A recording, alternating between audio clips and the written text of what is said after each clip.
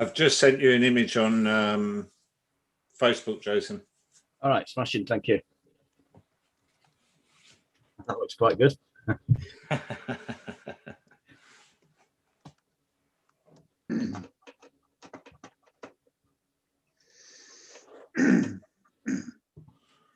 It's a good group today. It's going to be fun. Yeah, it's always fun. It's that's what it's about. Mm-hmm. And it's the Great David telescope giveaway this afternoon. I'm giving away some of my telescopes that I don't know. Okay. We'll tell everybody that. It'll be madhouse. As long as they go to a good use, that's the main thing. Oh, yeah. It fell over here.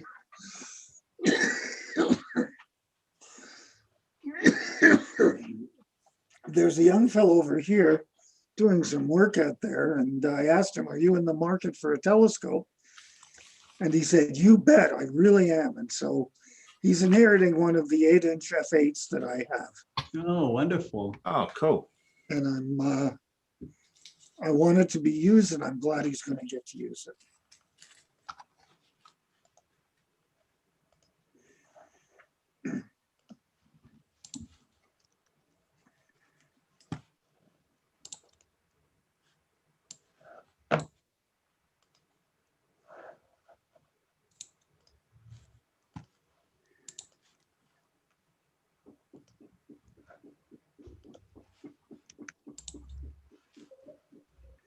Hello, Steve.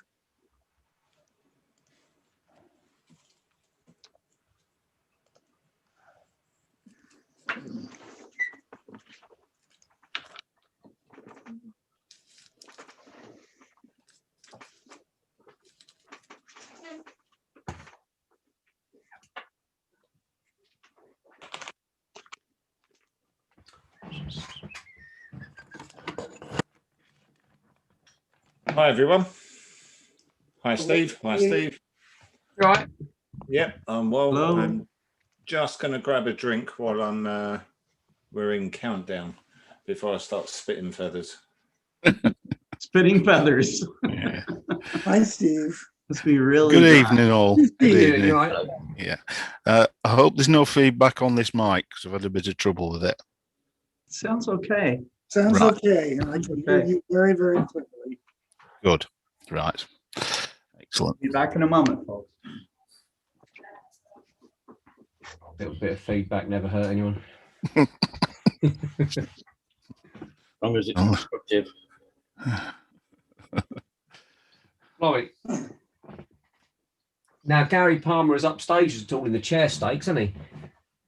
Look at that chair. Hey, that's Someone's some living chair. the dream, That's a aren't they? nice chair. That's a nice It's a chair. flat chair, isn't it?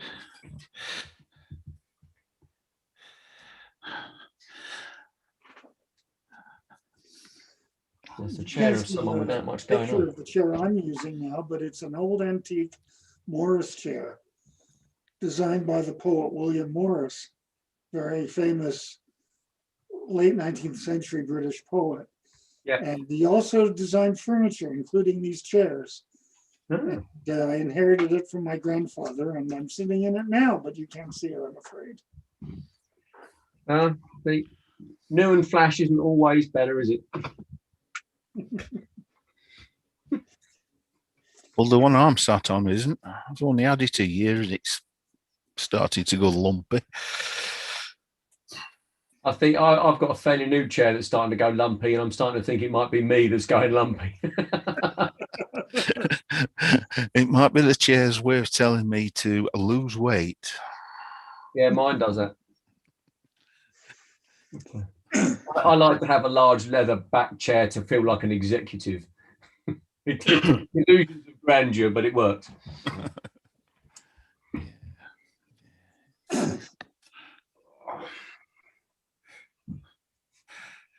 I suppose it saves me sitting on the floor.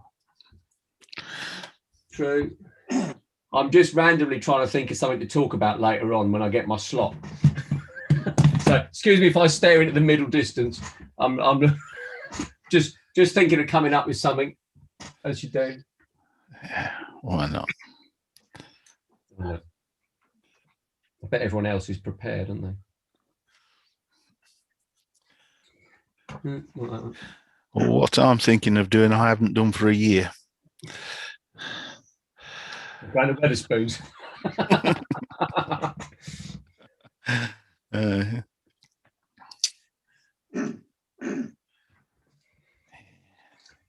It's over a year ago since I was in the dome, and it's I'm going to be rusty, I know that, and it's going to be very basic, but I need the practice. I'll let you into a little secret, Steve. As the representative of someone that owns a dome company, mine isn't working tonight. Right. Because I bought myself a Mount Hub Pro this week. Mhm. Oh, good. Well, I wanted to have permanent dew bands running on my Takahashi to stop mold ingress and things. Yeah. And I was fed up with having boxes and cables all over the place. So the only thing I haven't done is replace the power feed to mount. Because the forecast said it was going to be solid cloud for the next 2 weeks. Yeah, of course it was. But because all my cabling was like built and tied in, I cut it all out, thinking I'll replace that in the week. The universe has decided, just because he's cut all his cables, we're going to clear the sky for him. Yeah. Different kind of dome, Steve. I was talking about No, fair enough. inflatable planetarium type Planetariums, dome. haven't we? Yeah. I used to do planetarium shows for Herstmonceux. Yes. Yeah. I think I'm going to kill that clock. Just a minute.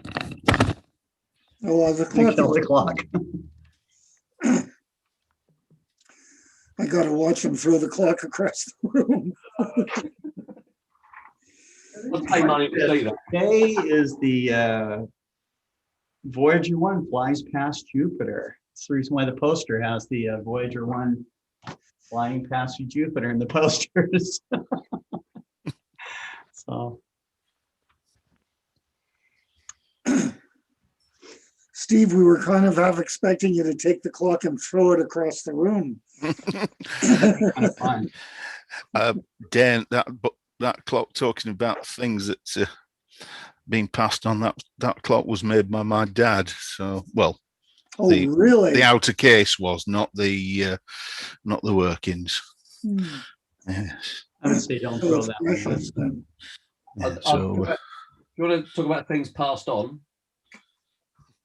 that is a book passed to me that was stolen from East Grinstead Library in 1937 by Patrick Moore. Stolen. Stolen. Yeah, he took it out of the library and just never ever returned it. That's great. oh dear. I stole a book once, but I gave it back. It was to the Queen's Library. And I didn't realize that I had it. And then after years and years later, after I had carefully rebound it, I gave it back to them, autographed. It was a 19th century book about comets by Amédée Guillemot. Okay. Very, very valuable book. But I felt it needed to go back to the library. And that's where it is now.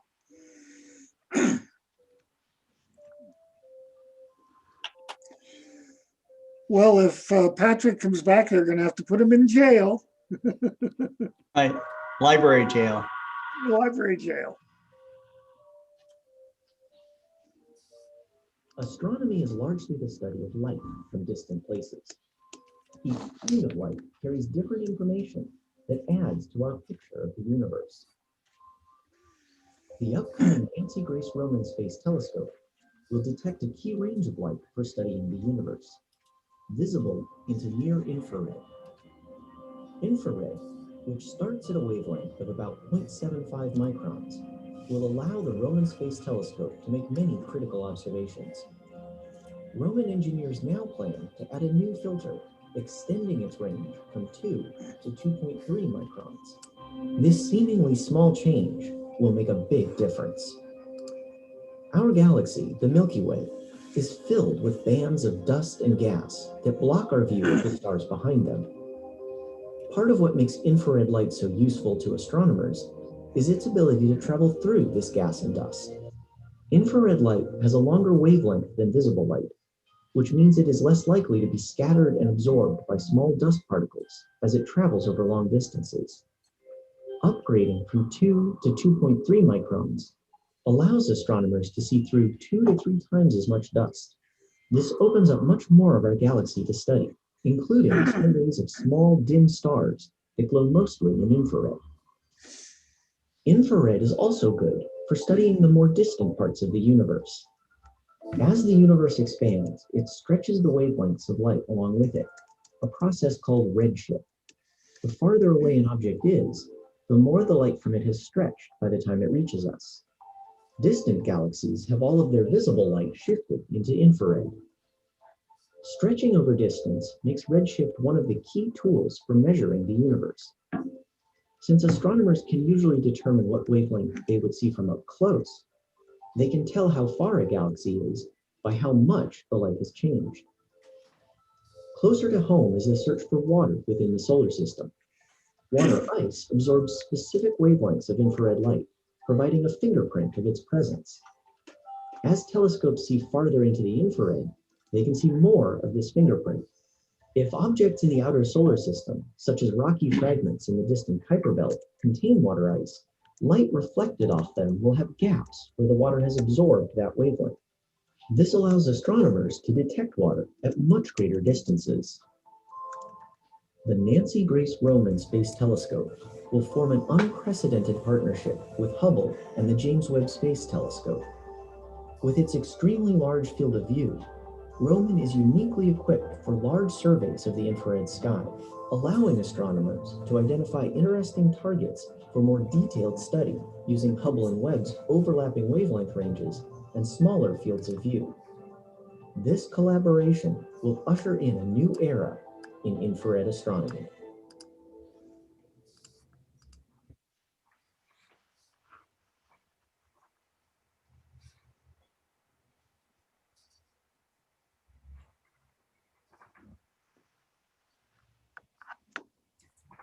Welcome to the 35th Global Star Party, co-hosted by Gary Palmer Astronomy. And we are joined with a bunch of astronomers here from throughout Europe, and with Gary Palmer and Mr. David Levy in Tucson. I'm here in Springdale, Arkansas. And so it's great to have you all here. It's great to have our audience watching from around the world. And this is an educational outreach event, and so if you could, share it with your friends or other astronomy groups you might belong to on social media. If you can't share it for some reason, certainly like and subscribe. It's a pleasure for me to reintroduce Gary Palmer. Gary is a long-term dedicated astrophotographer and astronomer who shares his knowledge with virtually anyone that asks him questions about it. And some people that don't ask questions, he's willing to share. But Gary Palmer Astronomy has taught a lot of people the fine points of making high quality astrophotographs. And when I watch Gary work his magic and image processing with images, sometimes that have some issues to them, he always turns out extraordinary stuff. One of the best astrophotographers in the world, Mr. Gary Palmer. I'll let you have the stage. Thank you, Scott. It's always quite hard to follow an introduction like that because I feel like I wing it quite a lot of the time. So. But yeah, it's really nice to be on again. And welcome to all the people that are watching and all of the guests that have agreed to come on tonight and share their knowledge somewhere along the lines. As usual, we always start off with the renowned David Levy introducing all of the star parties so far. And I always find it quite hard to follow David. It always gives me something to think about. Every talk that he does, I'm left there sort of thinking when I should be speaking afterwards and introducing other people. So without wasting any more time, I'm going to pass us straight over to David. Well, thank you so much, Gary, and for introducing the renowned David Levy. And the renowned David Levy is not having the greatest day today. Oh, Because a couple of days ago, someone came to install brand new wheels on our observatory roof, wheels that he claimed would last forever. And the first time I tested the roof, it opened just fine, and as it was closing, the wheels were destroyed, and now the roof cannot be closed and needs to be rebuilt. So this isn't the greatest day, but it's something that needed to be done. And it's happening, and it's going to have a very happy ending, I'm sure. So the unrenowned David is now joining you this afternoon.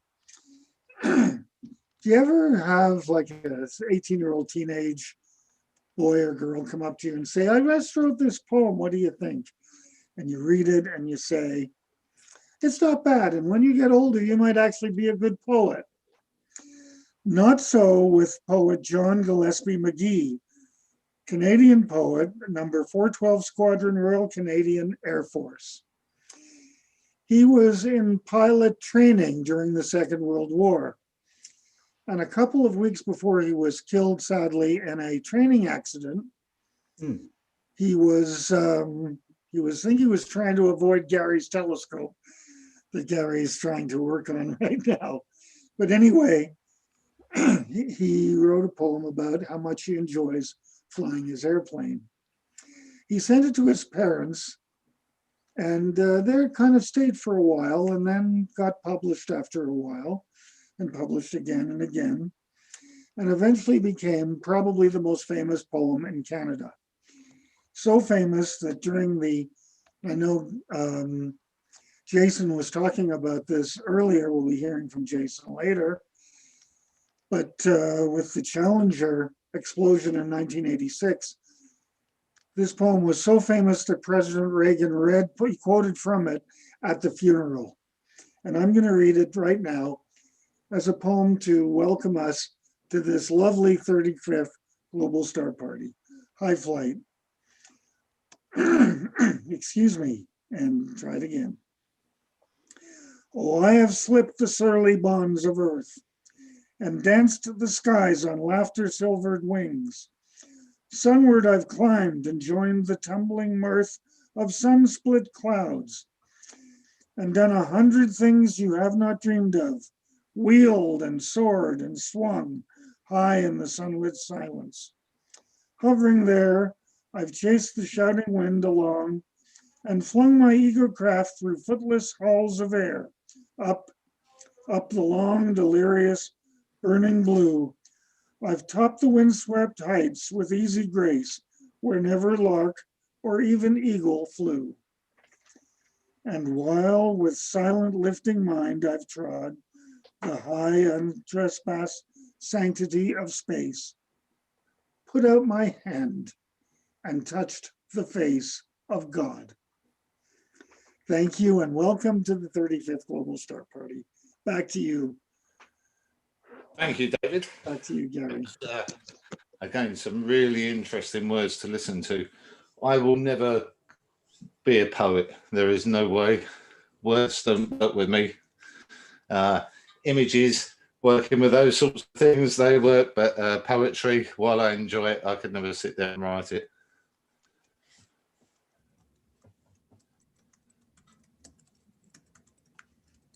Well, thanks, Gary. It's an honor to be here and a privilege to be able to do my weekly quotations here for you, and I hope you're enjoying them. I do. Does. Yeah, we'll sit there and take something in from these words that you come out with, you know, the quotations, the poems, the different other things, and it's always interesting to listen to. So thank you very much for that, David. I believe we're going to run round and just have a quick introduction of the people that are on here. So I'm going to go as I'm working on my screen. We've got Andreas, who's in Sweden. Andreas is a avid imager, always surprising me with what images he comes up with, and that's because of the location he's in. You have to remember that he's in a very, very light polluted area and imaging off of a balcony. So these images, they're always inspiring, and we always sort of take a good view on that when conditions are challenging. And not only that, he has as bad a weather as the UK. So that's that's a challenge in its own right. We've got Jason McDonald on. He's going to talk a little bit about all sky optics and meteor cameras and capturing the night sky in a different way. So we're pleased to have Jason on tonight. Steve Collingwood. Yeah, always good to have Steve on. Owner of Pulsar Observatories and domes. There's also does a lot in the telescope world, repairing telescopes, and goes back a long way. It's always good fun to have a chat with Steve. Pekka, yeah, also in Sweden. Pekka's into imaging as well, so we'll listen to Pekka later. And Libby in the Stars. Always good to have Libby on and listen. She's inspiring. Very, very interesting talks in the past on all of the star parties so far. So it's nice to have you on, Libby. And we've got Steve Ibbotson on. Steve chases the sun like me, among other things. He's very good at imaging. Also has one of the planetariums that he organises and runs. So we're going to listen to Steve a little bit later on. But it's very nice for all of you to join us, and I think there's going to be a few others later on. Apart from that, I think it's going to be over to me for a little bit to start off the first bit of this. And as I mentioned on one of the other star parties, what we're going to talk about is calibration frames and the reason why we're actually using them in the images. Now, I want to keep it really, really simple because this can really get blown out of all proportion. The main calibration frames that we use all of the time, dark frames, flat frames, and light frames. The dark frames are there to correct hot pixels, they're there to correct amp glow, and they're there to correct lots of other different defects that are in the image. So what I'm going to do is share my screen over. I'm just going to move some screens around because I actually haven't got enough screens tonight. And then I'm going to bring up this screen here. Just give me 2 seconds because everything's shrinking as I'm moving it around. There we go. And hopefully you can see this screen here. Yep. Dark frames, if we actually look at them, they contain a couple of different things here. So the first one is amp glow. This is a severe case of amp glow. It's not common in cameras, but it can happen. DSLRs can suffer from this when their batteries warm up. They can create this pattern on one side of the image, and you get this glow effect. When we also look at the image, you can see the hot pixels, and they will be colored. This is actually a colored image, but it's not been debayed yet. So that's one of the things that dark frames are removing is the amp glow. The other thing which quite often gets confused with amp glow is the actual electronic noise. This is normally coming from where the sensor is connected to the board. And again, it's reduced in a lot of cameras, but we have seen it in certain models over the last couple of years. And the key thing to removing both this and the electronic noise, amp glow, is to actually capture the images with the same settings as the light frames. So they need to have exactly the same settings there. If you image for 60 seconds and it has 100 gain on the camera or 600 ISO on the camera, it needs to be exactly that for the dark frames. We also need to remember as well, if you're capturing dark frames with a DSLR, to make sure that you actually cover the viewfinder at the back, because that lets light into it. So a lot of people will put the cap onto a lens, or they cover it, but they leave the viewfinder open at the back, and that's actually going to make your frames grey, not black. Cooling of the camera, if you can cool the camera down and bring it down to the same temperature, that always makes a big difference. And the other thing is to capture them in the same software. So dark frames really need to be captured. If we're capturing them in images in SharpCap or SG Pro or whatever else the software is, the calibration frames need to be captured in the same software. The other last thing to remember is the cable. So if we're using a 2-meter cable that connects our camera for capturing our light frames, then we need this 2-meter cable to be connected when capturing the calibration frames. It changes the size of the image. So when it goes for subtraction, this is quite often why the software will come back with an error and say, I can't subtract this anymore. But the dark frames are the most important out of all of them. A lot of people think, they can get away with the calibration frames or some of the calibration frames. I would really say dark frames are the most important out of all of the frames. If we drop these two images down for a second, we'll then move on to the flat frames. And the flat frames here, really, they're correcting a few things. They're correcting some of the optical defects, so they will correct some vignetting. And if we see here in the top corner, if I zoom in, deliberately put these here, we can see the dust spots there. So they can be created by anything. In our optical train, there can be dust on the camera, dust on the lens or on the filters. You can sometimes find that they're actual dew on the lens. So if we've been outside, it's really cold, you might find it's dew on there. Unfortunately, those are not going to get subtracted, because when we take the flat frames, the dew's not on the flat frame.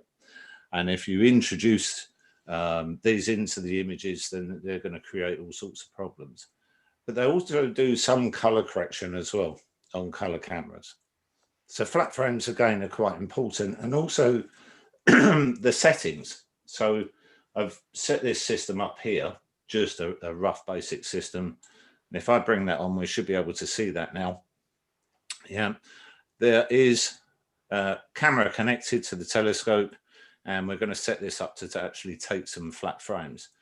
Now, what we're after is a mean value on the flat frame. So we need a value, an amount of time, and a setting for the flat frame to actually subtract correctly. So if we set this up with the histogram, there we go.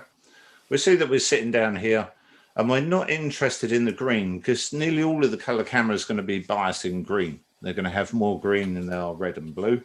We're actually interested in the white, which is a combination of all of the colors together.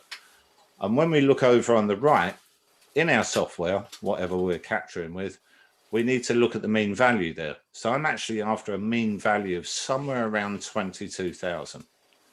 I would generally leave the gain at the same setting as what I use. So I'm going to leave my gain at somewhere around 100. Yeah, it's not exactly on, but it's near enough.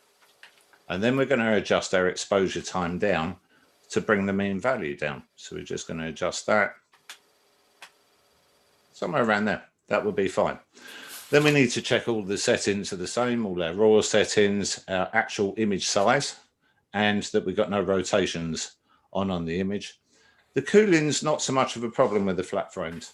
It doesn't really matter. And we would be capturing somewhere around 100 of these for a good subtraction. If I just stop sharing for 2 seconds, for the purpose of this, you'll see that I'm actually using a flex panel. Yeah, and this makes life really, really easy, because using the flex panel, in general, what we would have done in the older days would be to use something like a white t-shirt, a white cloth.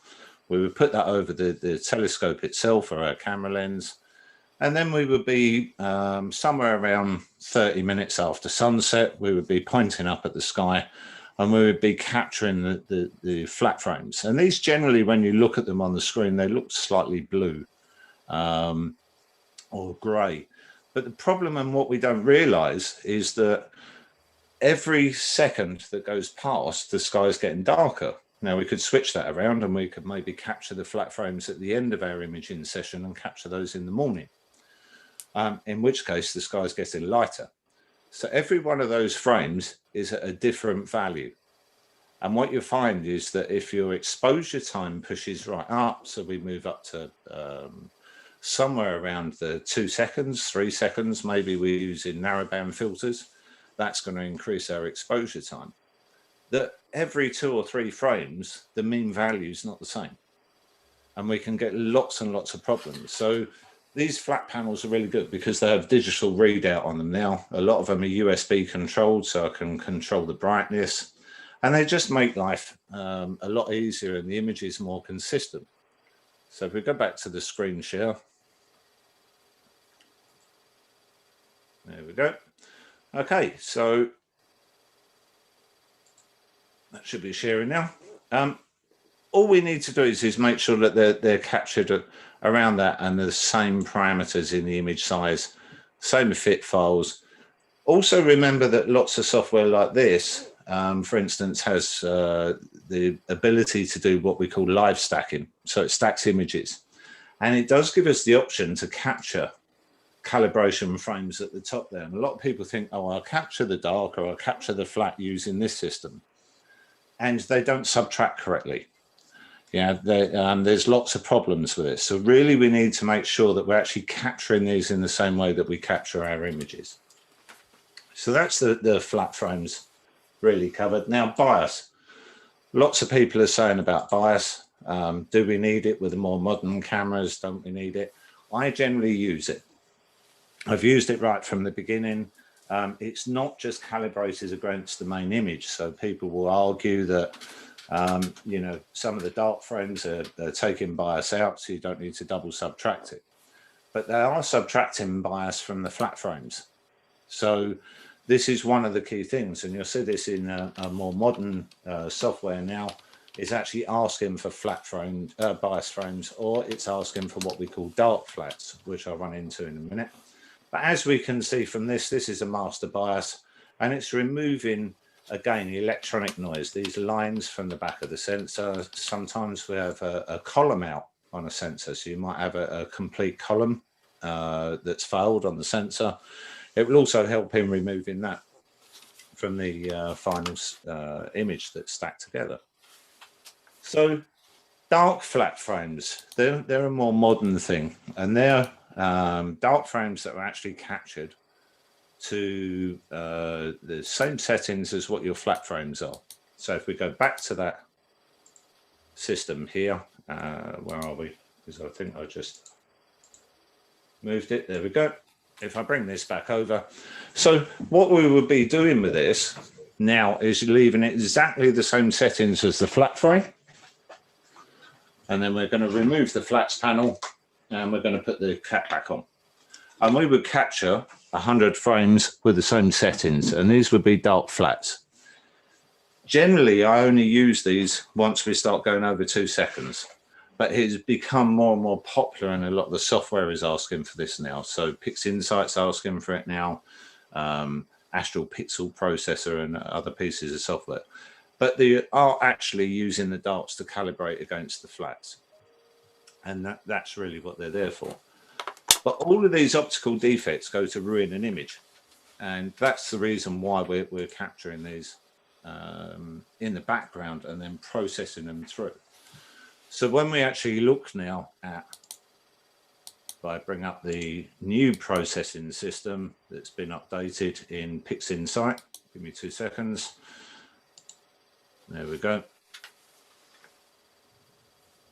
When we actually load these into the system, you'll see that they come in like this. Now, under the darks, we've got one set there for our master darks, yeah, at different times. And then we would add these dark flats in the same area.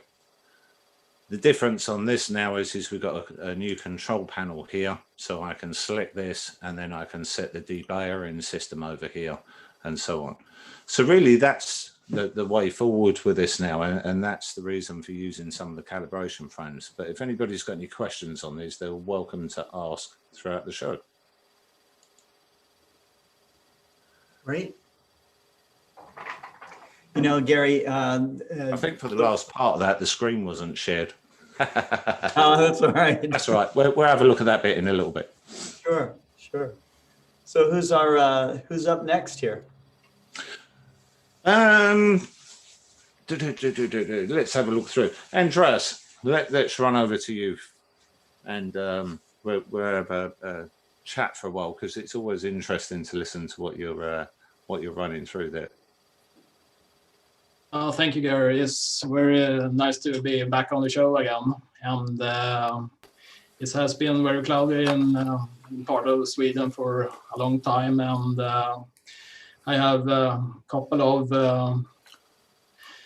nights when it has been very good weather, and I've used much of my time to learning to process my image. Once again, I have captured with my new ZW 2600 camera, so I go back and reprocessed all my data, and I think I could do something better.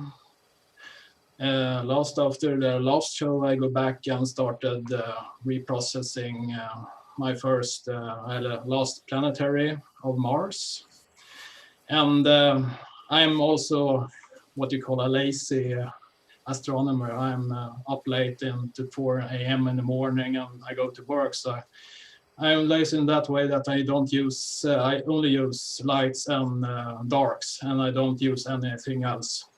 And that's come as a surprise to you, and is because of some issues with always what I call light pollution. They always destroy my image, and there are some heavy gradients, so I have learned to process them out in the PixInsight and other programs. So the better I getting at that, the better I be at processing the image. Tonight I'm going to spoke a little about planet imaging. I know Damon Peach was on, and many was interested as to how to become a Damon Peach. He is very good at capturing planets. So I'm going to share some insight how to capture, how I capture planetary. I'm going to share some also some pictures and compare some results with like 1 minute for different targets to show newcomers what's the difference between all targets, how bright they are with just 1 minute with my hyperstar system. So I'm probably going to see here, going to share my screen. If I share the correct one.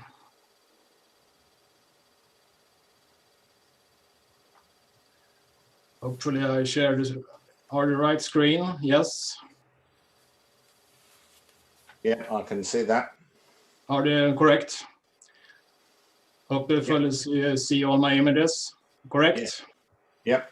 Here I live, Stockholm, Sweden. Here's my Bortle 8-9 skies. Here's some of it, and here's some, So we have see a lot of light. Lot of city light, as you can. This is cloudy. we're seeing the images in your folder at the moment, Andreas. Okay, sorry.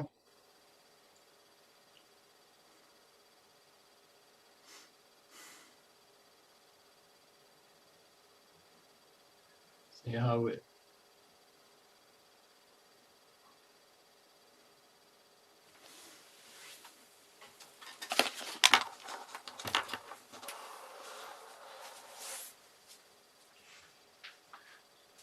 We try it again.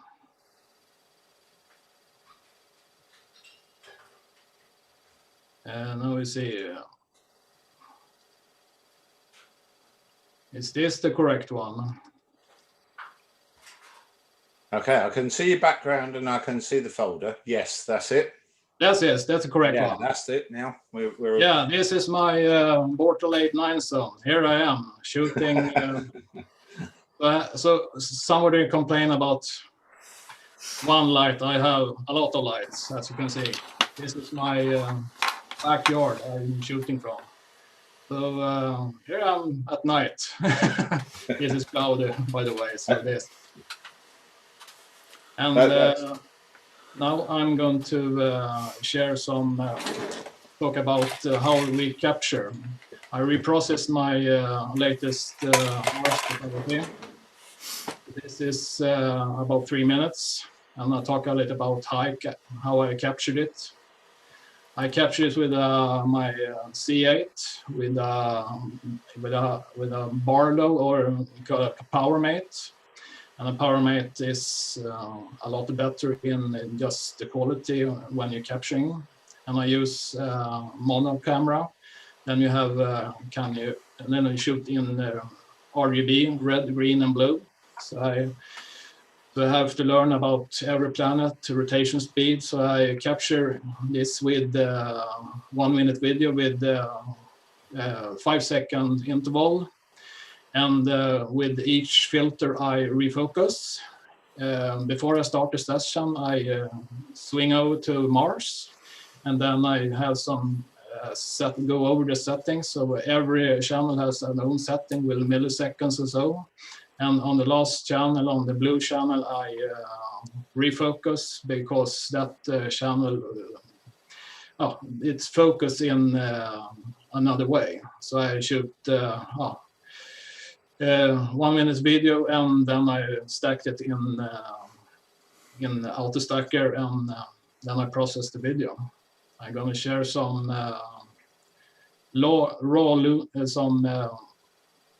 some video how it may look like in when I shoot. This is raw video coming from when I shoot. So I have to think about planet rotations when I don't overshoot it too long.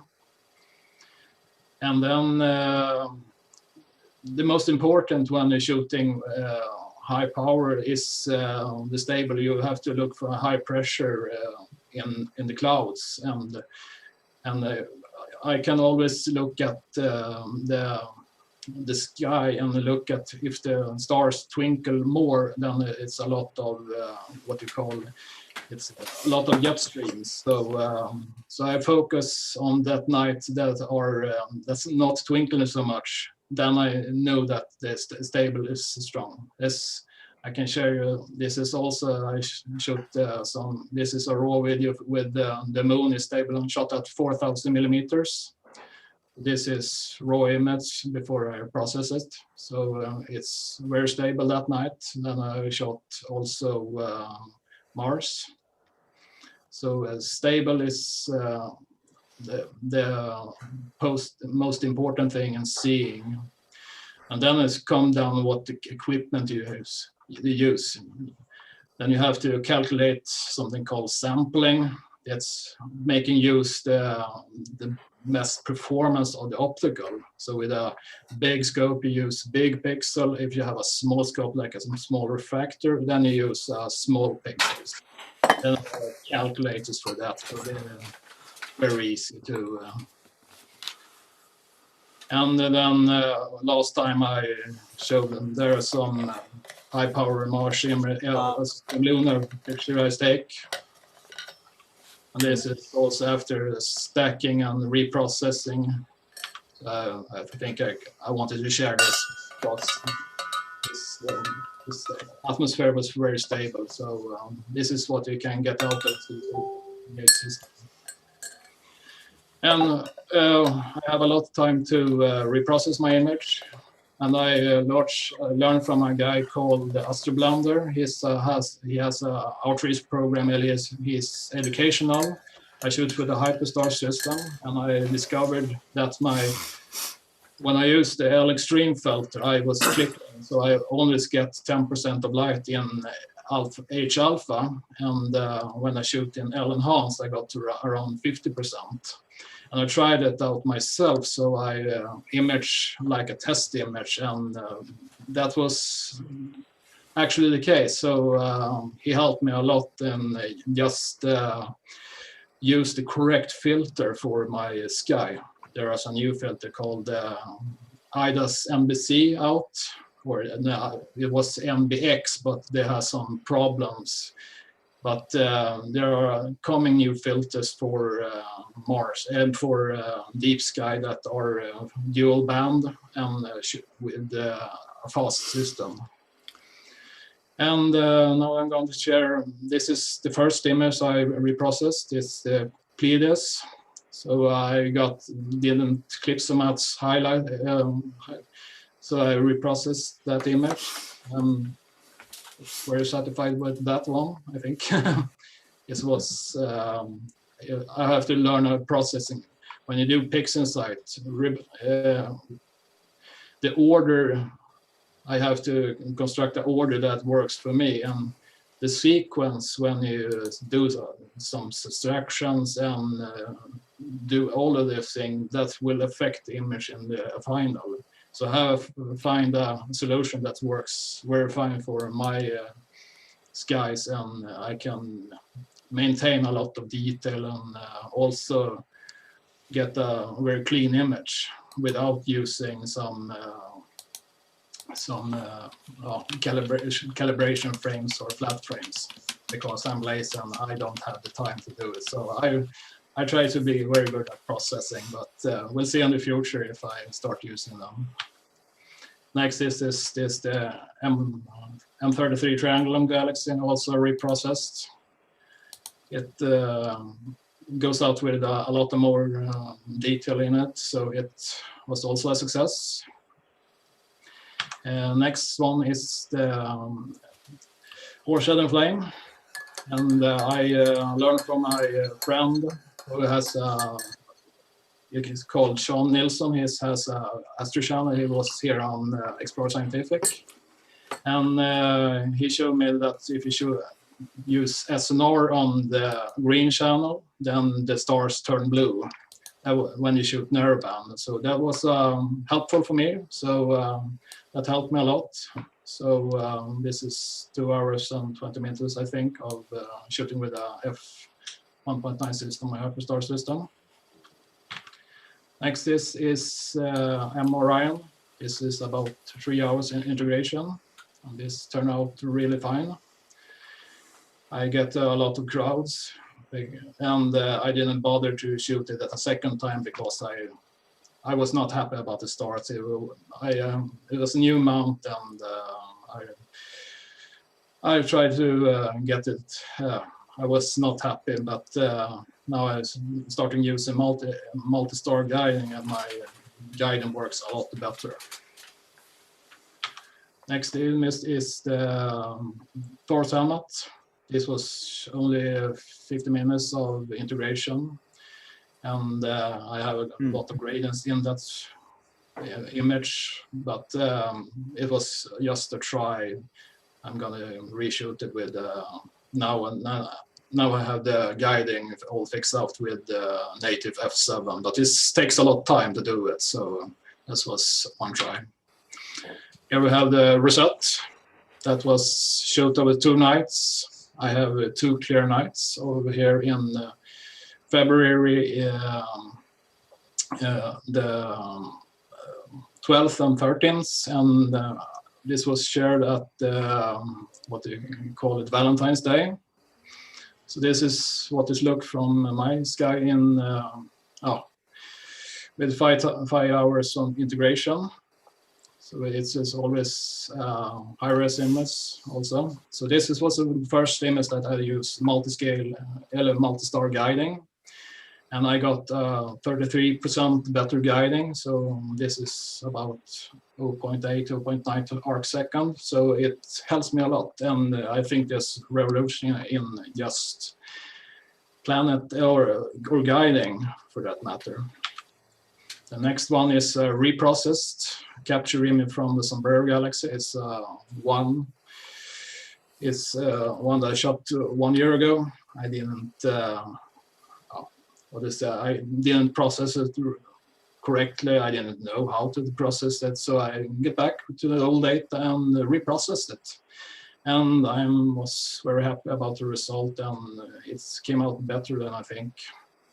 So this is one target I'm going to shoot with a F7 system and natively later if they clears out sometime.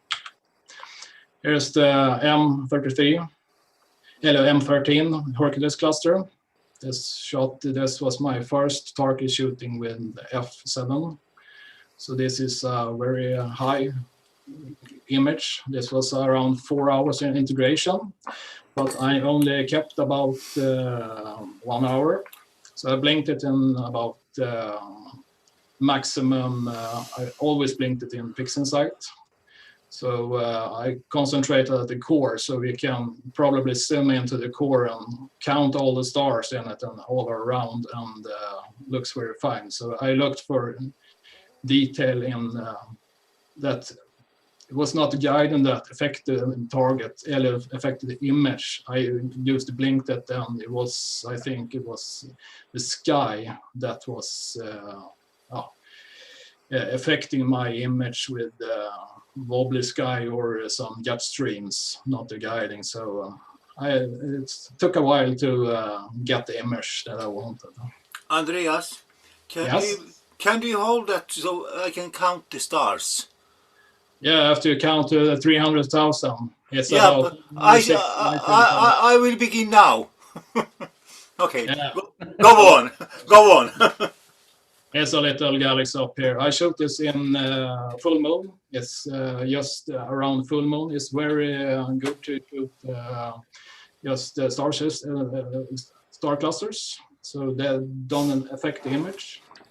That was also shot with my same 2006 camera. It's a very good camera, for instance, the best camera I always used. Before I shot this image, let's see, I go back. The last image I shot was a moon picture. I just do a quick moon shot. I stacked it, and it's a high resolution moon I do with my same camera before I do some deep, just for fun. It turned out better than I anticipated. So this was one of those nights everything went my way. I'm always going to touch on a little about, many ask what type of new beginners, they ask what kind of targets I'm going to shoot. Here's Horsehead Flame, just 1 minute of hyperstar. It's very dim, as you can see. You don't see a lot in 1 minute, but you see something. That was my test target for L-enhance and L-extreme, that I discovered that L-enhance was a lot better than with this system. When I gonna shoot F7, then I'm gonna use L-extreme, but that depends on how fast or what configuration you have on your system. Next is 1 minute of M33, and this target is a lot brighter, and it's very, you can shoot this with a 400 millimeter or 500 millimeter. This is a very bright, popular new target. Next is M Orion. It's a very popular target, a new beginner's target. This is just 1 minute to show the difference between all the targets. So there you can show how bright they are compared to one another. Often when I shoot, I use a program called AnyDesk. It's where I sit on my desk or my phone, and I can this is M13. I just take a screenshot over it, and this I use to have monitor my system. Also, I always this is live feed from 1 minute from Orion, so I always monitor via my phone or via my computer. Depends on where I am. Are you really in Stockholm, or are you just? Stockholm. This is a 10-minute test shot I did. just Yeah, before. I know, but I can't get those pictures, and I live only. This was just a test picture, and I just played to bring out the trapezium, but this was only a test shot. This is not included in the final stack of my Orion. Really good, Andreas. And next I want to try out this multi-star guiding. It's only a beta, but the thing is that you use 1 star and then picks 12 stars, and you get a higher RMS number, and that it levels out the guiding and helps my system to guide a lot better than it normally do with the system. I was surprised it was about 30 to 40% better guiding, and I think this is the game changer for all astronomers who buy maybe don't have a high-end mount, or I think this is the future in just guiding to help us astronomers to guide better. And if you're new to this hobby and you don't know polar alignment, then this could help you guiding a lot. So this is what I have in mind in sharing for today, I think.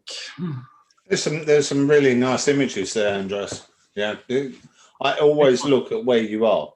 That's my key thing. Those images of those street lights running outside your place, they're the thing that crop up each time that I see one of your images. But yeah, I have a lot of images, and therefore I don't use these calibration frames, because my scope is pointed at one direction. I got light from one place and pointed at the other. So that's a very, if I were in a more, if I don't have this light, maybe I would use it. But I learn how to process out all of my, the bad weather. And this is just 3 hours, and that's the fun with astronomy, that you're never satisfied. And next I probably hopefully go 6 or 9 hours. I will take this to the limit till I don't have any the mark of a good astrophotographer is they're never satisfied. They're always after improving on their last set of images. And it is that process. You look at them and you go, well, if I did this, I did that. If I changed this setting, if I used that filter, or I did something else. And that's how we're improving the images and moving forwards all the time. Yeah. And the new camera, I was very happy about the 2006 camera. In my Bortle scale, it pick up a lot of less light pollution with same filters, and the image are a lot cleaner to work with. So it's really helped me a lot. And and for my where I live, so this is probably the only way I can do astronomy. If I don't have any, I can shoot galaxy like with F7 system with a reducer, but it will take some more time to produce an image, but I will get there also. It's all a learning process. It's no different. As quick as you think you've learned something, then like the guiding, the new guiding you're using more stars, that takes another learning process. And then there'll be something new next week that will come out, and then we'll be, so you're forever building on this and learning as we move forwards. Sometimes you do have to put a stop on it and learn what you've got. Otherwise you go past all of these things, learning little bits of them, and not really getting all of the information about what the changes are. But everything seems to have a change every couple of weeks. You know, it's like what I was saying with the new weighted batch processor in PixInsight. That's changed. You've got changes with the guiding software, changes with cameras, changes with filters. So it seems a never-ending chasing battle sometimes to keep up with the technology. Yeah. Also, it helps me a lot in when you have to always stack in deep sky stacker. For a guy called Dylan O'Donnell, he compared deep sky stacker with PixInsight, and the result was exactly the same. So there was no difference there. Deep sky stacker is more friendly. I don't have to use all this calibration frames. So I do PixInsight, then I have discovered when I do a division, and I do it in a different order. The whole image turn out different, and I got a really more cleaner image. So this is a learning process.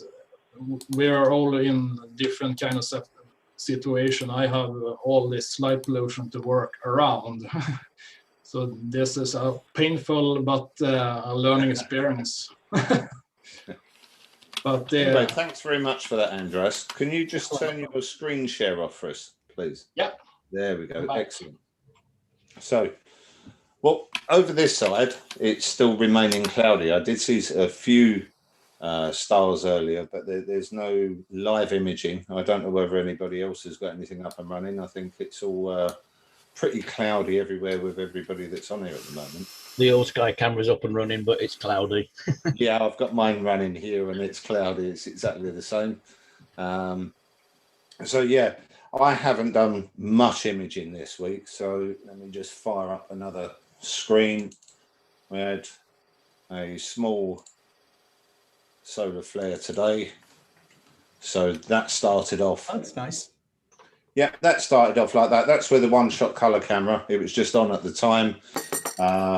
Clouds came through and then switched over to a slightly more wide field camera so we could see what else, and we can see it going out there.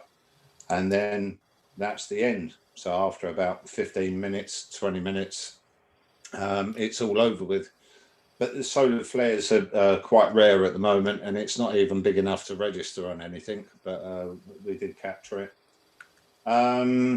Deep sky imaging, one I processed up from earlier this week.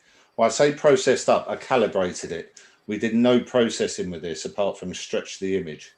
So there's no noise control, no nothing else. It's just that is the image.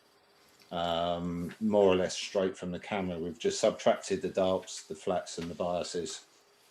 And that's a hydrogen alpha image from the week. And I processed up an image from December. Had some high cloud go through, so it's bloated the stars out.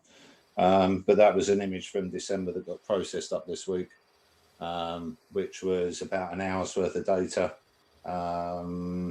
On the same telescope that I've got behind me that we were doing some tests on. It's just a shame that the stars have got a little bit bloated out by the clouds. But apart from that, this week on imaging, we've not really done a lot. So But probably more than others have done. So I know that you take every chance to image. So I have captured quite a lot. I've just not had a chance to process it. And that seems to be the problem at the moment, that I end up with folders and like the Orion image there. I was asked for an Orion image and it was, yeah, we did that back in December and it's still sitting on the hard drive and not processed.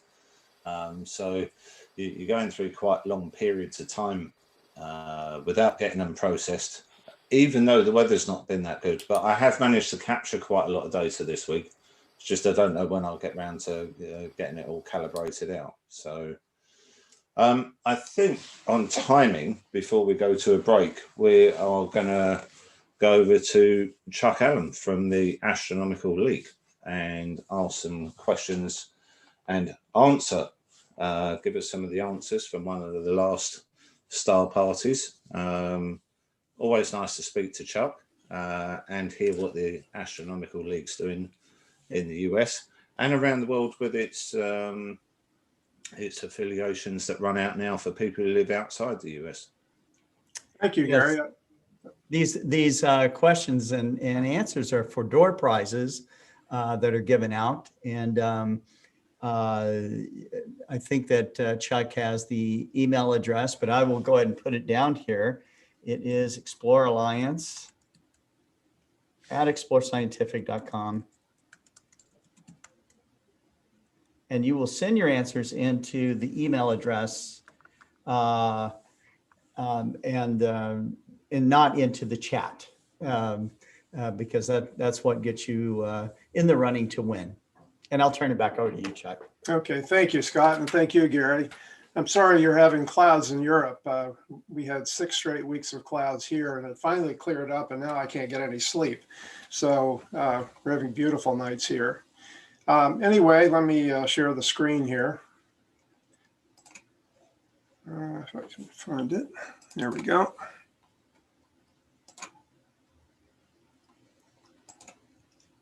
And there we go. Is that visible to everyone? Yes. Okay. First of all, we always start off with a solar warning because a lot of these door prizes involve equipment that can be used, of course, for observing, and we want to make sure people don't make any mistakes that will cost them vision for the rest of their lives. So never observe the sun without professionally made solar filters that include energy rejection filters that fit securely on the front end of the telescope, the top end. Don't use solar filters or welder's glasses that attach only to the eyepiece end, as heat can build up and shatter those. Don't leave a telescope or binoculars unattended in daytime, especially if kids are around. Make sure if you're using eclipse glasses that they're certified, that you've obtained them from a source that is reliable, and that you do not use eclipse glasses with other optical equipment like binoculars or a telescope. They're solely for naked eye use. And consult knowledgeable solar observers and local astronomy clubs before you undertake this. They can save you a lot of heartache. Okay, so moving on, we'll look at the answers to Terry Mann's questions from GSP 34. We asked this question: a moon in the solar system bears the name of a condition manifesting itself by the inability to retrieve a word from memory when needed. What world does this moon orbit? Well, the moon's name and the condition is called dysnomia, and it is the moon of Eris, one of our dwarf planets. This galaxy, which lies 32 billion light years away from Earth today, is the furthest galaxy ever imaged. What is its name? It's GN-Z11. The Z11 refers to the fact that the light's been traveling to us for so long that the wavelengths of light coming from the galaxy have been stretched 11 times. Its light took 13.4 billion years to reach us, and the winner was James Hubbard. And I neglected to say that the winner of the previous question was Gary Albin on dysnomia.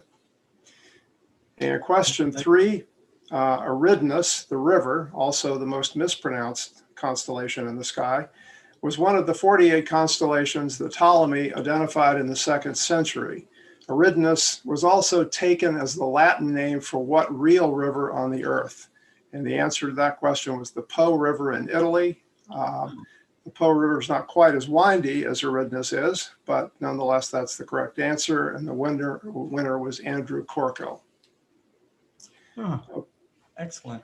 Okay, so here are our questions for tonight. The first one: choosing among a yellow star, a blue star, and a red star, which is the hottest? Okay.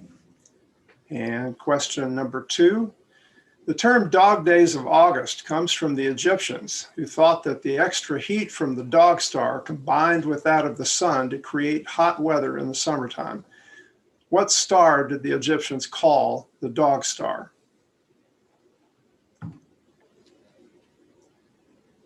And finally, manned and unmanned space missions have landed on a total of 2 planetary moons in the solar system.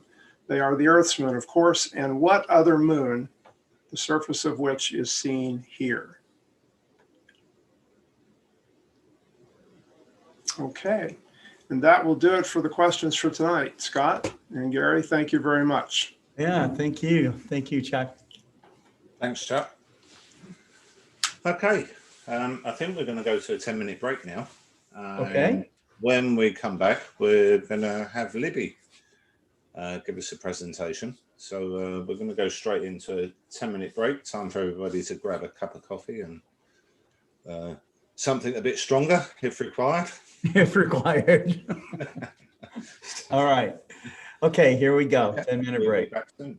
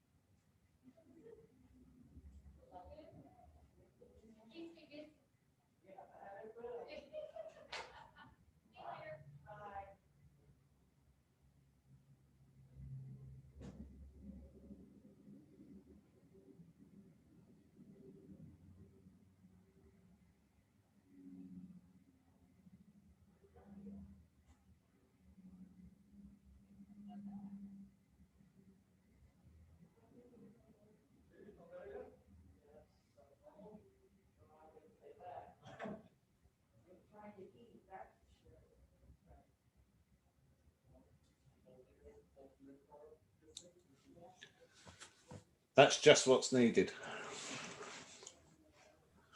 Mate, I haven't even written a talk yet. Oh, never mind. We'll wing it as usual. I'm being good. I'm on orange juice tonight. I've been on coffee all day. I have enough problems speaking straight as it is, let alone alcohol as well tonight. Well, cheers anyway. Yes. Yeah, cheers. Orange juice as well. I have to say, Andreas, forget where you're imaging. That picture of the moon is probably one of the nicest shots I've seen. Thank you. Yep. It was, you mean the full moon? Huh? You mean the full moon? Yeah. Yeah. It was shot with my reducer and HD with, and I use to film it with ASI cap. So I filmed a 1 minute video and I use AutoStacker and then I reprocessed in Lightroom. So this was my second time, or I did what they call a mineral moon. The first one I did with Explore Scientific, this is on my wall here, I was not happy about the color, but the time was right, so I was shooting in full moon with the M13, so I would try to get a better shot, so it turned out well, I think. I think where you've won is so many people in astrophotography terms chase detail. And sometimes you can lose the photographic, the art of it, I suppose, a pleasing image. What your picture of the full moon has got is, it's a really pleasing image that happens to have lots of detail and sharpness. So many times you see loads of pictures where they've either been over processed or they've been processed to show a lot of detail at the expense of the image looking as nice as it could, if that makes any sense. Yes, it makes a lot of sense. I see before I shoot anything, I research the picture. I often look at Stellarium and look at net. And I get a detail in my head how I want it to look like.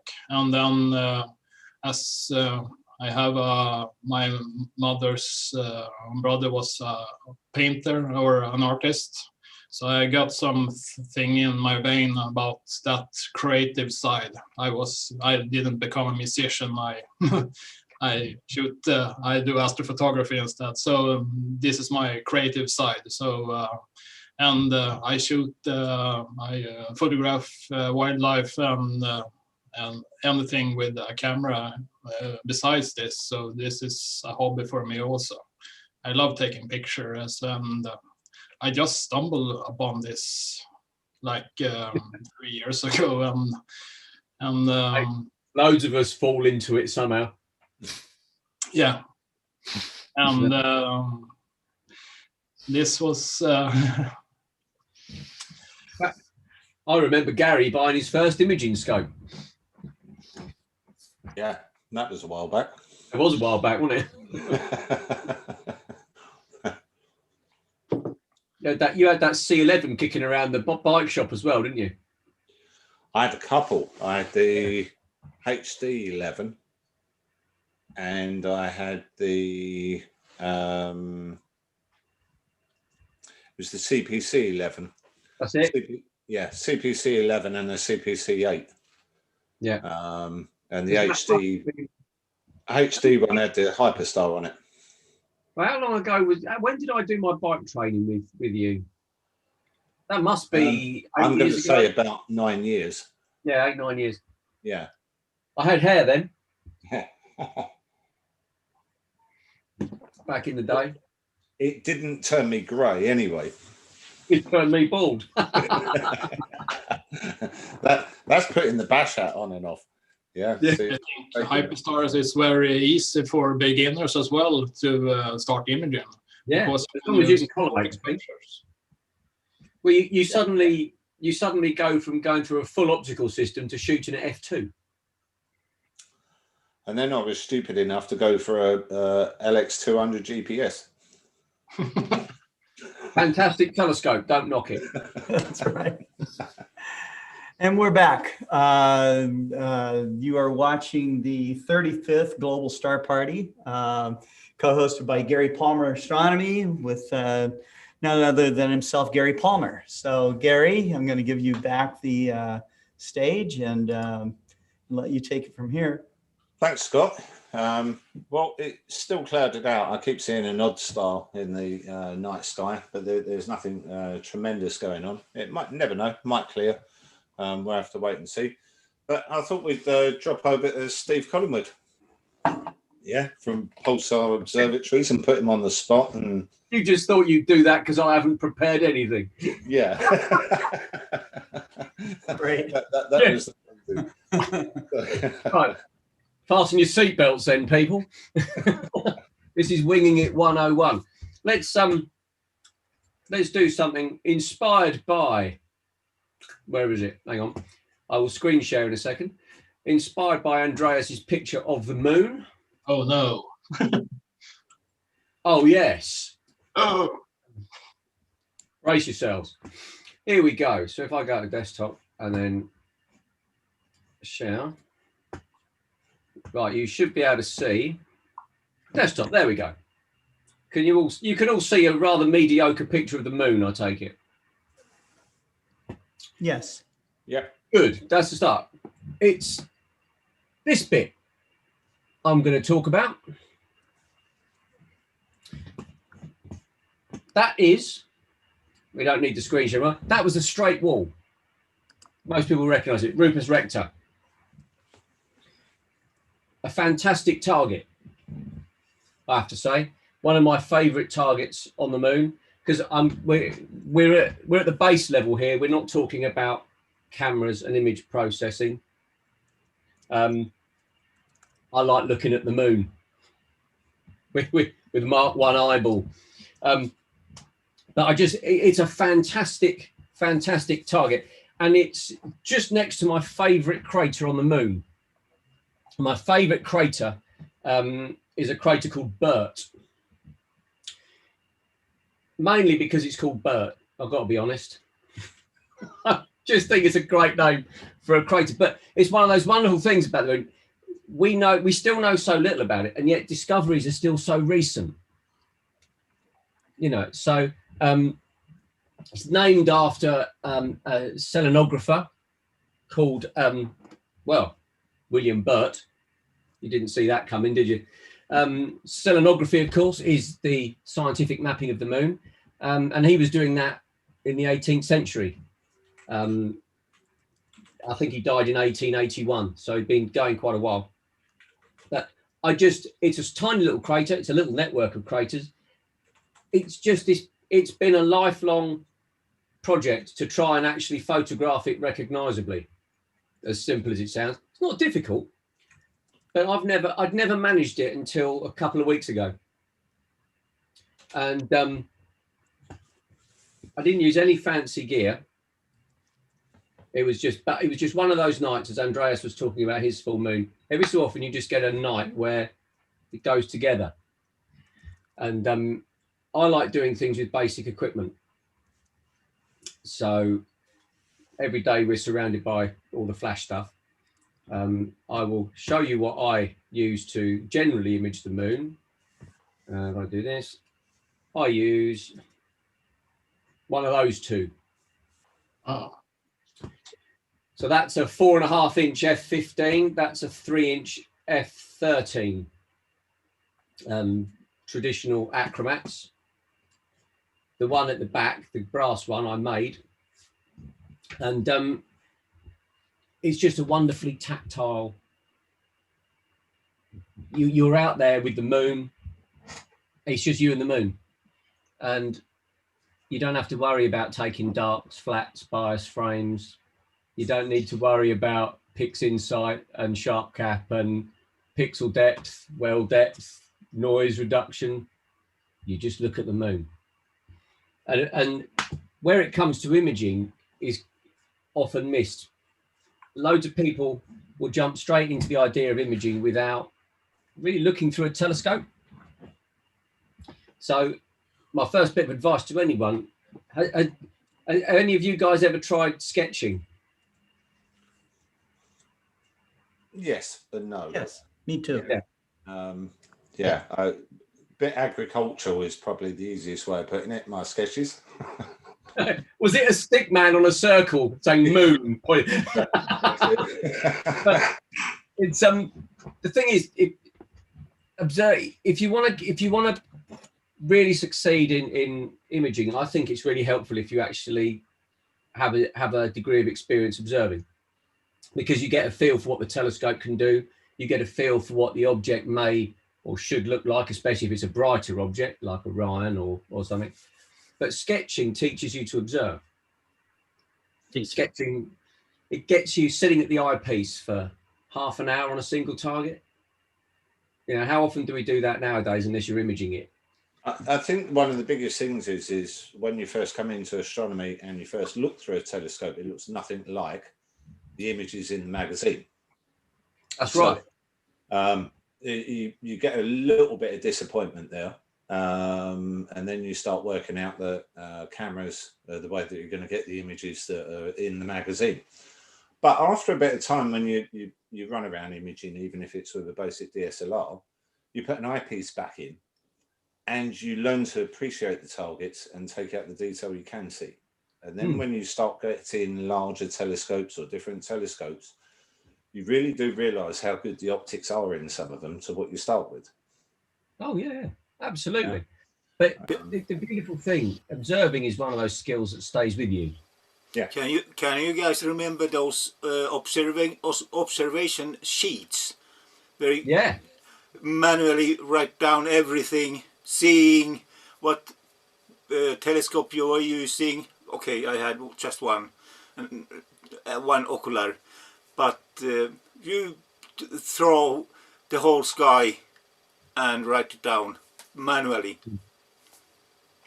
So one of my favorite books, because I always like to bring an old book when I'm on.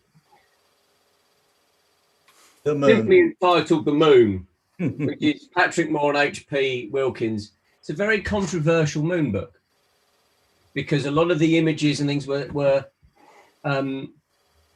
let's say it was suggested they were embellished. They were exaggerated and details were added that weren't really there. But this is actually, the beauty of it is, it's actually an observing record of two guys trying to map the moon. Oh, wow. And I don't know if you've never read it, it's really worth trying to get hold of a copy. I think it was published in the 50s. Might be wrong on that. Someone will probably, normally I would know because I have that sort of brain, but I'm on the hop today. Anyway, we'll call it 50s. But it literally is, it's an observing record with sketches of what they looked at. And it's a magical read. You know, it doesn't rely on any photographs particularly. They're all hand sketches. And, you know, it really inspires you to start hunting down some of these targets yourself. There are still quite a few people over here who are sketching. Yeah, absolutely. It's still Paul Abel, he's really good at sketching. Deirdre out in Ireland, she does a lot of solar sketching. Sally Russell's moon sketches are second to none. Really superb. I mean, it was actually Paul Abel that challenged me about sketching. We were doing a star party at Patrick's house years and years ago, and we were both looking at the same target through different telescopes. And at the end of the night, we're having a drink in the study, and he showed me these pictures he'd drawn, I think of Jupiter, and they weren't what I'd seen. You know, and he said, well, you know, you record every detail as you go, and you build up this picture, a bit like taking a video and stacking. That's very true. That's very true. But you're doing it with your eyes and your hands, and it's just a wonderfully tactile. It really connects you with what you're looking at. I think a great way to see how well this works is to look at something, observe something very faint like a galaxy, and without looking at the photograph of it, but just putting your hand down to where you think that there's detail and then comparing it to a photograph, you will see that you actually did observe much fainter than just, you know, one long look would do, you know. So it is interesting how that happens. I think it trains you to observe and to benefit the detail. It gives you patience. It gives you an eye for accuracy. You know, it helps you develop techniques such as averted vision, where you look slightly past the object. You know, it's just a wonderful. I mean, I'm not saying it's a forgotten art, because you know, it isn't, but it's easy to gloss over. I think people also do struggle with eyepieces when they first start looking through them. Well, quite often that's poor selection, isn't it? Doing live outreach events. Absolutely. Where, people come up and they look through the telescope, and it's, you know, it doesn't matter how bright the object is, I can't see it. Yeah. Yeah. And then you know, you tell them to move their eye around the eyepiece and not put their eye too close to it. Yeah, come back a little bit and then move in, and then it's, oh yeah, I can see that's really nice, or it's really clear. But people do struggle with finding objects, certainly when they're faint. And of course, eyepiece selection is key. And it's also matching the type of eyepiece to the type of telescope, which is often overlooked as well. You know, for instance, if like me, you like double stars, and literally, I just enjoy taking stars in and out of focus. I'm a sad, sad man. But, you know, I'm an optical engineer, people. It's what you do. I like orthoscopic eyepieces. Now, you try using an orthoscopic eyepiece when you've never seen a telescope, it's not going to happen. They're a pinhole. Yeah. But when we do outreach at the Observatory Science Centre down in Sussex, which is in the UK and is opening very soon, and you should all go and book a place and go and support it. We have various large historic telescopes, and we always use low power eyepieces. And the first things people say is, how much power can we have? How big can you make it? Yeah, and you naturally want to zoom in. Yeah. But it's learning to actually, do you know what? I'd love small, bright and sharp, and then work from there. Yeah. And yeah, you'll get 40 or 50 families up, and I always let the kids go first. And you always say to them, right, tell me what you can see. I won't tell you what we're looking at. And it's just magical to hear a 5-year-old or a 6-year-old describing the belts on Jupiter, where you haven't primed them on what they're looking at. But the beauty we use in the large telescopes in the observatory is if they grab the eyepiece, it doesn't move anywhere. Whereas when we do when we do this with a 110 mil or an LX or something like that, the first thing most people do is actually physically grab the eyepiece, and you have to tell them don't touch it, because you're there a week moving the telescope back onto the target again. It's one of the pitfalls of outreach astronomy, but it's also one of the it's part of engagement, isn't it? It's part of engaging with people, and some people are going to grab it and move it, and that's life. That's it. Yeah. It is seeing the look on their face when they actually see that target, hearing the comments. We get it even with a pair of solar sunglasses. You get a group of children, you give them solar sunglasses, and they look up like meerkats at the sun, and it's wow. All of those comments that are coming out, and that's what makes doing that sort of thing really good. Oh yeah, and I've been lucky enough to be in it long enough now where, I mean, I've been volunteering at the Science Centre for probably 17 years, doing outreach, and I remember you'd have a family come in and look at they'd see Saturn or the Moon or Jupiter or Orion or something.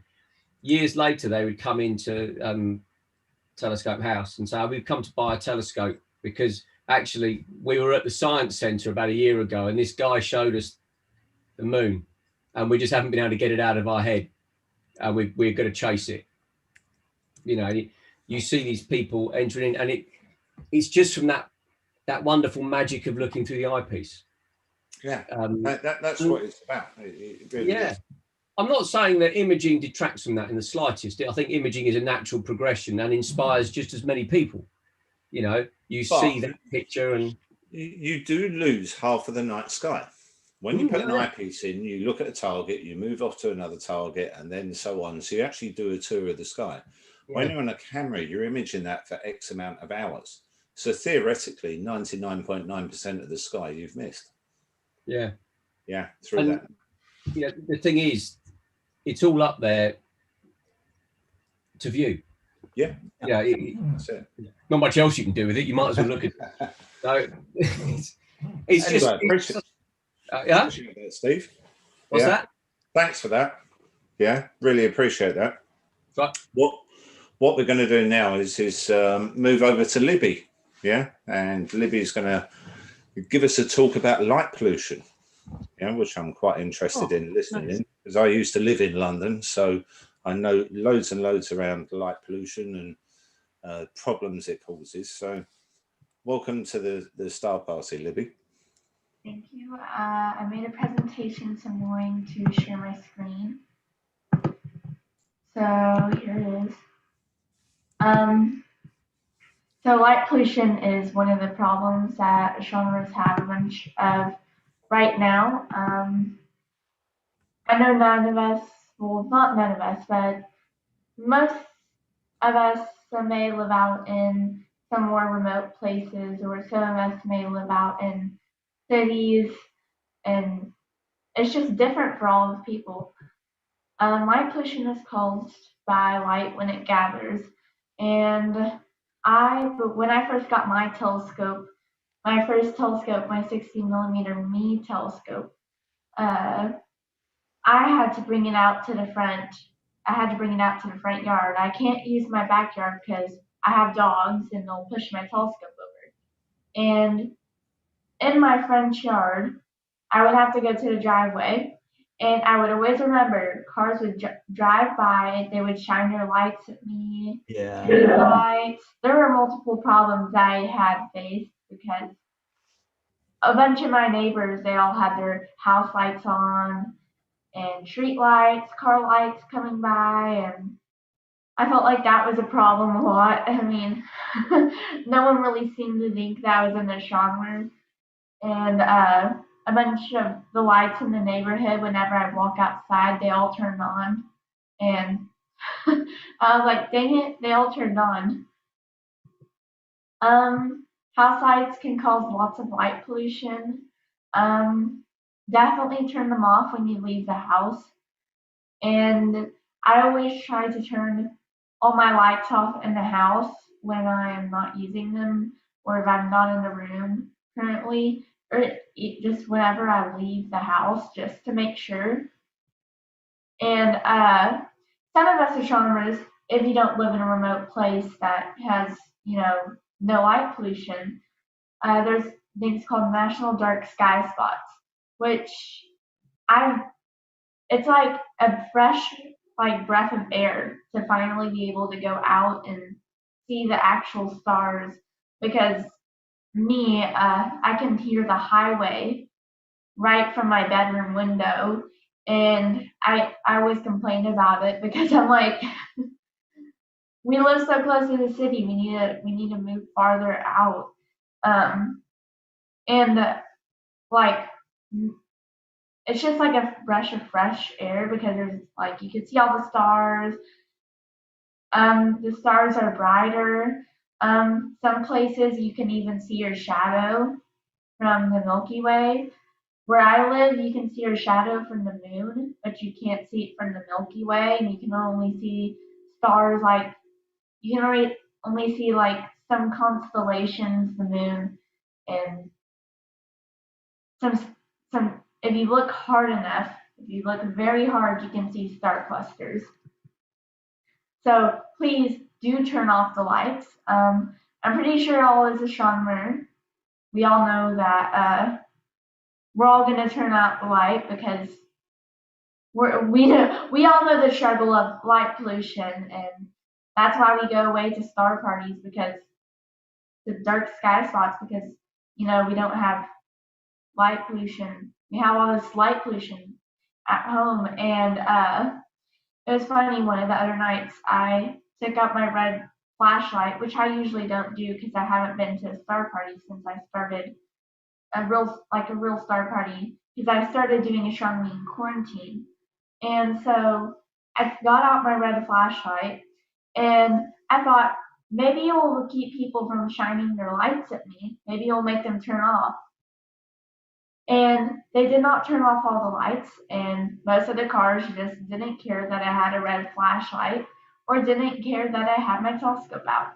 And looking back, like a long time ago, when it was like the renaissance of astronomy and discovering, like every single day, someone could walk out into their backyard and see the Milky Way, and that has definitely changed a bunch since a lot of cities use a lot of light. I know New York is famous for the city that never sleeps because they always have their lights on. Everyone's always like 24 hours a day. Everyone has lights on. And I've taken a couple trips to New York before, and it is always like the sky isn't even black. It's just a very, very light blue. And one of the things that annoys me in my neighborhood is the street lights are not LED lights. So LED lights are better for, like lighting than the more orangish ones that a lot of people use that are the traditional orangish ones. And recently a lot of people changed them over to the LED white lights, but my neighborhood, all down the street, I have the traditional lights that cause light pollution. And it's just nice to go to national dark sky spots and be at star parties, share pictures and everything, because a lot of people have light pollution. That's a problem. And where you live counts. I know I was saying a lot of people here may live remote or far out, and a bunch of people too, they also, if they have an observatory, they also make sure to put it far out and remote. And I live in I live in a very light polluted place, and I've been trying to find ways around that.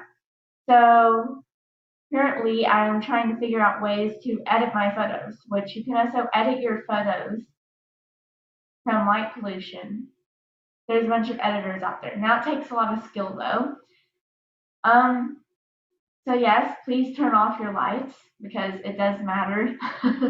I mean, it matters a lot. I like to complain. I have this golf place over by my house, and the light pollution is almost unbelievable. And it's very hard to do astronomy, but I always travel far out to manage. So if you can, please turn your lights off. Mm-hmm. Wonderful. Great job there, Libby. Very good. Thank you. It really is a big topic for astronomers, whether you're visual or whether you're imaging. And there are lots of changes. We're seeing them certainly in the UK. We've moved more to LED lighting now. So the biggest problem with LED lighting from an imager's point of view is it's white light. And white light is actually what we're imaging in space. So therefore, it's quite a hard problem to remove that from an image.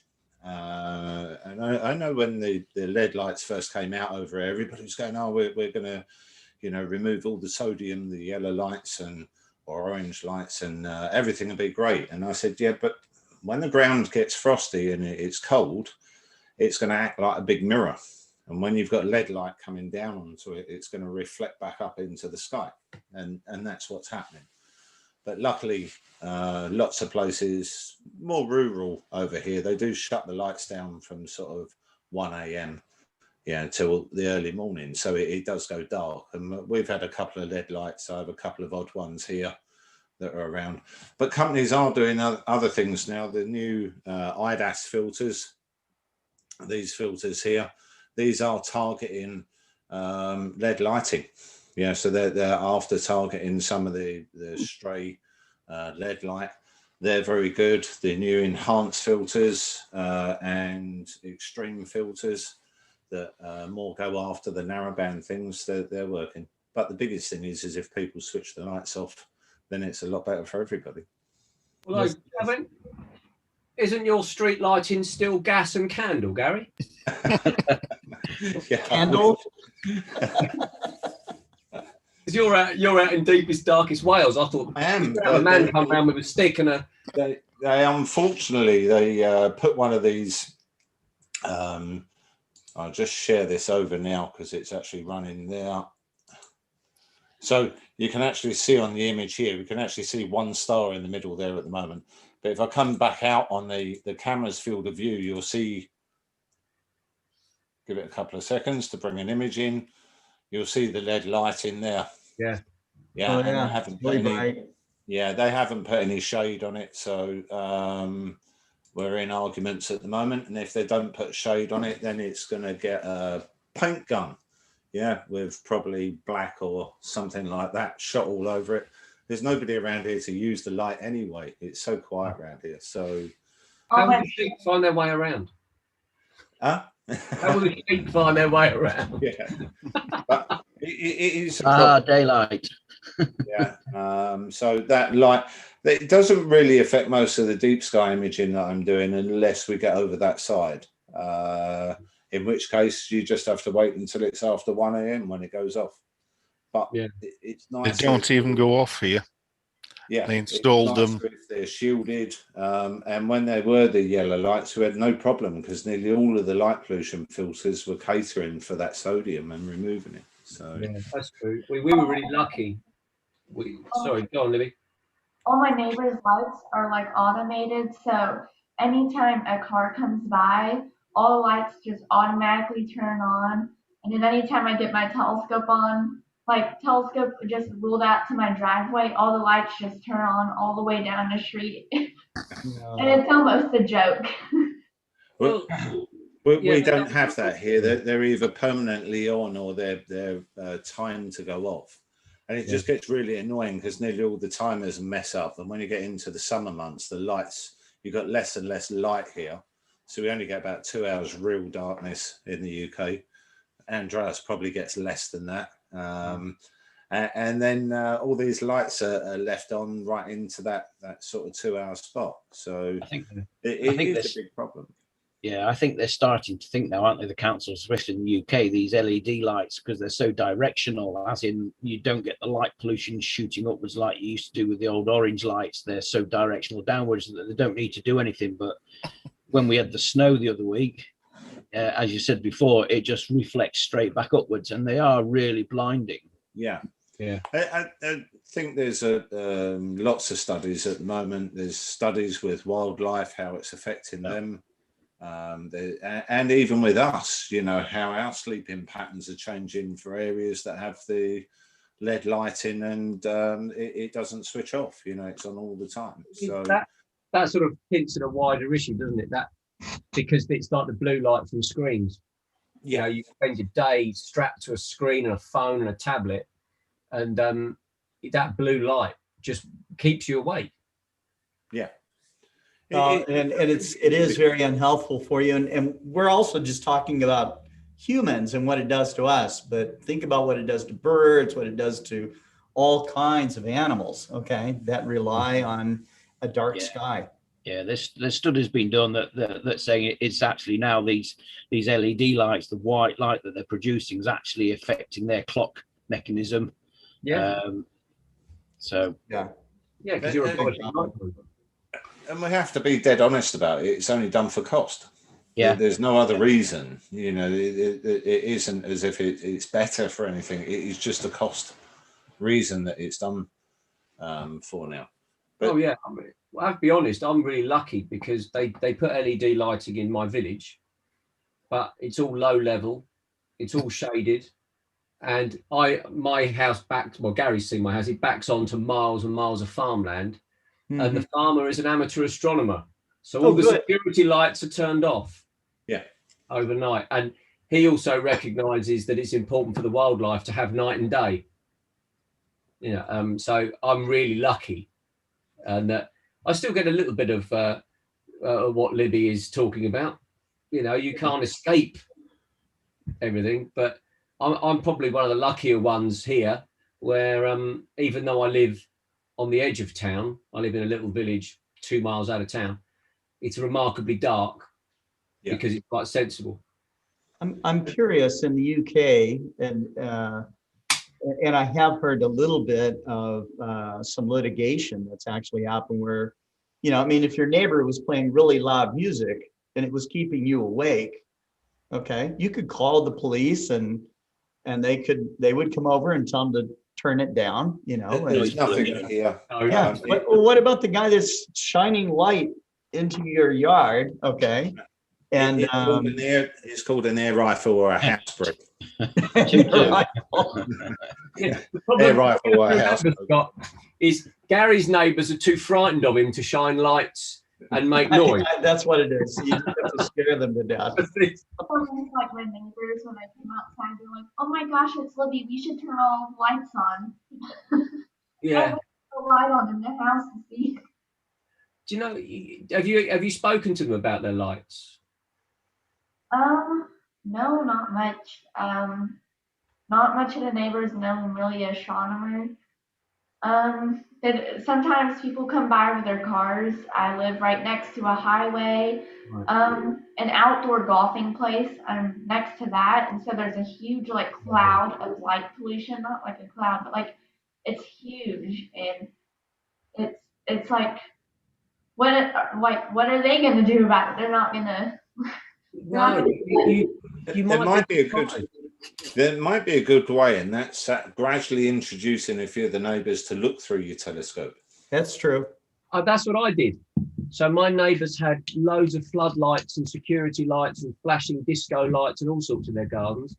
And when they found I was an amateur astronomer, because they were trying to work out what the strange building in my garden was mainly,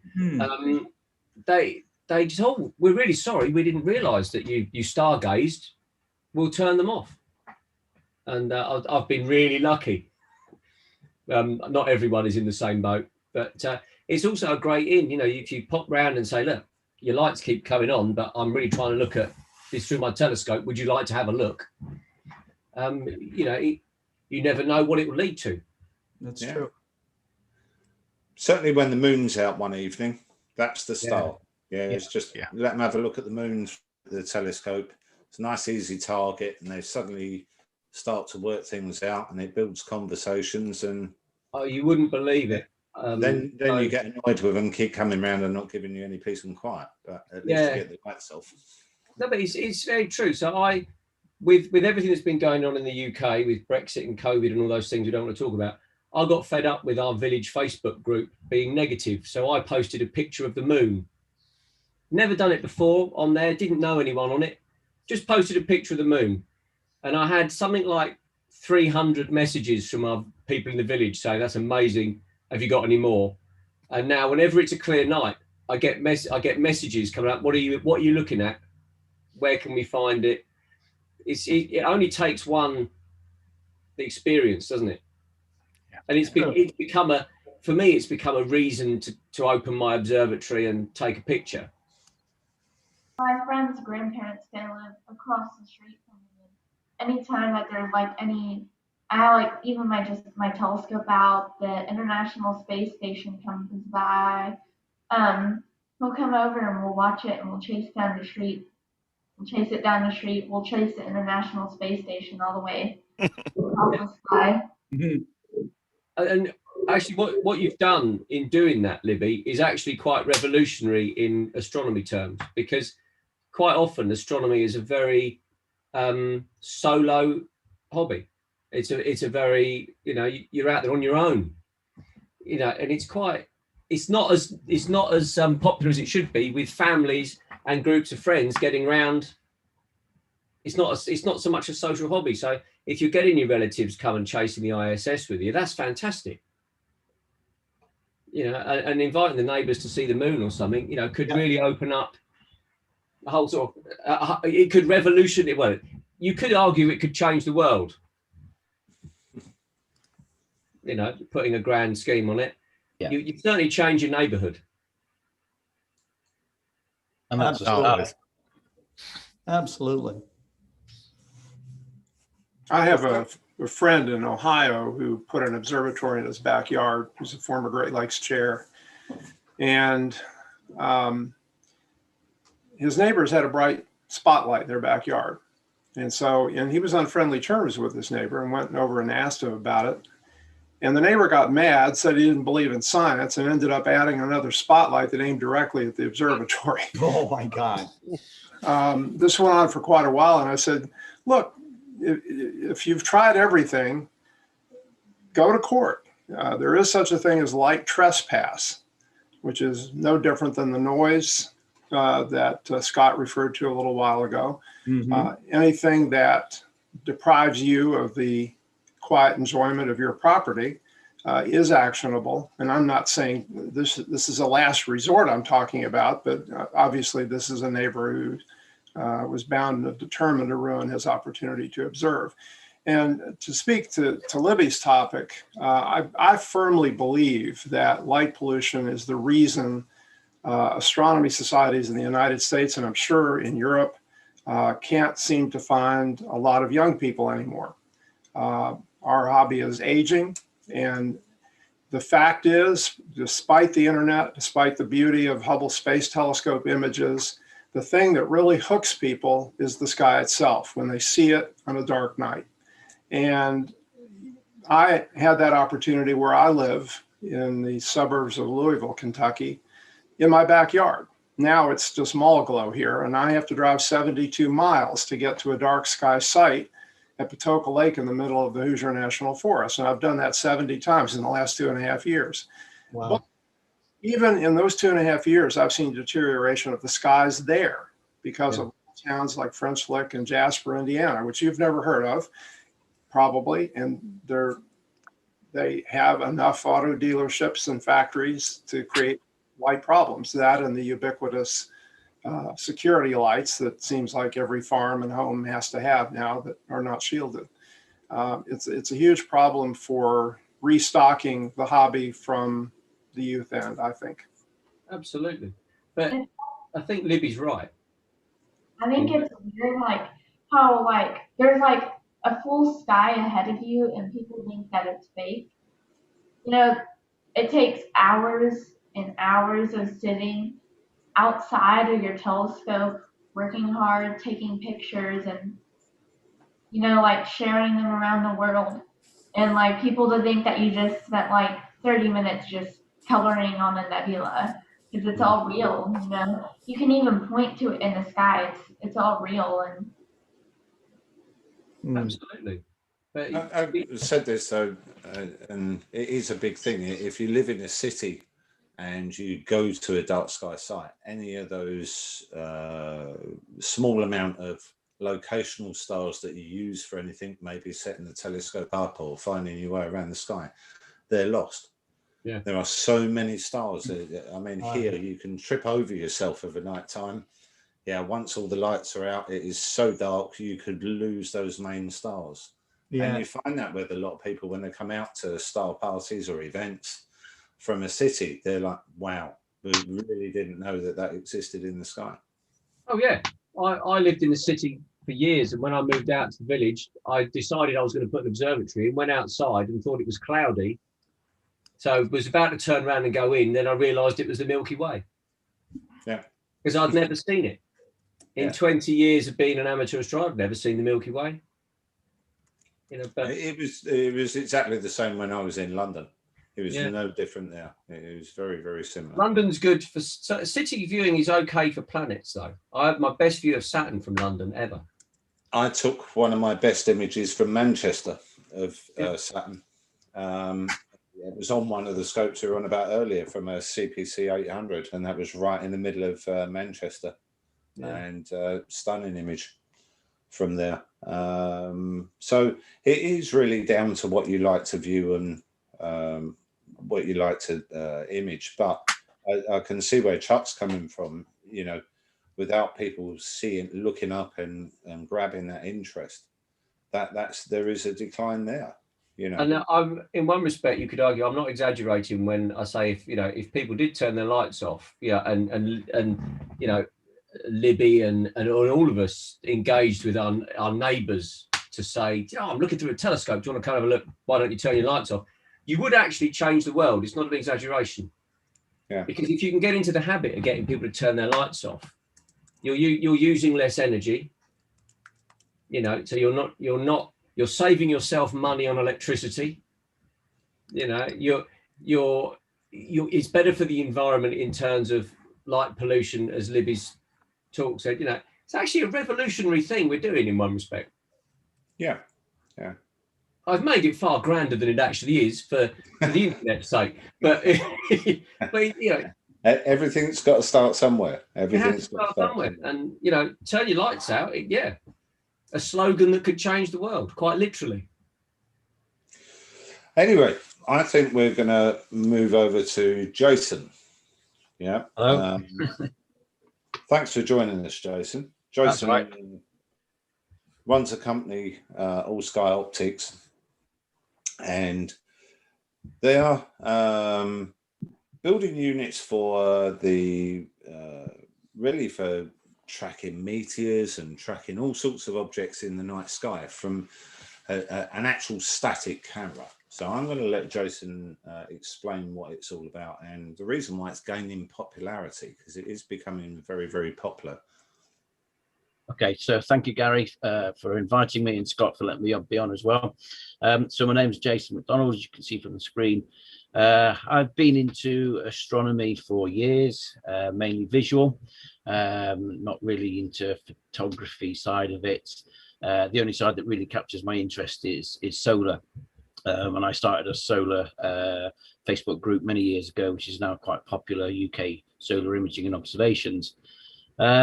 I work long hours in a retail job, and I don't get that much time to get home, set the equipment up, spend all night outside, and then have to get up the next morning early. So I sort of thought, what can I do to take some visuals of the night sky? So I started to look around, and I found the All Sky cameras.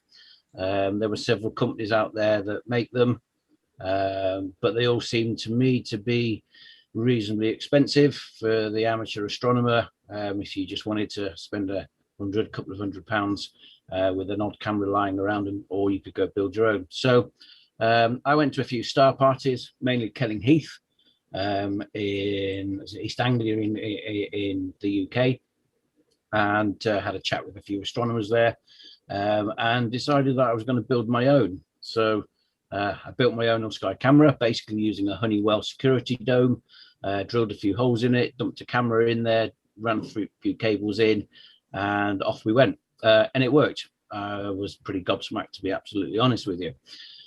So I had it out on the extension on the house, and one evening I totally forgot we were having a storm, and it blew the thing off completely, smashed it across the patio, etc. So that was the end of that one. So I had a quick look around, sourced a few materials off the internet, and came up with a design that you can sort of see behind me, which is, this one's just mounted on a tripod, a normal photographic tripod. Took it to another couple of star parties, had a bit of interest from it. A couple of people said, would you be interested in making me one? I said yes. So I made them a couple of units, got some feedback, and basically I was told, I think you should basically have a go at making a business out of this.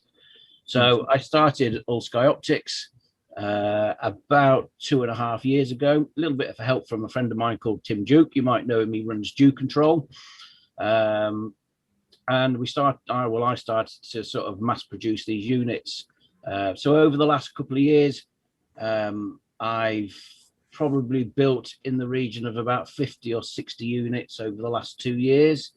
Some of them have been sort of tailored to customer needs. And I've now sold Canada, America, South America, Australia, New Zealand, Asia, quite a few in the UK, of course. So it's been quite a successful little hobby that turned into a successful little bit of a business venture. So I have, if I can do, I'm going to try and share my screen. This is the first time I've used Zoom, so please apologize if I don't get this right. But I'm just going to show you some of the clips that I take from my house here in Harrogate in North Yorkshire in the UK. As we've all spoken about before, and Libby definitely highlighted this, light pollution is a nightmare, especially when you've got a perspex dome that reflects light all over the place. So I'm just going to try and share my screen with you, and I'll show you a few clips, and I'll just show you a couple of the customer builds as well that have been custom built for them. So bear with me a minute, please. Bear with us. I might get this right, I don't know.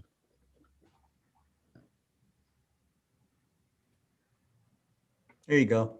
Okay, I got you. Yeah, can you all see that? Yep. You're sharing your whole screen, your whole desktop. Am I? Okay. If you go back and stop sharing.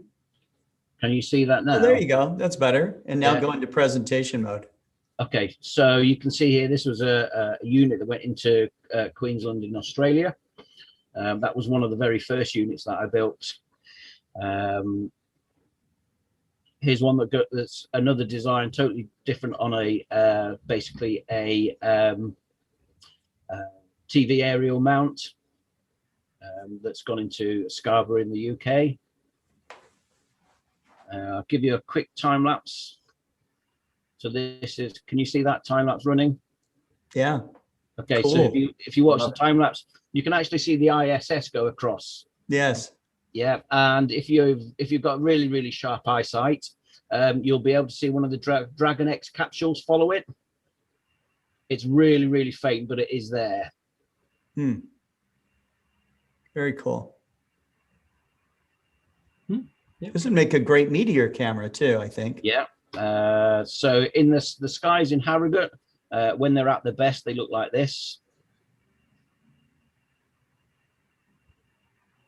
So we've got the roof across the sort of mid 12 o'clock till 4 o'clock is laden with snow. Nice.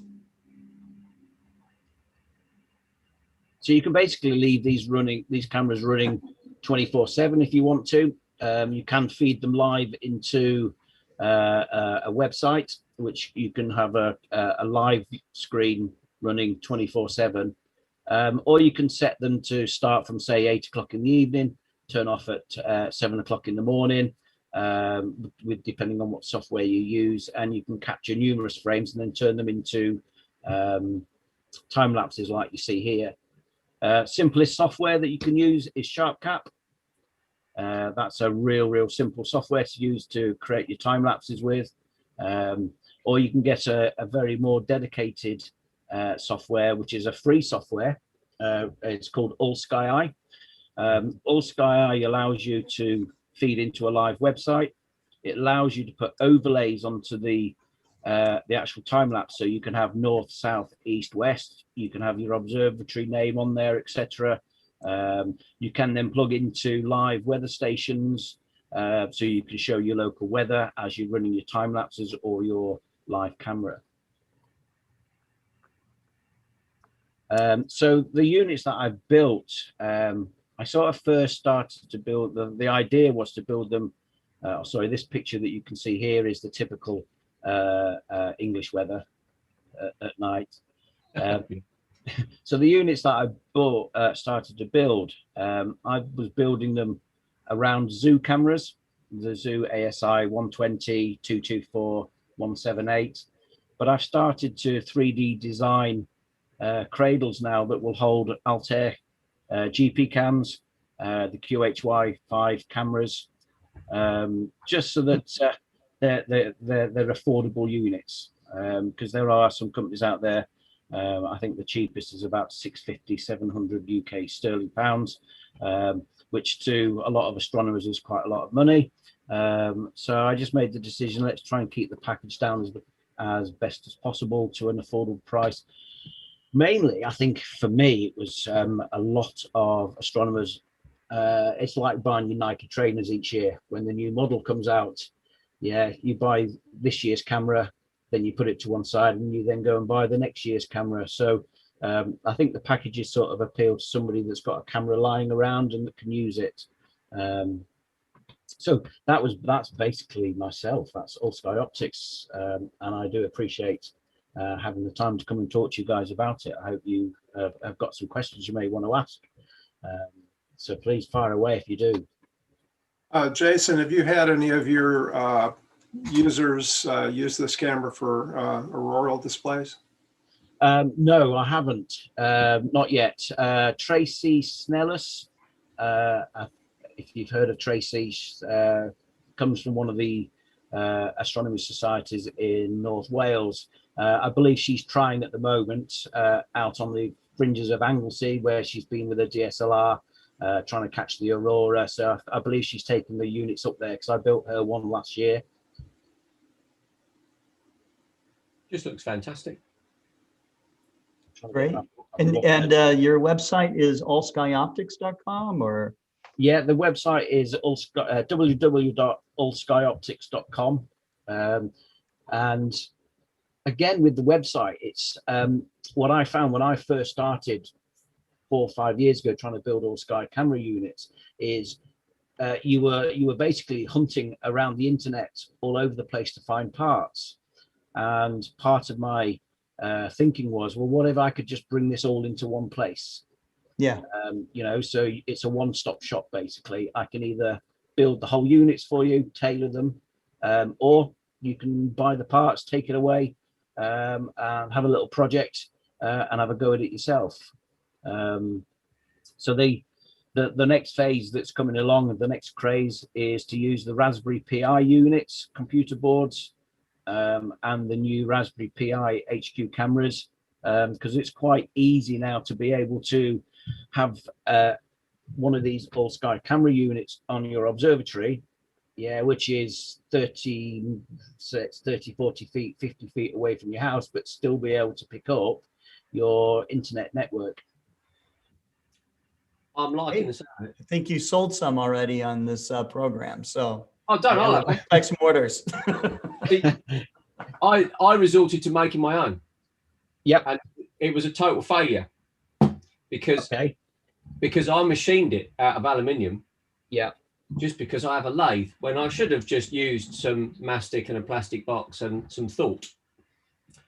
That's a little bit of thought helps usually. But actually, what I just think is one of my favourite types of night sky photography. Yeah. Wide field, extreme wide field as well. It's just fantastic. Yeah, I mean, if you think about it, your Zoo camera, your Zoo SI 120, 224, 178, they all come with these lenses.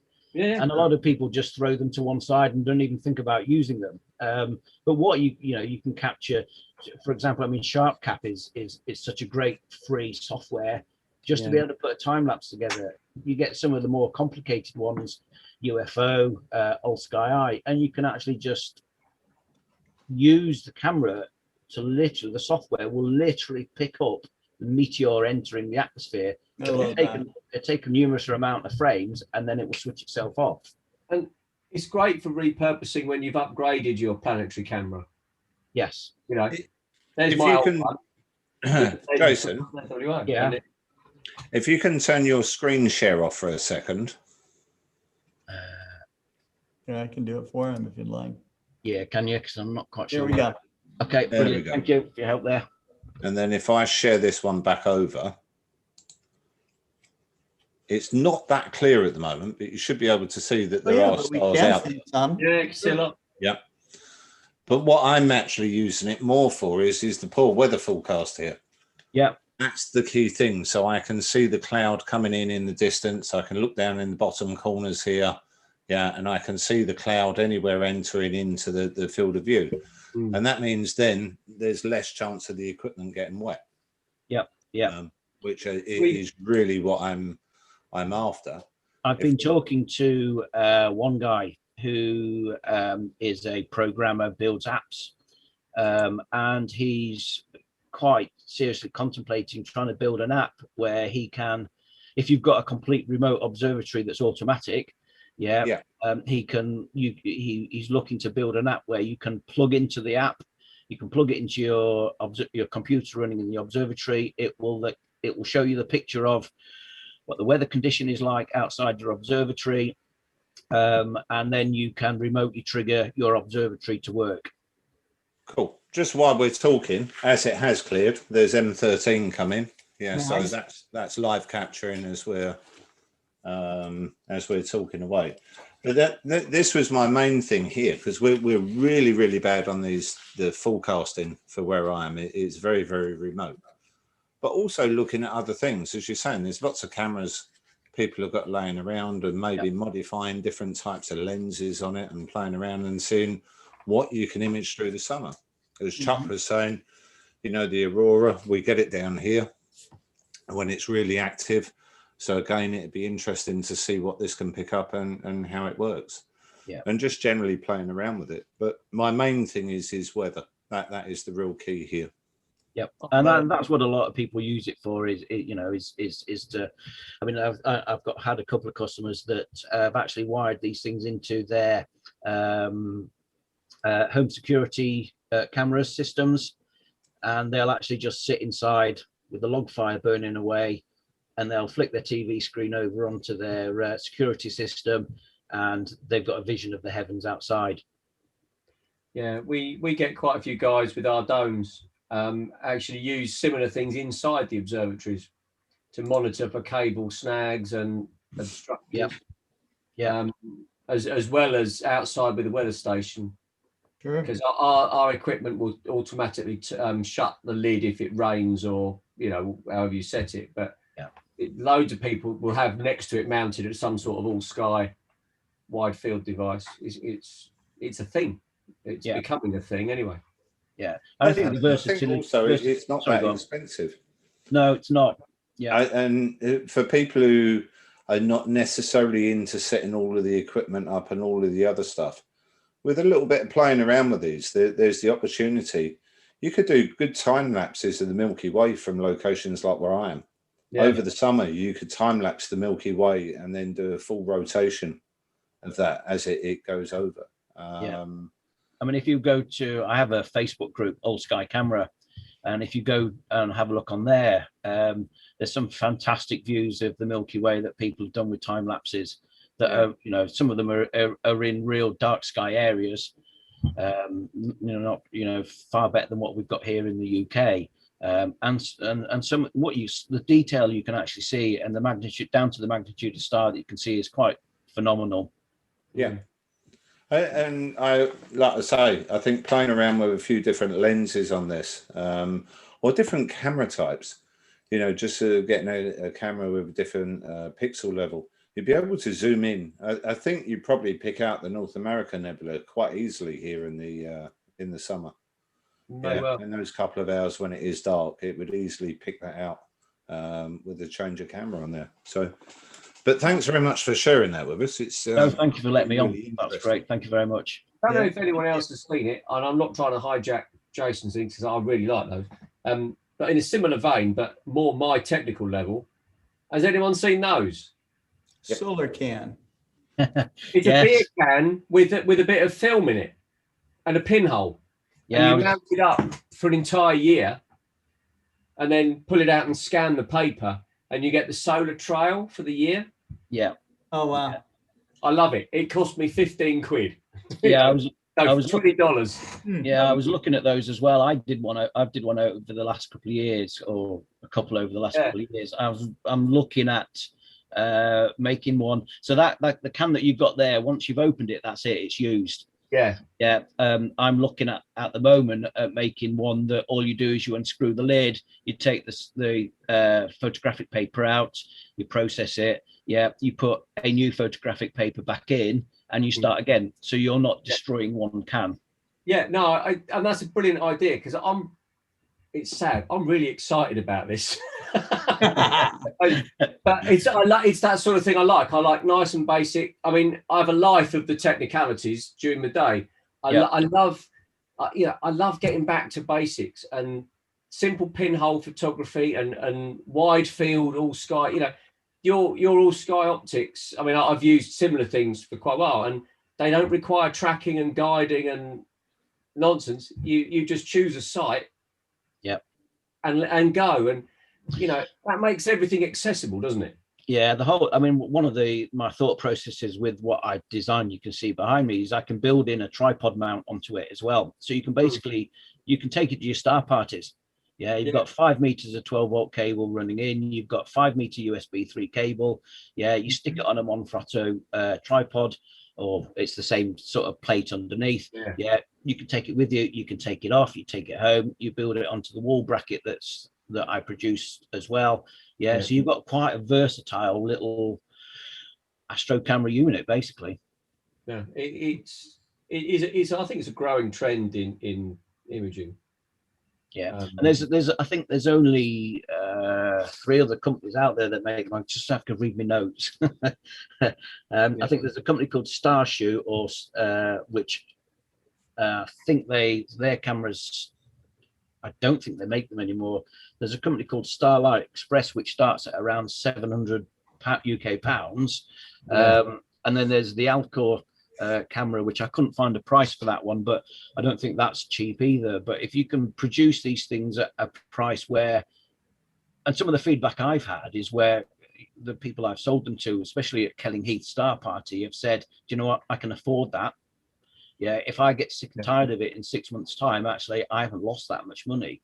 But when somebody's paying £700-800 plus, that's a lot of money just to put back on the shelf. So you can be in an awkward position because Michael at Starlight Express is one of my best friends, but I haven't got one for that reason. I can't justify 700. Yeah. As fantastic as it is, I'm not going to knock the products. No, neither would I. I'm not knocking it. It is a jump because you've spent your money on your telescope gear and your camera and your filter wheel and your whatever, and you think, well, this is an extra. Yeah. This is like a side investment moment, and it's being a bit unknown as well. You know, because if you haven't done it before, it's a lot of money to stretch.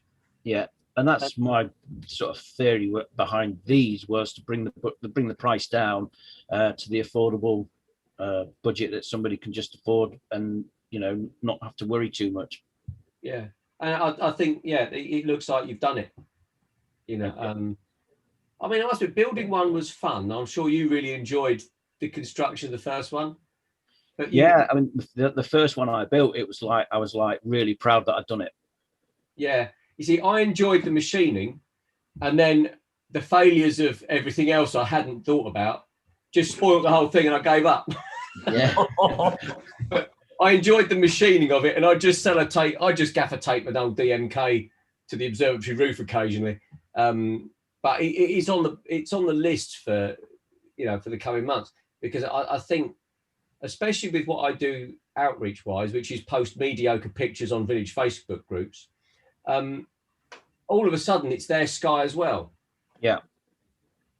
I mean, the good thing is with these, you can, you can just feed them into a live view across the internet. And like you say, your friends across the village, whatever, just plug into the website and it's there for them to see.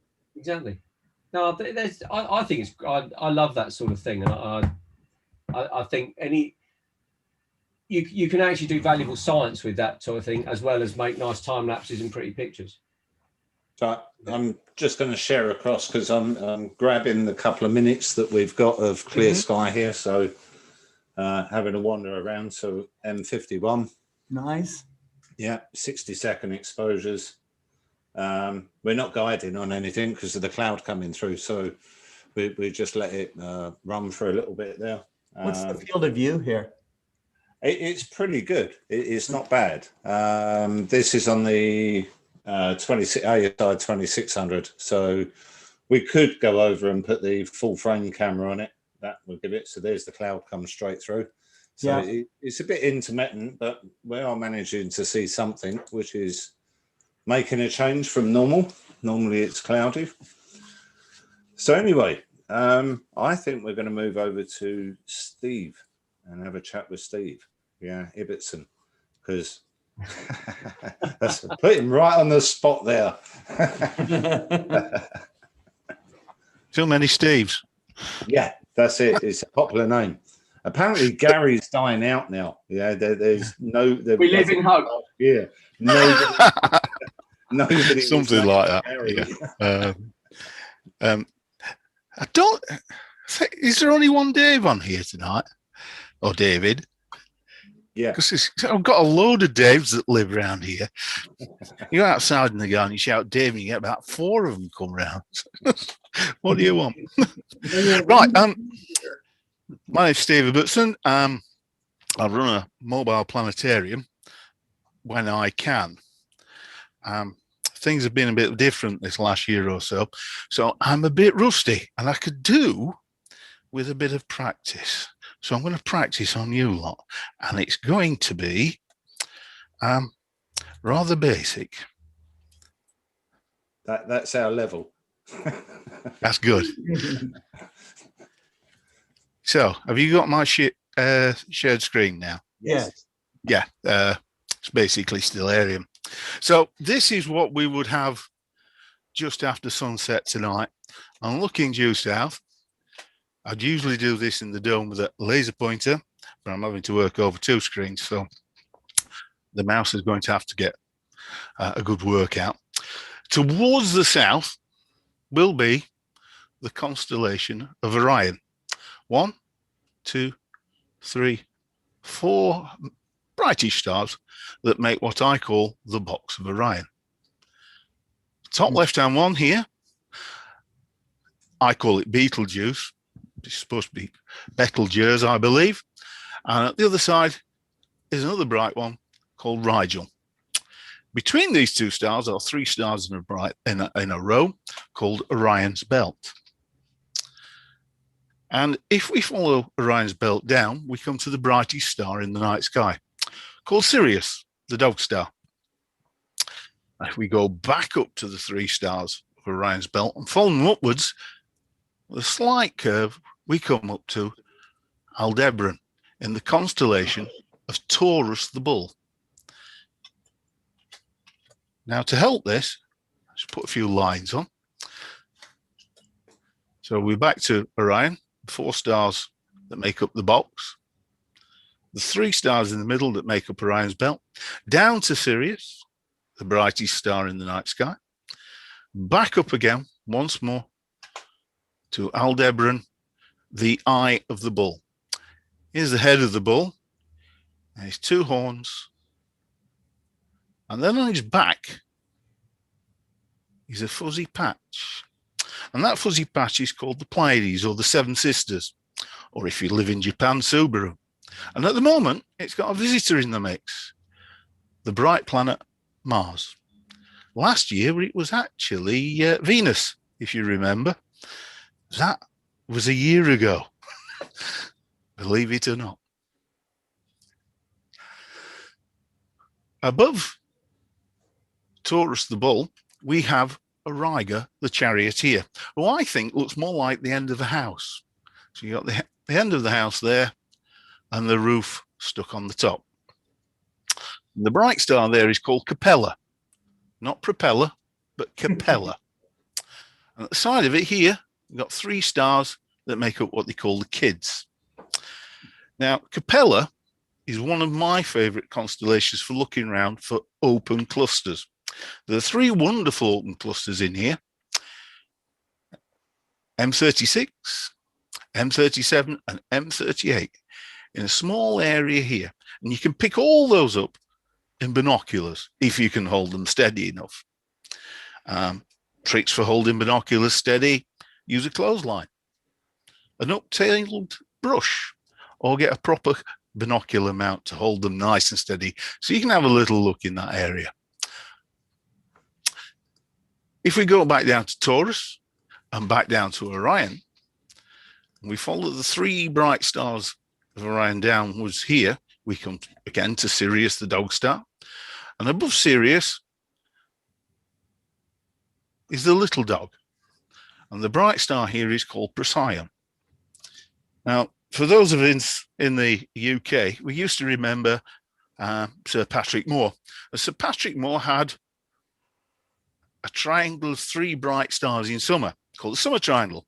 Well, Steve has 3 bright stars that make up the winter triangle. And above the winter triangle are the twins in space, called Gemini, the twins. 2 matchstick figures side by side in the sky. Head, a matchstick body. There's his legs, outstretched arm. And the other twin here, again, his body and his legs, an outstretched arm just here. The twins in space. At the side of the twins is Cancer, the crab. Now, from here, from my back garden, you can barely see Cancer, the crab because of street lights that we were talking about earlier. It's almost washed out. And I like to think of Cancer as an upside down Y in the sky.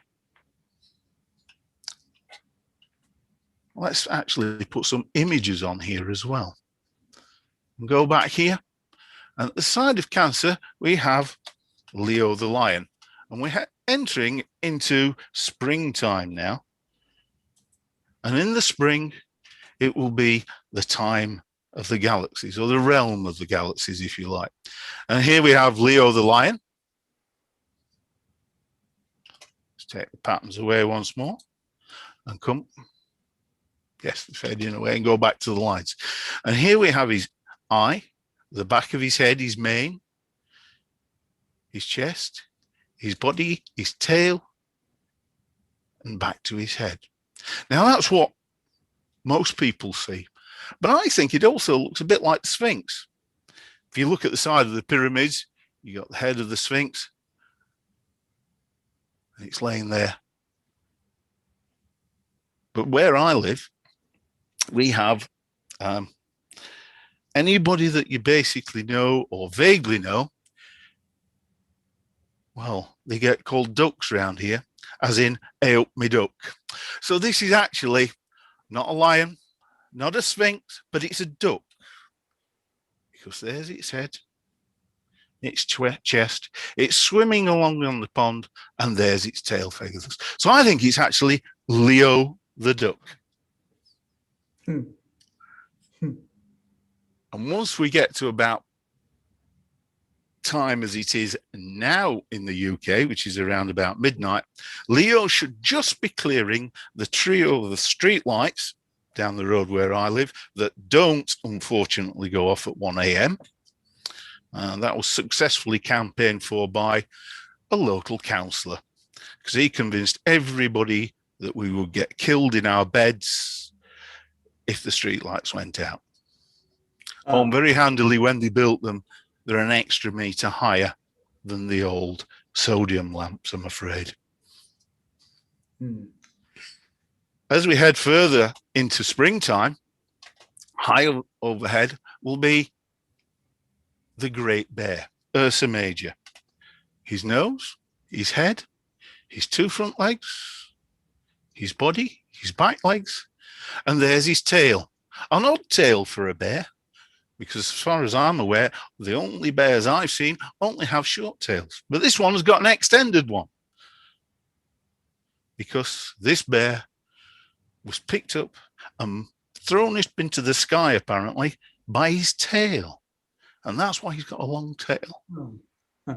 If we find the 7 stars of what us Brits call the plough, there's the handle, the blade that cuts into the soil. The Americans call it the Big Dipper. I believe it's something that you sample milk with or take a drink. There's the handle, and there's a cup on the end. But in more modern times, I think it's maybe more like a shopping trolley. Handle, and there's the basket. Right. If we find 2 end stars of Ursa Major, the plough, we follow them upwards, we come to the pole star, Polaris. Not the brightest star in the night sky, about the 50th brightest star in the night sky. And here we have what the Americans call the Little Dipper. I think it looks more like a fly squat.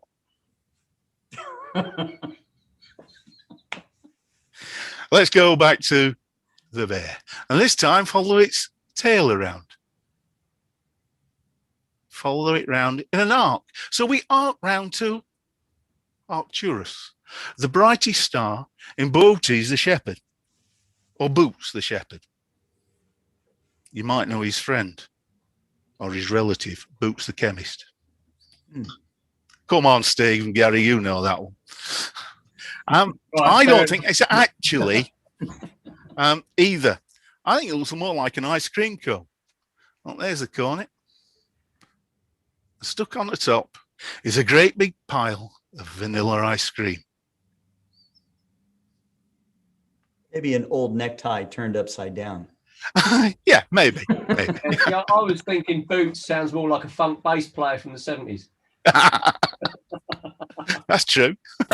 Steve, I Yeah. have a question. Have you read about the Big Dipper's second star in the handle?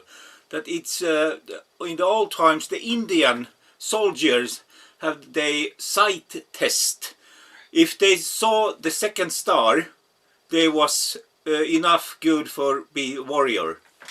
Yeah, the one I use when I'm working in the planetarium, they used to use it in the Navy, apparently.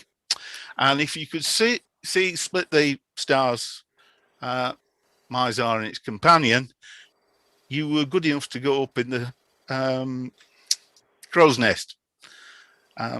Myself personally, I would not be able to split Mizar and Alcor because I don't fancy climbing that mast and standing up there looking out into sea. I read that. Yeah. That So yours was an army one, was it? No, Indians. Indian warrior. Indian warrior. Yeah.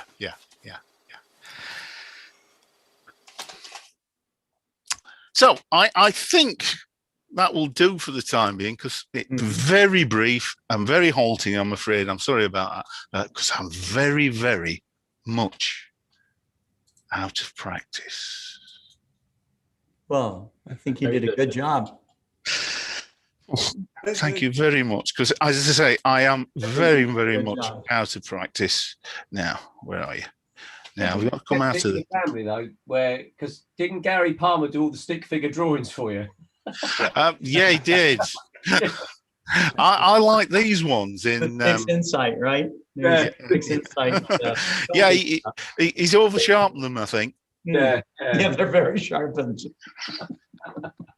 I do look at a lot of these and the patterns on them and think that I really need some of the alcohol they had in ancient times. Or what to else they visualize the use shapes to of see it. these patterns? They're going to have extremely good imaginations.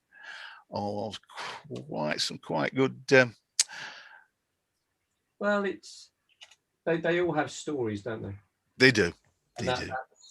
So that allows a certain license, doesn't it? Yeah, most of them have stories. The more modern ones, like what was it?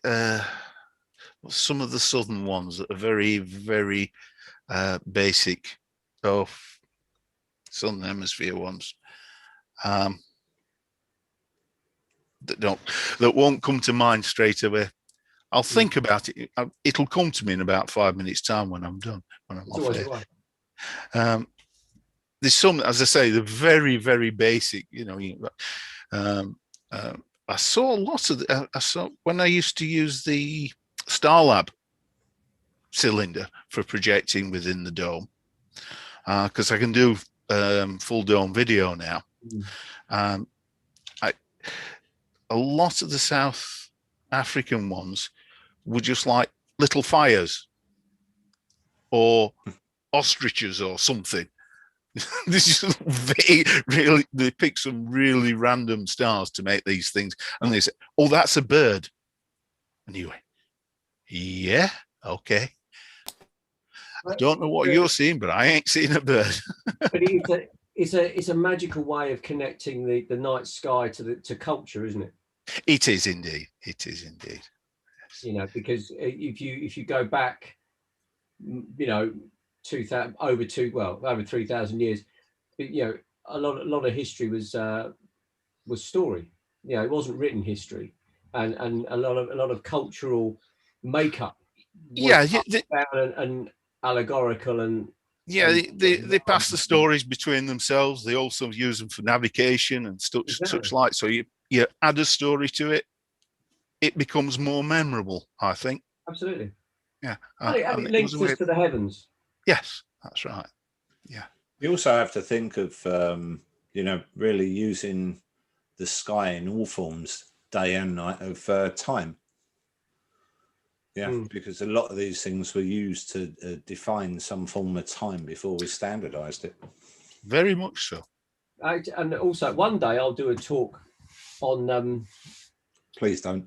No, it's probably best not. No, the constellations in the Old Testament. Yeah. That's leading up to the Star of Bethlehem. That would be interesting. Yes, please. That would be interesting. It would be thoroughly boring for everyone else, but I can't do that. That's it. That's what I needed to do. I needed to go on that screen. Oh, it was a lot easier in the dome. In the old dome days. Working in the dark's a lot easier. I can see things. I can see the mouse. Mm-hmm. It's very off-putting. Around for a bit, Steve. Sorry? I said you're hanging around for a bit, Steve. In a little while, show us some of the solar images you put up earlier this week, because they were quite nice. They're on the other computer. So That's what I was right. going to do is log out and Yep. log in on the other computer, if that's okay. excellent. Yeah. Yeah. Feel We'll free. let you back in. Don't worry. Yeah, fine. Right. I'll see you shortly. Okay. I'll be back. Who Thanks said for that, Steve. Okay, I think we're going to move over to Pekka. Pekka's been sitting there. It's getting late now. What is it? Must be 1:30 where you are. No problem for me. No problem. I'm so used to for these hours. Okay, I have two topics today I want to talk about, and they changed it during this event today. So there is much light pollution, and we do have it here. I think I will begin a short introduction where how much light pollution I have. Let's see, what did I do? Where is my there? Ooh, okay, it's there. Which screen are you seeing now? Let's see. I do like this. I was seeing Google Earth then. Yes. And now. Yep. I can see. We are going to my place where I live. I live here. And as I talked last time that I will build this micro solar system. This is the place. This is my solar system area. I will have it. Nice. So it's round. It's a football game, soccer game plan. So I will try it.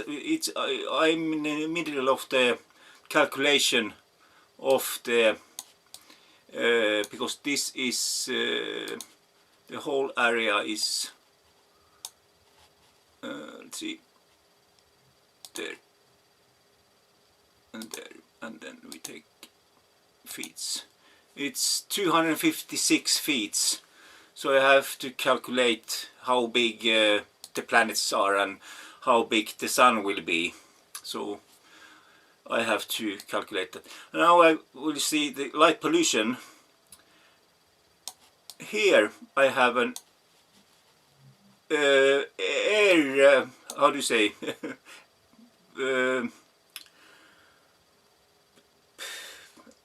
how do you say, where airplanes starts and Airport. Yes. Thank you, Gary. That's all right. And a huge marketplace. So I can see all these lights from the south every evening, right? So sometimes I can see nothing from south. So that's the light pollution. area. Now I will go on. Say stop when I'm to Finland. Okay. Okay. You've now closed that screen, and I can see a nice image of the moon. Okay, that's. Did you see it? Do you see it now or?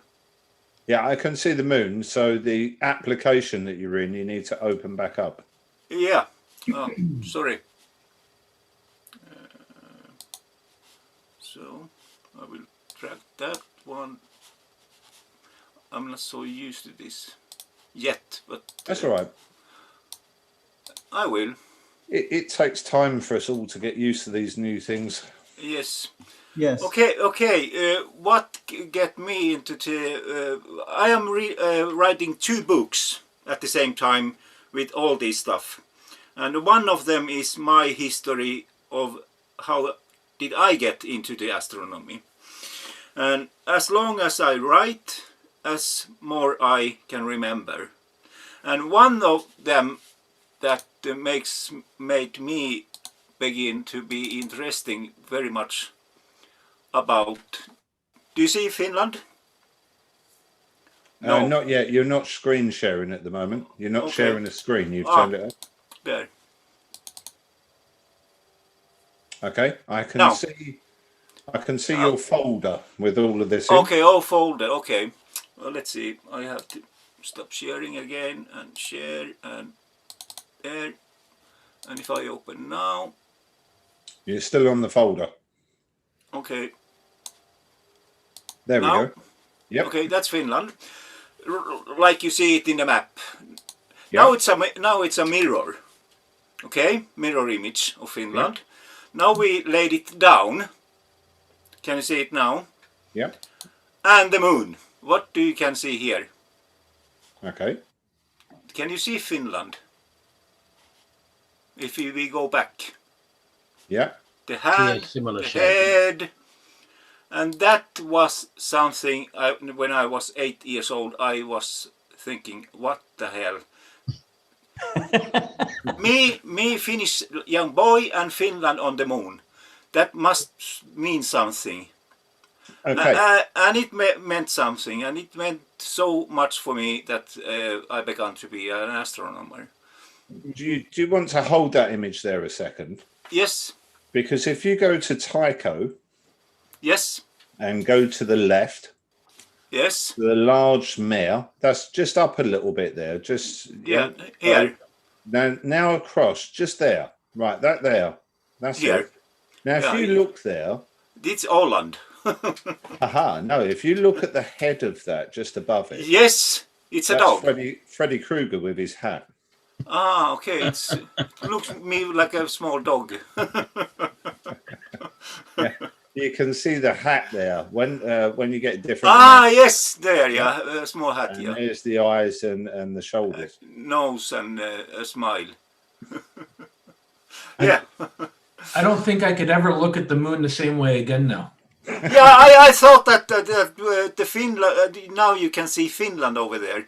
I was telling that to Molly, because I met Molly in 1 hour education for PixInsight, and she never heard that, because I have never read about Finland. I have read about man, woman, rabbit, everything else, but not the Finland.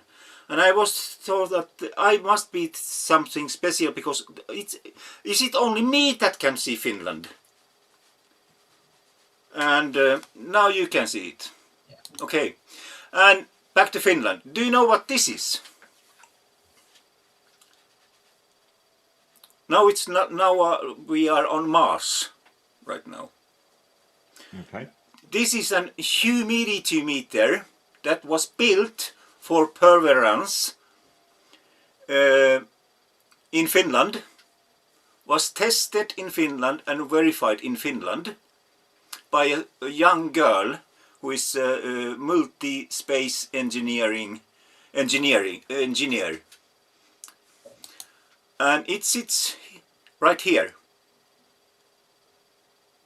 Okay. And here it is. On perseverance right now. Made in Finland. like that. And that's all for Finland. And now we go to my next. About we can take. I have this huge project. I have. It's my remote observatory. It's all the way to 20 feet from me, from this room. But yesterday I got it up and running, verified everything, and everything is it's in function. Really, I had a gray hair about that. I have a 4 square meter big balcony that I can't be there at the same time as my scopes. So this is my computer room, server hall, and there is I bought it's an Asus i3 mini PC with 8 gigahertz internal memory, 2 terabytes hard drive, so I can put everything directly into it. I have temperature and humidity meters in here and under my mount. And here is the control room. Here is the temperature meters with 3 different sensors. And here is the new one. It's my gold game iPad, because I bought 2 indoor surveillance camera. It's 330 around and up and down. And I thought, okay, they are indoor. I can't have the outdoor 24/7. So I ordered from Amazon, and this it's I don't know what it is, but it's The dome. yeah. It looks like what you put an old clock in. Yeah. You Yeah. lift the cover off to wind Glass them up. dome. And I glued. It's a plastic. I drew a hole for the electricity, and I glue it with how do you say silicone glue, and put it inside this from electronics that for the dew. Okay, very fine. And then the evening came, and this has lights. It had red lights and it has a green light, and it reflects from the plastic, and I couldn't see anything. So don't do that if you are planning. So don't use indoors cameras. And this is the view from my cameras when I picturing yesterday. Oh, that's cool. Very good. And this camera, they are ER cameras also. So this is the view from one camera. Can you see Orion and Orion's nebula? Yeah. Yep. With those indoors. Yes. So I can almost imaging by them. Okay. We had a good time lapse off of those. Yeah, I can record and so on, but I just have them for look for my scope when it's turning and so on. And for guiding, that's my biggest concerning, and because of the all light pollution we have. So I have bad nights, 2 nights to make a decision how to go forwards from now on. I have to. We have so little clear nights, so I have to learn imaging for deep sky. I have to learn PixInsight. I have to learn guiding. I have to learn everything for deep sky. You're in Sweden, yeah? Yes, Stockholm. The weather's as bad as what it is here. So that means that you should get plenty of time to learn PixInsight Yeah, and the odd night. Yes, I need some data. I need to collect data for summertime to learn, because I don't have data to train. That's the biggest concern for me. So I already have made a decision that I will continue with DSO next season, but I will collect as much I can data. But there's plenty of practice data you can NASA and different other places that you can put into the software. I got something from Mark, but the download time was like 2 days. Yeah, yeah. that is a problem with some of them. We have it here. When I download big data sets and I'm on very fast internet, it can be 2 hours, 2.5 hours. But Yeah. I know that would take somebody 2 days, 3 Yeah. days elsewhere in the world. Exactly. So now I have to think if I take the time which I have left to learn tracking, dithering and guiding, or just imaging as bad it is. Okay? A question I have for you: do you actually get any dark sky in midsummer? No.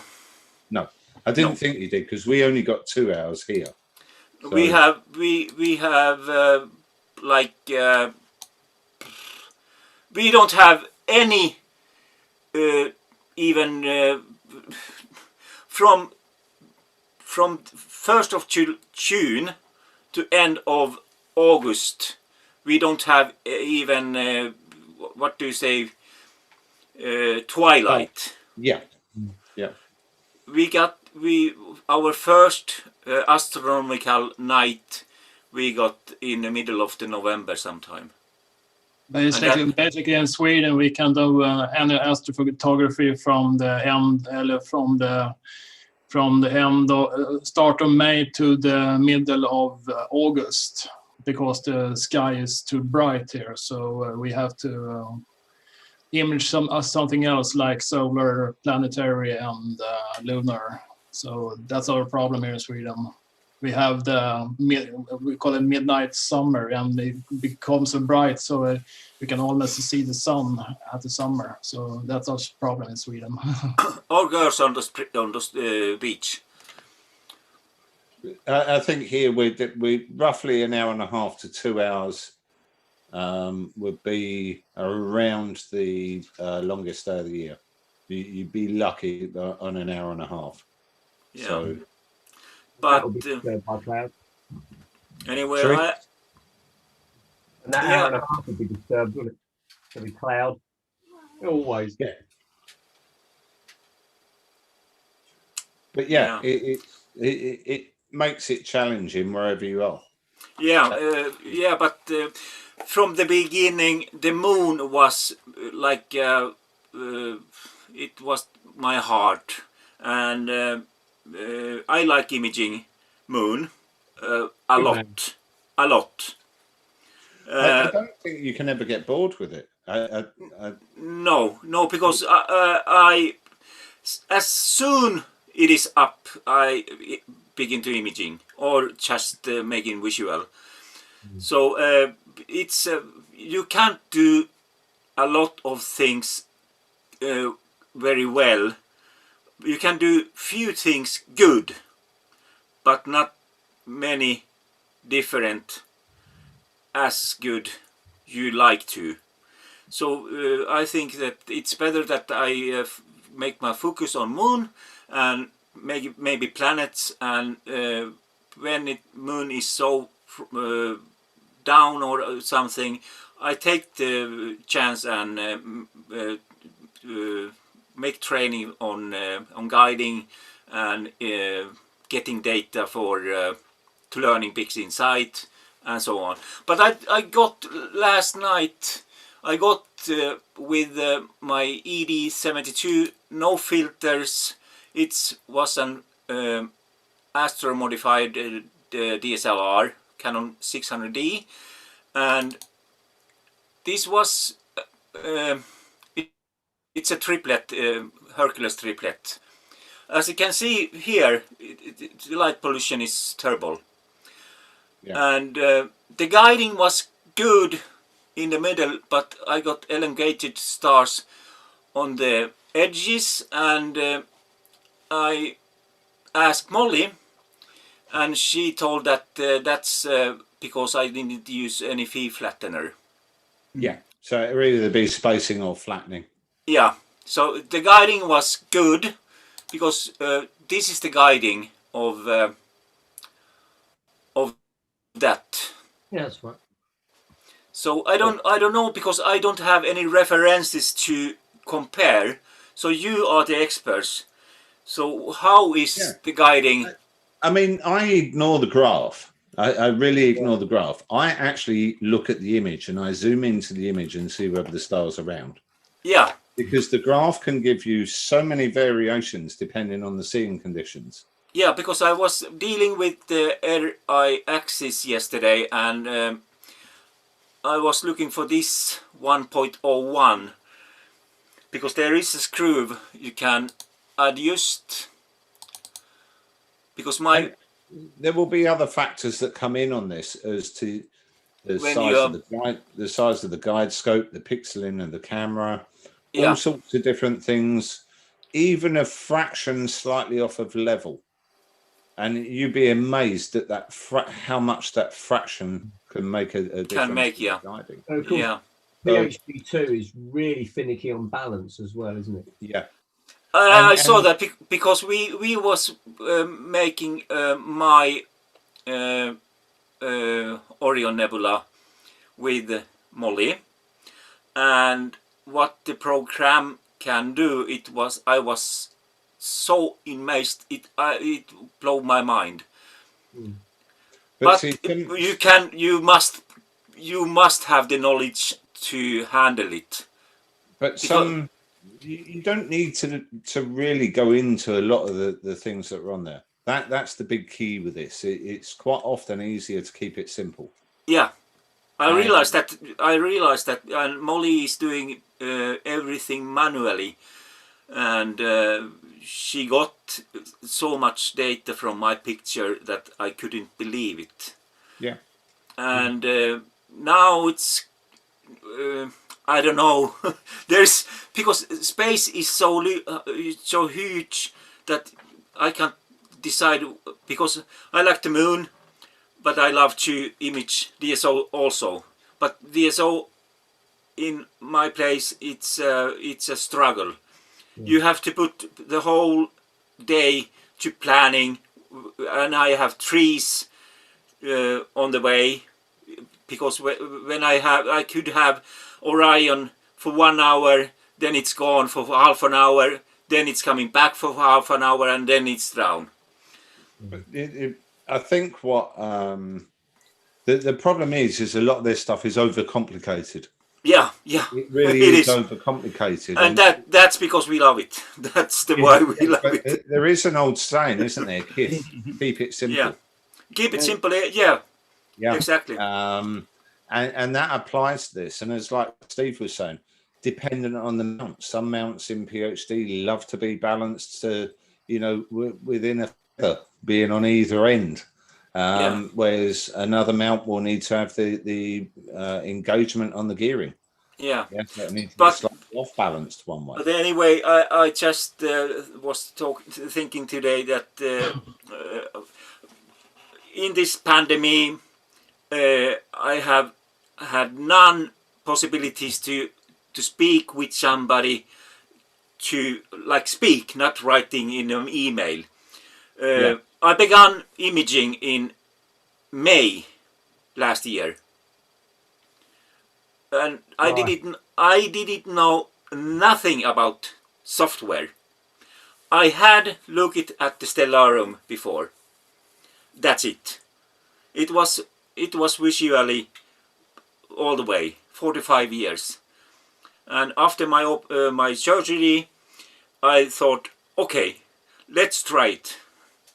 Let's make a move, and I took my first DSO of Venus, and I was so deep in that after that. But see, by keeping it simple and concentrating on the basics, yeah, the mount level, you know, the balance, the settings to the actual mount. These images that I'm running here tonight are unguided. Yeah. They're 60 seconds unguided. That's And because as far I chosen to have my mount 24/7 on the balcony. Yeah. That's why I built an remote observatory, so it is always ready to go, depending on whatsoever. Because if you can remove guiding, it's so much easier. It really is. And you know, most of these cameras now are really up for giving you data out of 60 seconds. Yeah, because I have and if you're light polluted as well, you don't want to be running into 3-minute images. You want to be running 60 seconds to keep the light polluted. 60 seconds, yeah, exactly. So I'm shooting 60 seconds with, and I love DSLR imaging. Yeah. Because I feel that that is the real imaging. I don't say that those CCDs not are, but I want to hear that click, click, click, click. You know, a lot of people put down Tradition. DSLR cameras, and I still think DSLRs are really good. Yeah, they are.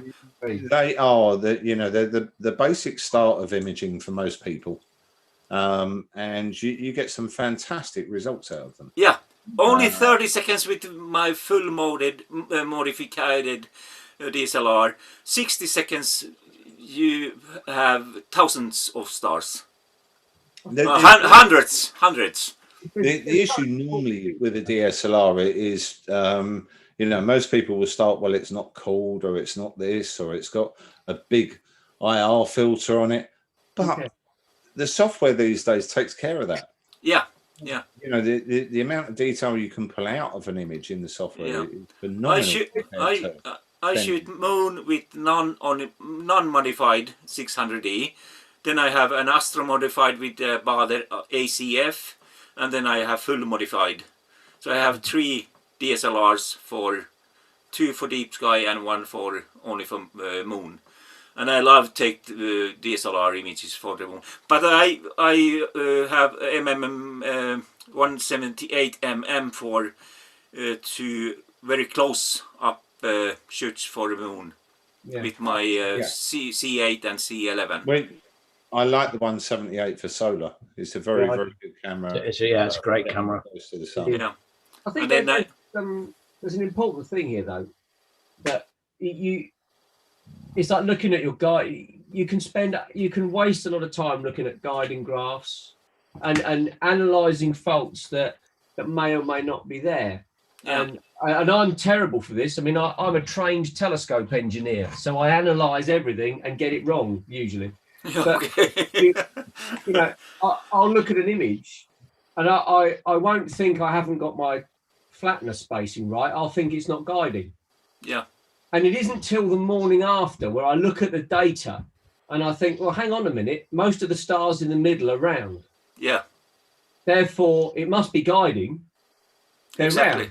And exactly. I don't care what the guiding graph looks like. The amount of times I've had, every so often I'll do a 20-minute exposure just to see if it can do it. Yeah. The guiding graph will look horrendous. You would send the mount back based on the guiding graph, but the stars are round. I thought that my new mount was bullshit. Your guide graph will also depend on what scope you're using for guiding. Yeah. You're going to get a totally different guide graph on there, depending on the size of the telescope. But if you look at the guide graph, and you know better than I, Gal, admittedly, but the parameters that can affect a guide graph are everything from how you set up the camera and guide scope parameters initially, using the wizard or not. Yeah. You know, it's have you run the wizards and getting the various settings. You know, you can change values in PhD and watch your guide graph change. And the problem is the wizard, while it's there to make life easy for a lot of people, depending on the equipment connected, can actually cause more problems. Yeah. And I have told people this in the past. I've had people come to me at shows and they're like, You told I'm me. having this massive problem with PhD. And it's like, well, did you use the wizard when you originally installed it? And they're like, yeah. It's just like, right, uninstall it and now reinstall it and enter the data manually rather than use the wizard. And you normally get a message back in a couple of days saying, oh, that worked perfect. Yeah, it's all up and running and I've got good guiding now. Isn't it also one of the most overlooked things is exposure time on the guide camera? Because quite a lot, if you have a too short exposure time, you're trying to compensate for fluctuations in the seeing conditions and not movement. So you can cause more problems having a too short exposure. If I share this screen over here now, this has actually got the system there. It's not up and running. I haven't connected the camera. But the biggest box that's overlooked in this is the calibration steps. Yeah. And if you're using one of these really small guide scopes and guide cameras, when this first installs, it's set at 750 ms for the calibration steps. That's like for an F10 telescope. So if you're using a 300mm guide scope, something like that, that needs to be anywhere between 1400 and 1800. Yeah. And then you find all of a sudden the graph smooths out and everything runs. But when you're doing the wizard seems to leave this area alone. And of course, the guide graphs spiking around like anything. And that's where the main problems come in the guiding, is in that brain area of the calibration steps. So PhD doesn't change that value when you put your guiding scope focal length here? No, it doesn't. 99% of the time it leaves it set at 750. And the value, if it does change it, so if you ask it to calibrate or to assist you in the guiding, the figure that it comes back with is normally, and that's because your seeing's changing or the timing. So and how maybe you've only got it at a second or a second and a half rather than 3 or 4 seconds. And how to calculate that value? Now you calculate it by looking at round stars in the image. Yeah. That is the best way of doing it, is to actually look at your image. Yeah, take a 60-second shot, blow it up on the computer, and are the stars round in the center of the image? If they're not, then the guiding is not running correctly. Yeah. Because the graph sometimes here, if the seeing's bad, the graph will be through the window. Yeah, it'd be literally zigzagging across. And yet the stars are perfectly round on 3-minute shots. So tape over the screen where the graph is. Yeah, to a point. And the important thing is, if you start getting preoccupied with the guiding graph and then it's time to just stop and have a drink. I have realized that, yeah, because I thought that is this astrophotography that I am sweating, I am, in Finnish, perkele, swearing. I've always said the same thing in astrophotography: think outside the box, and that basically means a lot of the information out there is old. Is very, very old, and it's just been adapted and updated, taken on by somebody else, a little twist on it, but the actual information is quite old. On solar imaging, if I'd listened to people over a decade ago, I wouldn't be nowhere close to what I do now. I took an image today, and I can remember this. We were going to put live images up in color on the sun, and everybody said you can't do it. Are you self-learned, Gary? Yeah. And I turned around and said, there's no such word as can't. Watch this space. And today I did the same thing. We used a color camera on the sun, just for the fun. I've got to be honest though, and I don't know if anyone else agrees with this. Let's go back 15 plus years, right? Gary will remember this. When you first started, first majored on solar, we were doing stuff like buying cheap reversing cameras from eBay. You remember me doing it, and sellotaping them to telescopes to see if we could get pictures of the sun. I can remember going around a supermarket and they had their budget webcam. And I think it was about £7 or something like that. And I said to my mate who was with me at the time, we're having one of those. You watch the image we get out of it at the end. Yeah, so we did. We took it apart, stripped it down, put a nose piece on the end of it, took the little lens out, put it on the solar scope, and we were having images of the sunspots. And it was to sort of say that, you know, your budget can be anything. And if you think outside the box a little bit, you can do these things. But there is quite a big negative from a lot of the industry on things. And I always say that everything's possible. It's just, there's two things, time and money. They're normally the negatives. But don't you think that as you get results if it's fun? Yeah. If it's fun, you find ways of doing it. Yeah. And it's a good filter for what's really important. You know, so is your guiding graph important, or is actually looking at a picture on the screen with round stars important? And you know what, when it comes to guiding and some of the numbers, you know, to kind of add to what Gary was saying, Gary and I had talked about this in the past recently, just off the side one-on-one. Some of the information that you're seeing there is in just beside the guide graph. As long as your numbers are within a certain range, you're pretty much okay, right? If you do the math to figure out what your pixel scale is, and there's websites out there that'll do it, and say your pixel scale comes in at 1.6 arc seconds per pixel, and your guiding and your graph looks like a sawtooth the entire way, but the amount of error comes in at 1 arc second per pixel. Yeah. It's still good, right? It's only when you start going outside those parameters that you start seeing the stars not being round, oblong in one way or the other, and you can tell where the error is going to be depending on which way the star is being stretched. And you can a lot of this as well comes from using small guide scopes, because everybody wants to be portable and they want small mounts. They're going to use an equivalent of this sort of thing.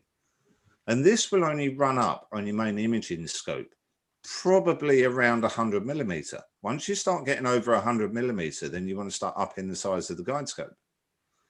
Everybody seems to think that this is going to work on, you know, a C8. It's going to work on everything. And it's not. So you're going to get the variation in your guide graph. But then you're actually hunting in the wrong area. Yeah, that highlights the fashion of the telescope industry to a T. Because when I started and when auto guiding was, you know, the rule was you had a guide scope that was at least the focal length of your imaging scope, if not more. And that was common practice when we were working with Schmidt. Jerry, when Jerry's been on about this as well as what I have, you know, but people are expecting an absolutely perfect guide graph. And yet really they're using, you know, a substandard piece of equipment to try and get that perfect guide graph. I'm wondering why it's going wrong. Yeah, and to be honest, Pegger's guide graph didn't look too bad. I've had guide graphs like that from equipment, and the stars have been off the scale in the amount of drag in them. I can share one picture. This is 60-second with an ED72 and my full modified DSLR. Can you see it? Yeah. Nothing wrong with that. No. And that's only 60-second. That's good. But if you switch that screen off there, and then I go over to this other screen, if you just shut your screen off for a second, and then we jump over to the live. Hang on a second. Try again. So 60 seconds is quite enough. This is exactly what's coming in now on 60 seconds. Wow. Not bad, huh?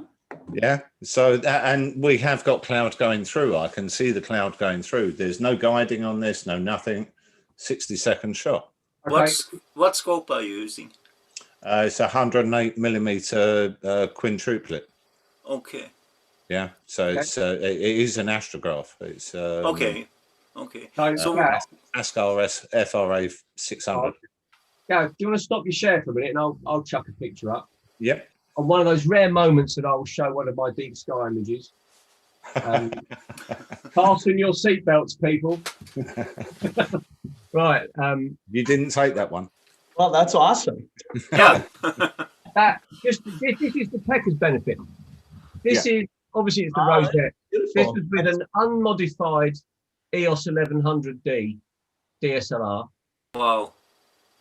In a dark sky, you know, it was a dark sky, but that is, I think it's 3 or 4 6-minute shots.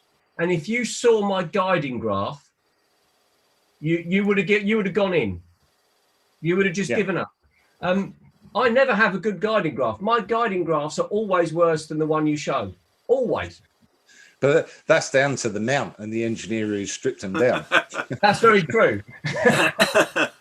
But if you look at it, I've got round stars and I've got a bit of colour. I'm happy. Yeah.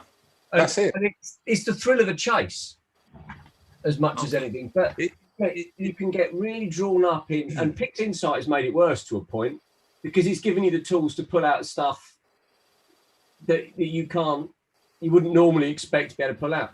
So the level of complexity has gone up. You know, if you go back, and I know I'm always harking back to basics, but when we used to image with a small refractor and a film camera, there was only so much you could do because reciprocity failure on film meant that it would get less sensitive as time went on. So, and you had to hope you'd loaded the film in, you'd wound it on, and you know there were all these things.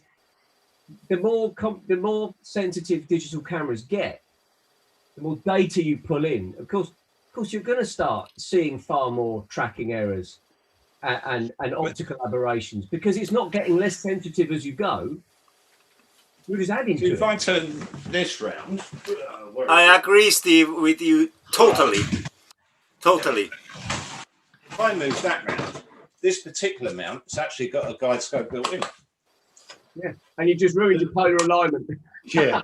But if we actually look here, and that takes 3 hours. Yeah. There is a guide camera actually built into the head of the mount. Yeah. But the problem is it's tiny. Yeah, it's really, really small. It's only a tiny aperture. So that's the aperture. Yeah. Of the cover on it. So you're effectively no different to this. No. You're exactly the same. You've probably got a poorer quality camera inside there. You know, a cheaper version of a camera anyway. So as soon as you get bad seeing conditions, the first thing you're going to notice is your stars are gone within a fraction of a second, rather than you're holding on to the stars, and it might only be a little bit high cloud, and you're pulling through. You know, talk about the camera, and this may be just sheer coincidence, but I found that since I've been using an UltraStar mono camera, which is quite an expensive camera in fairness, my everything has improved. Yep. I've had QHY, I've had the QHY 5s, I've had all sorts of guide cameras. They've all worked, but putting a mono lodestar just seems to have jumped it up a notch. Steve, do you image moon a lot? Yeah. Don't you? Okay. How many single images do you think it's enough with DSLR that you can stack?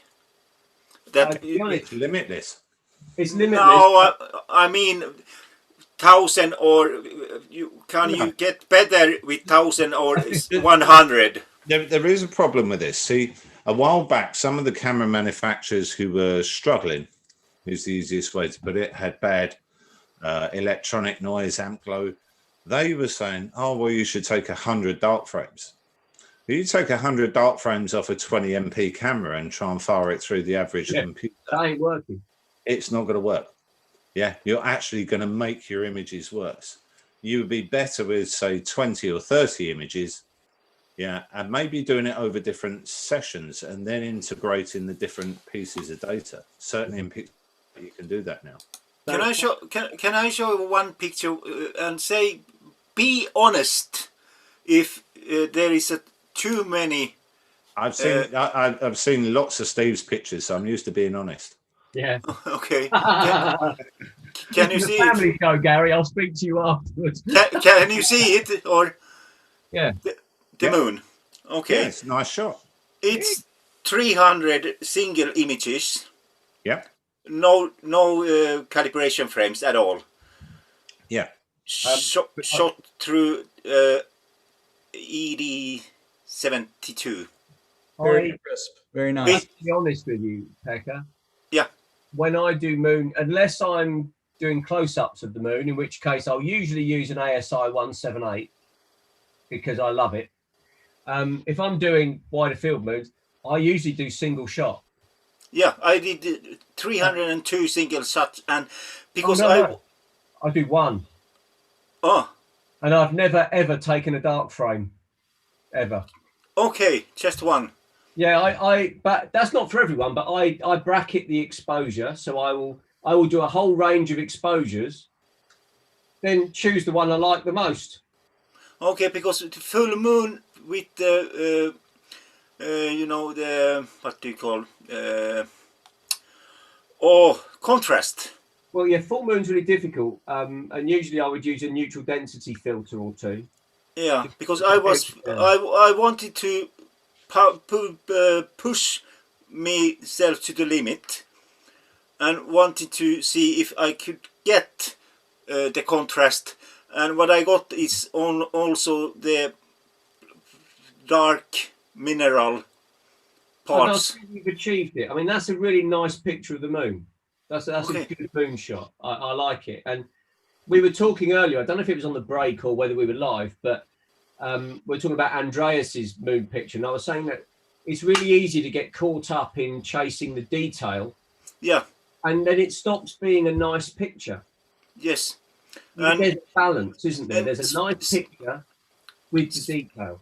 Especially in Registacks, you have to be very careful with the wavelets. Yeah. 1,000 of millimeters to the right, and you have ruined your picture. I'm not very good with the wavelets, but with my solar pictures, I remember Gary just giving me a bit of advice, which is move slider 5 all the way up and then see how you go from there. And it's worked for years. And I didn't know what those wavelets levels are. They are 8 levels on the Registacks. I didn't know what the meaning are for 1, 2, 3, 4, 5, 6, 7, 8. And I asked Molly, and Molly knew what they are. They are for 1 pixel, the number 1, the highest, overst, that's for 1 pixel. And the second one is for area for 2 pixels. Yeah. You are making difference for 2 pixels, and so on. Yeah, and it's being sensitive to when it starts to look too noisy. Yeah. Exactly. We always want the sharpest possible picture. Yeah. But sometimes you have to say, do you know what? It actually looks nicer a little bit soft. Because exactly. What's the point of taking a nice picture of the moon if it's actually just not a nice picture? Yeah. And I wanted to have the contrast and the shadows. Yeah, but also in the first quarter and the last quarter and so on. And now I'm chasing for 2 things in the moon. That's the Blue Lake and the X cross. Yeah, I in 30 years I've got the Lunar X once. Yeah. and I'll freely admit it was accidental. Okay, that's nice. And the Blue Lake, it's called? But Blue Lake, that's my target to get. And I am planning to get it. I think with the Blue Lake, you'll need to use a planetary camera. Yeah, I see 178 mm with my 11-inch Calistron. Yeah, that's exactly. I use the same camera, and I love it. I think it's great. Yeah, I bought that only for moon model photography. Yeah, mine's for sun and the moon. But yeah, I'm with you on that. But I think your picture's great, and don't spend too long analysing your guiding graph, mate. Okay, I'm forget it. I'm taking from my show list because they're a weird list. What I can see, I think Gary would agree. The thing, if you're worried about the stars at the edge, you need to look at the field flattener and the spacing. Yep.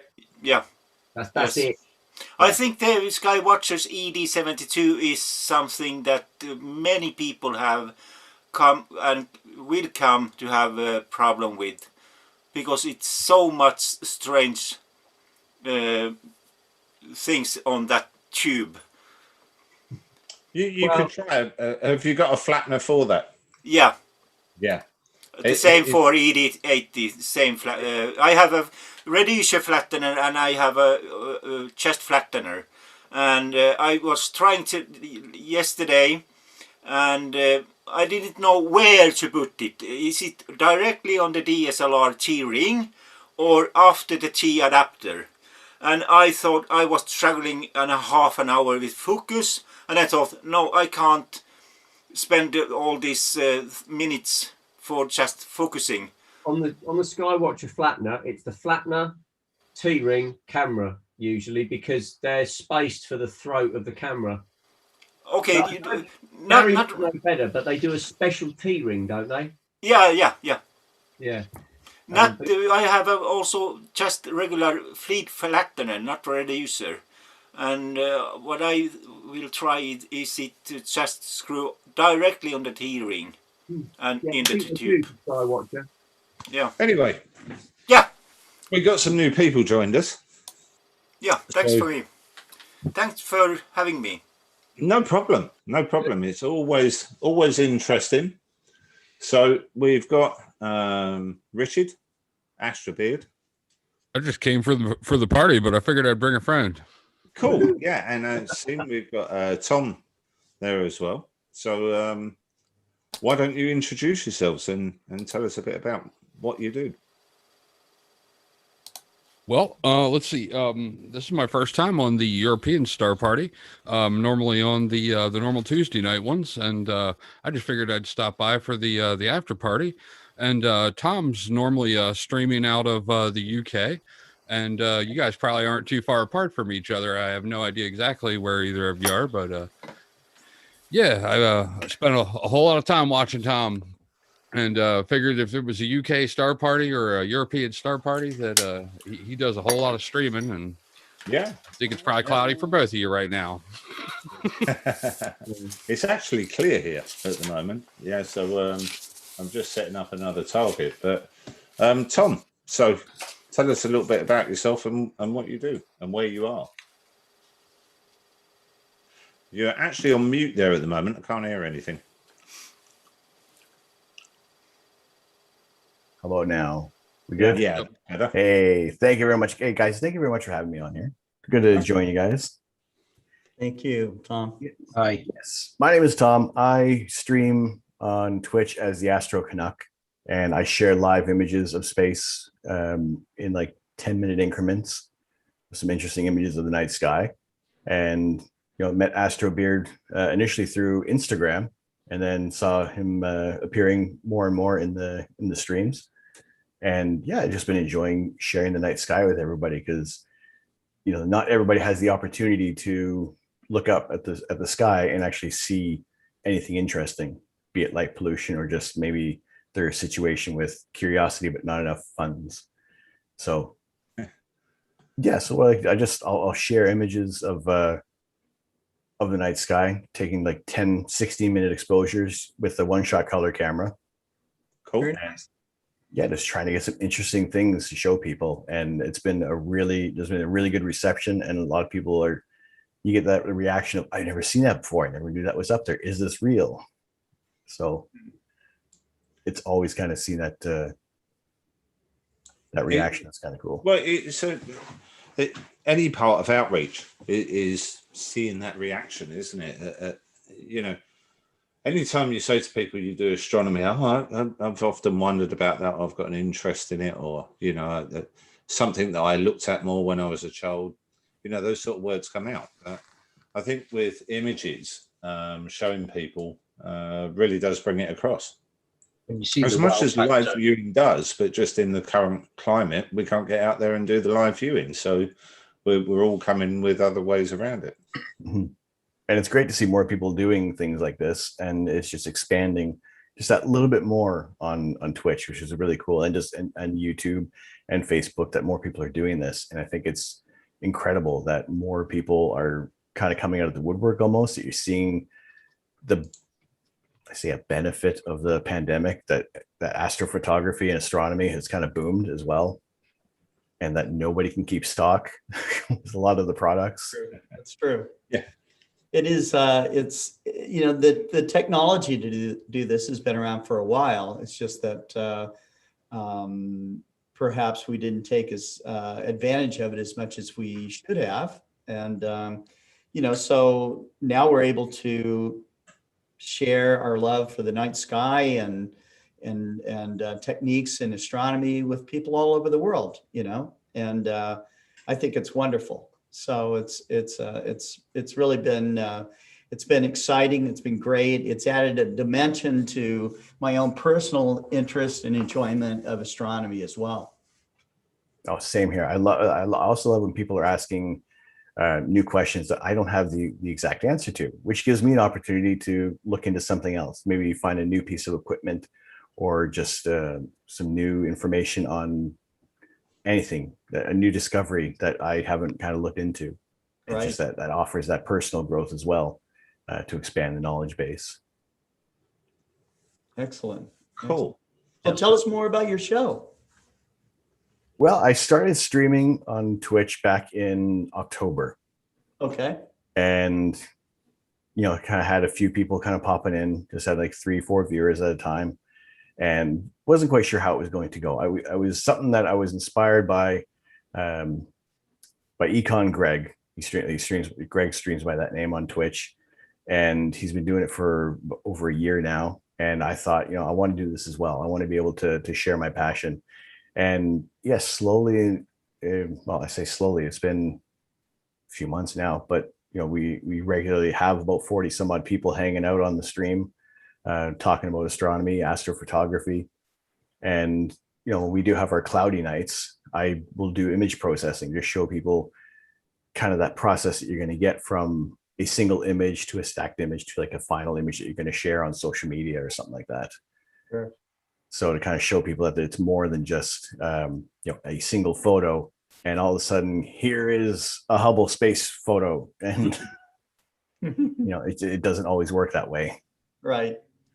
So yeah, just kind of showing the progress that you have to go through, and also the fact that a lot of people who are watching kind of deal with the clouds that roll in as well. So they share in the frustration that comes in. Like tonight, I started off with a really clear sky, excellent seeing.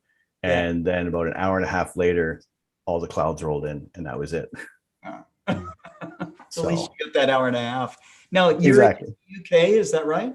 Yes, I am. I've been living in the UK for the past 10 years now. Okay. Whereabouts? Just Essex. Ah, near me. Oh, excellent. Yay. Yes, so yeah, I've been doing living here. I've been doing astrophotography for the past just a little over 4 years now. And yeah, it started off with, I've always had that interest in astronomy. And it started off, I went to a star party with my friend and my wife, and I just snapped a picture of the moon through the viewfinder, and that was it. My wallet has been crying ever since. What star party did you go to? The North Essex Astro. Okay, yeah. Yeah. That's a good So, bunch. Yeah, they're really cool. Yeah, right.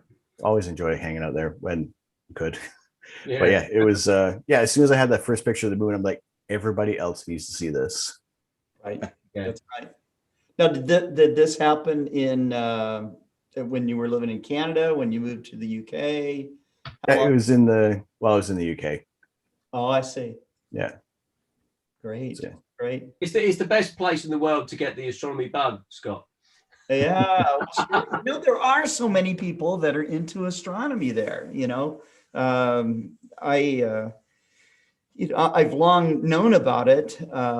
Weird, isn't it? My very, very short visit to London and then on to Wales. You know, I just met some really just incredible people, and I know that, you know, I could probably go back every year and just meet, you know, just amazing astronomer after amazing astronomer there. I think it's the culture of science in the UK is deep and long. And one of the things that I've I paid attention to. Also, there's documentaries about hobbyists in the UK and just how deep and committed they are to almost any kind of hobby that they're involved with, and I find that fascinating. And it may, that culture of having a hobby, that diversion that people need. I wonder if a lot of it started in the UK and spread all over the world. Well, I don't know. That's a theory I have. It would probably be quite pretentious to suggest that is actually true, but I think we share. Certainly the UK shares. We have a long history of the mechanics of astronomy. Yeah. We have, I can speak with a small degree of authority on telescope building as a prime example. We go back pretty much, and the developments, things like the modern microscope, all sorts. But I don't know, there's something about the British culture that we need a hobby. You need something. We need. Right. I mean, you see people all over the world have hobbies, but it's just the commitment and intensity that it's Asperger's, isn't it? That's what it is. Yeah. I think it's just we want to have the will to achieve. That's what it is. Yeah. I also think everywhere else takes it too seriously. We just all have a laugh and a beer. Well, I see. That's an idea. I'm going to fetch myself a beer. Yeah, cheers. Yeah, that's it. If you traveled to Japan and went to one of their star parties, you'll find it's very much likely to be a family affair. I mean, there is. I went to the Tainan Star Party twice, and that star party is held with all the lights on, serving beer, serving sake, having rock bands, fireworks. There's a science center building right there with a big observatory. Every telescope manufacturer in Japan is there, okay? And about 18,000 people show up. All the kids and grandma and everybody. And all you can see, because all the lights are turned on, white lights are turned on, like a circus, you see Saturn or the moon or something, and people are blown away by it, and it's wonderful. Because it's not precious, is it? It's accessible. Very accessible. Yeah. And we do the same at the Royal Observatory at Herstmonceux. Gary's spoken there once or twice. We've done 16 of them now. Most people that go to the main star parties in the UK will not go because they just get too irate. You've got lights on. You've allowed children in. Allowed children here. What are you thinking? And they miss. It misses the point. It really is a star party. Yeah, it's a party. Yeah. So don't get too serious. Just enjoy it. I like the festival. I like the party part of it. Yeah. Damn straight. I love the astronomy too, but of course, But it's having that as a whole, isn't it? If someone mentioned earlier about the fact that it's sort of an aging hobby, and the only way you're going to change that is if you make it accessible and blow out some of the doors, the stuffiness and the. Yeah, sure. Make it accessible. Yeah. But all of us that do outreach, we love it when when kids or people of any age come and look through the telescope, and they're seeing Saturn's rings for the first time, or the craters of the moon for the first time, or their first galaxy, or Orion the first time. They're just held. You see them in awestruck and in wonder, and they're standing back. Gasp, isn't it? They see a meteor streak across the sky, and it's just like they're so switched on. So you find yourself living for that gasp and that wow. That's right, you do. I mean, that makes it. And then when you go back to your own, it's not a selfless thing; it's a very selfish thing because you get such a charge out of it. I've just started a new astronomy group here in Harrogate, the Harrogate Astronomers, and it's aimed at kids. And it's to get the little budding scientists and astronauts interested for future. And we're in lockdown, but it's the response I've had has been overwhelming. It's massive. Awesome. That's great. And I said through All Sky Optics, once we can get out of lockdown and we can start meeting, then I'll buy some equipment. We'll get out on the nearest fields near us, and we'll have a meet, and we'll get the kids interested. And it's just absolute. That's what we need to do. Yeah, I agree. It's electric. Yeah. And the only thing I'd say is, certainly for me, I when I was doing it more often, because obviously in the last year or two we haven't been able to do it properly.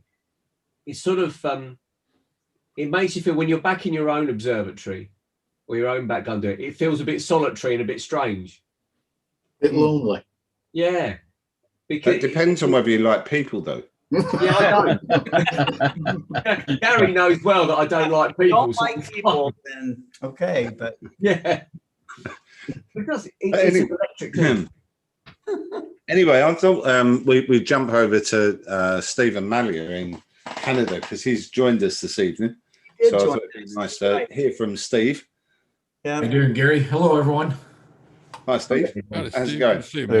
Hey, I have a quick question for Tom. Yep. Where are you from in Canada? Originally from Toronto. Oh, okay. Well, I'm in Bolton. I don't know if. Oh, excellent. Yeah. I guess I could say, well, I guess Brampton more specifically. Well, I used to live in Brampton. I grew up in Mississauga. Holy smokes. The rest of the world's like, these two guys are crazy. I haven't heard of any of those places. None of these places. Oh my God. Fine. That's because they're cold. Yeah. Well, that's why we have beards. Right? To be honest, it is quite transfixing. You could camp in those beards. I'm going camping tomorrow night. When you're living up north. Is that why guys grow beards? Yeah. The guys that can grow beards, I can't grow a beard. That's the reason I grow one. The way I shave, guys, is I put cream on my face and then I hold a cat and I let it lick it off, and that's how I shave. That's it. I shaved this morning. Yeah, this morning. Yeah. So I know I it's been a while since I've been on one of these star parties. The last one, Scott, if you remember, was back in December with the conjunction and the RASC. Oh yeah, the marathon conjunction event that we did. All 18 hours of it, and 4-hour-long star party. Yeah, and that was a lot of fun. I really enjoyed it. And I've just been swamped. I haven't been able to get back on. So it's been a while. I wanted just to pop in and say hello and hang out and be part of the discussion as it happens, and put my 2 cents in where it makes sense. And Gary and we actually talk on a regular basis. I called him up this afternoon, or I guess this evening, for himself, and he said, "Why don't you come on?" So here I am, and just want to be part of the overall discussion and hang out. And it's been cloudy here past forever, and I haven't been able to do anything. But the weather's starting to change and start to get into warmer temperatures next week, and I'm hoping that's going to turn into clear skies, so I can dust off the equipment and get it going, and then hopefully do some imaging on during a star party and share what we have over here. The light pollution, we were talking about light pollution earlier.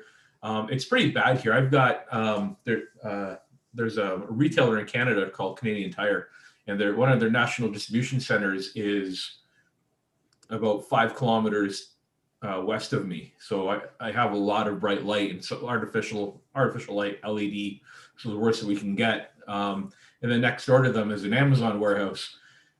So my western sky is a shot, but with the advent of some really cool filters that have come out lately, it's been able to save a lot of my imaging sessions, luckily. So I can still image from my backyard and get some pretty good results. This image behind me was from my backyard, and that was taken. That's the Pac-Man Nebula taken over a few nights, or different filters and so on, and then muddling my way through Pix Insight to at least get something. And I will admit I was a bit of a snob when looking at my guiding and made sure that all the numbers were close to 0 as possible. But you know, it's like I said, hopefully it's getting better here, and I can do some live imaging. And I think you were snobbish over the guiding because you're just checking the manufacturer's built it to tolerance. Right. Yeah, so something like that. Yeah, I sell this stuff, so I got to test it out and know what it can do. So I try to at least know what I'm talking, at least seem to know what I'm talking about. But yeah, so that, you know, just want to be part of the conversation for tonight and joining the fun and it's always good to have you on. It's yeah, always good to have you on, Steve. Appreciate that. Yeah. And as much as it comes from Europe, it's open to anyone. Yeah, we're not in Europe. Yeah, well, we're not in there no more. Yeah, we're going to have to change this now, aren't we, to the UK astronomy, because we're not really part of Europe anymore. Yeah, Brexit saw that. Yeah, done and dusted. To be honest, though, Gary, give it another month, we won't even have internet. So, you know, just give up. But anyway, Steve Ibbotson, I asked you whether you would switch computers over and show us some of your solar stuff. And then we've got a couple of other new people. James Hubbard and Cameron's come on. So we'll have a chat with them. But while you're running with those, I need to go and get a drink. So I'm going to come off here for a couple of minutes. Yeah, I think I'm going to do the same. So I will let you talk between yourselves for a couple of minutes while I go and grab some. Yeah, you guys talk amongst yourselves, okay? Right, check your phone, Gary. Hey, how's everybody doing tonight? You all right? Yeah, fine. Very good. I've shared this. Can you see it? Yes. Right. Well, last week I broke out the shaving mirror. Well, not around here. You shouldn't It's use the telescopes. They're wrong.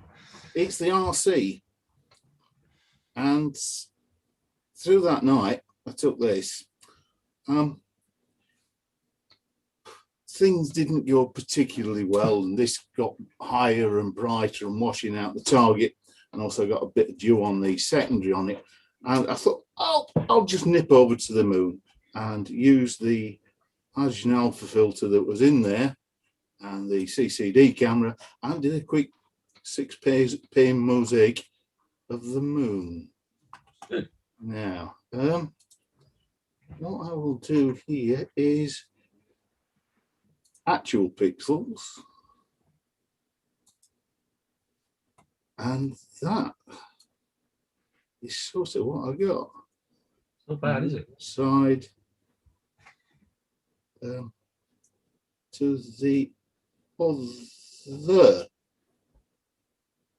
and I thought it came out rather well. It did. That's good. Very nice. Let me get on screen. That's better. There you go. Yeah, so I was quite pleased with that.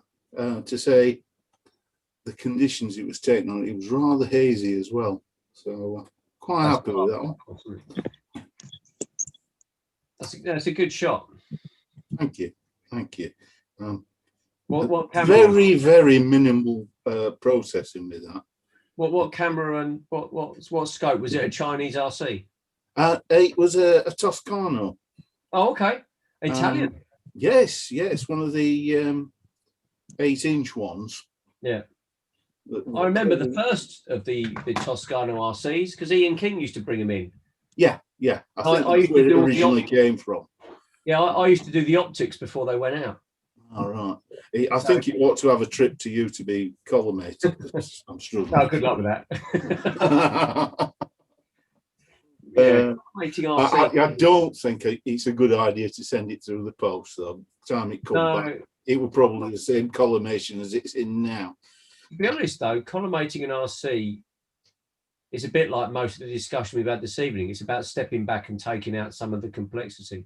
Yeah, to start from basics and work your way to the end point. You can't. For those, a Cheshire or a tack scope is genius. I've got a tack scope. Yeah, spot on. If you're lucky enough to have a tack scope, you're on a winner. Yeah. And take, oh no, you don't need to. That's going to be sorry. right. But I said last week, I tried to do it from memory. Right. It didn't work. So I went and reprinted the PDF and went out and started from scratch. And it went a lot easier. I wonder why. See, I'm quite lucky. I've got, so you probably can't see it, but that in that box is a 16.5-inch reference grade optical flat. So this is an optical bench. I've got a double bandpass optical bench, so collimating them's a bit easier. Yeah. But I gave up with RCs, but I do have an F12 classical Cassegrain. Yeah, I saw the Lyra. I love it. I really like it. It's a great telescope. It's the same guts as the RC, but just a different mirrors, obviously. Yeah. And it's the first mirror scope I've used in years because I don't like mirrored scopes. I'm not particularly keen nowadays. No, I want to look at it, not at its reflection. Yeah. I said that's why I call it a shaving mirror. Yeah. It's disparaging, but never mind. But you know, to be honest, that RC seems to work all right because it's pulled out. And these were the ones that Gary wanted me to show us the solar jellyfish one behind it. So these were last Friday, I think. Yeah, we had 2 sunspots come around, didn't we? Yeah, and it sort of disappeared onto the limb just there. Yeah. Now, if I push these up to full size, they would be huge. They are on this screen. They are, what are they? 8.5% and 12.5%. And you're one of those is calcium by the look at it. Is that calcium? It is a calcium at the bottom. Yeah, it's calcium K. Yeah. That's with the the ED80. So it's a lump. It's a lump calcium 600. Yeah, that goes in the back of it. Go on, I will. Do it. Have you got your sunglasses? Yeah. Pixels. Yeah, it got a bit bigger. Yeah. That was. There's nothing wrong with it, is there? Yeah. And what is? I take it that's what scope's that? It's a lunt, 60mm lunt, pressure tuned with Richfield tuner on the front. Oh, okay. Because I bought myself last year. I got rid of all of my last vestiges of working for Mead. I got rid of all my Coronado and I bought a Lunt LS50. Yeah.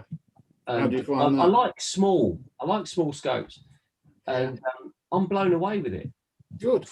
That's really nice. I've still got my original PST, but the CAC. I've been lusting after one for a while. Yeah. Okay.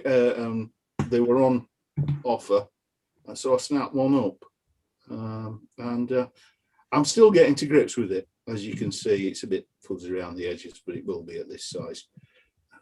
So get rid of that one, and then a couple of days later, it was actual pixels. There you go. Oops. Yeah, that one. It got to the edge. Yeah. But the scene on this day was nowhere near as good. As you can see, I was starting to get Newton's rings coming into play as well. And it's probably over pushed just to get that little bit more out of it than I should have done. But not quite happy with that. Sorry? What camera? ZWO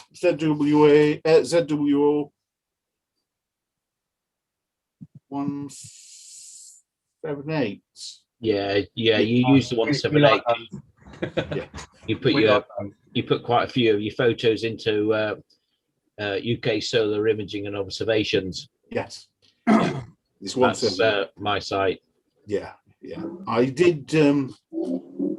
Unfortunately, earlier this year, I had an accident with the Chameleon camera that I used to use. Right. And I've done damage the connections into the back of the camera, and I tried to get in touch with Point Grey or Fleur, and they didn't answer me. So I'm waiting on somebody, a tame electronics guy that I know, that when we come out of lockdown, he'll have a look and he'll see if he'll be able to reattach the connections on the back, hopefully, because I did like that camera. I did get on with it fairly well. Down a bit, down a bit, down a bit, down a bit. Oh, I did a full disc as well. Huge. Oh, see, I love full disc. Yeah, yeah. I know Gary doesn't. Gary likes to go in and yeah. But I like the full disc. See, my local horizon doesn't really stand up to it. Gary's roof. Last time I was on, which was probably last August, September, I started on this one, and it was with the dual rig. So I thought nice. That from last. That is nice. Yeah. I did some RGB short exposures for the stars. They've come out reasonably well, but it's Argent Alpha Oxygen 3, that one. Quite happy with that one. Yeah, I would be. That's a more recent one. Beautiful. That one was last sort of summer's long project. It sat in a folder for months, and I eventually decided to process that one. And I'm happy with that one. I am happy with that one so far. Wizard? Yeah, the Wizard, yeah. Done many times. Now this one is a real long-term project. This is awesome. Probably, I like that, in excess of 120 hours of data. Wow. 120 hours. Yeah. Wow. The O3, which is the squid itself, is only just above my local light pollution noise level. So it's taken me a lot to pull that out. And it's 3, if not 4 years working that so far. But I haven't given up yet. I will carry on until I get happy with it. And that was taken with a small 71mm telescope. It's a cracking shot. I am quite proud of that one. I would be too. That is a good shot. Yeah. And I think that's very nice. Yeah, it's more like the dog behind me chewing a bone. Once I've started with something, generally speaking, I'm very reluctant to let it go until I'm happy with it. And this one, it's getting there. There will be more data added if we ever get clear skies. But these are stupidly long sub-exposures of half an hour each. And so there's 85 hours worth of O3 in there. It's good though. Oh.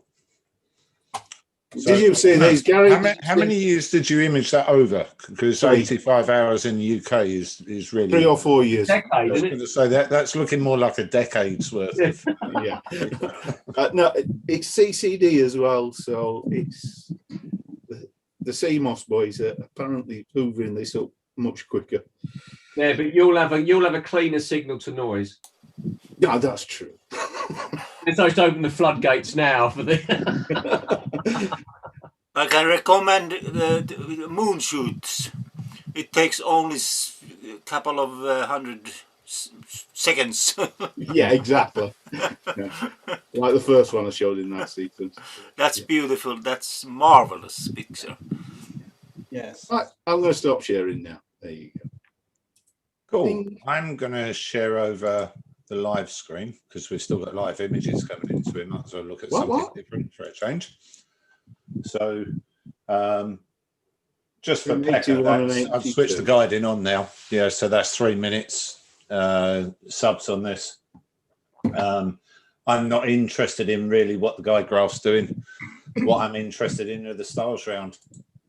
Yeah, which is what we were saying earlier, isn't it? M81, M82. That's coming in quite nice. The sky is nice. clear-ish. That's lovely. Yeah, it's not fully clear. So the 3-minute exposures, I've just brightened it up a little bit, just so it makes it more visible on the screen. But that's the actual capture coming in there.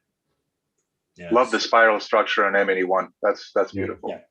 So if you actually brighten it up a bit too much, never find the right balance. There we go, somewhere around there. You can see that spiral structure, really nice. Wow.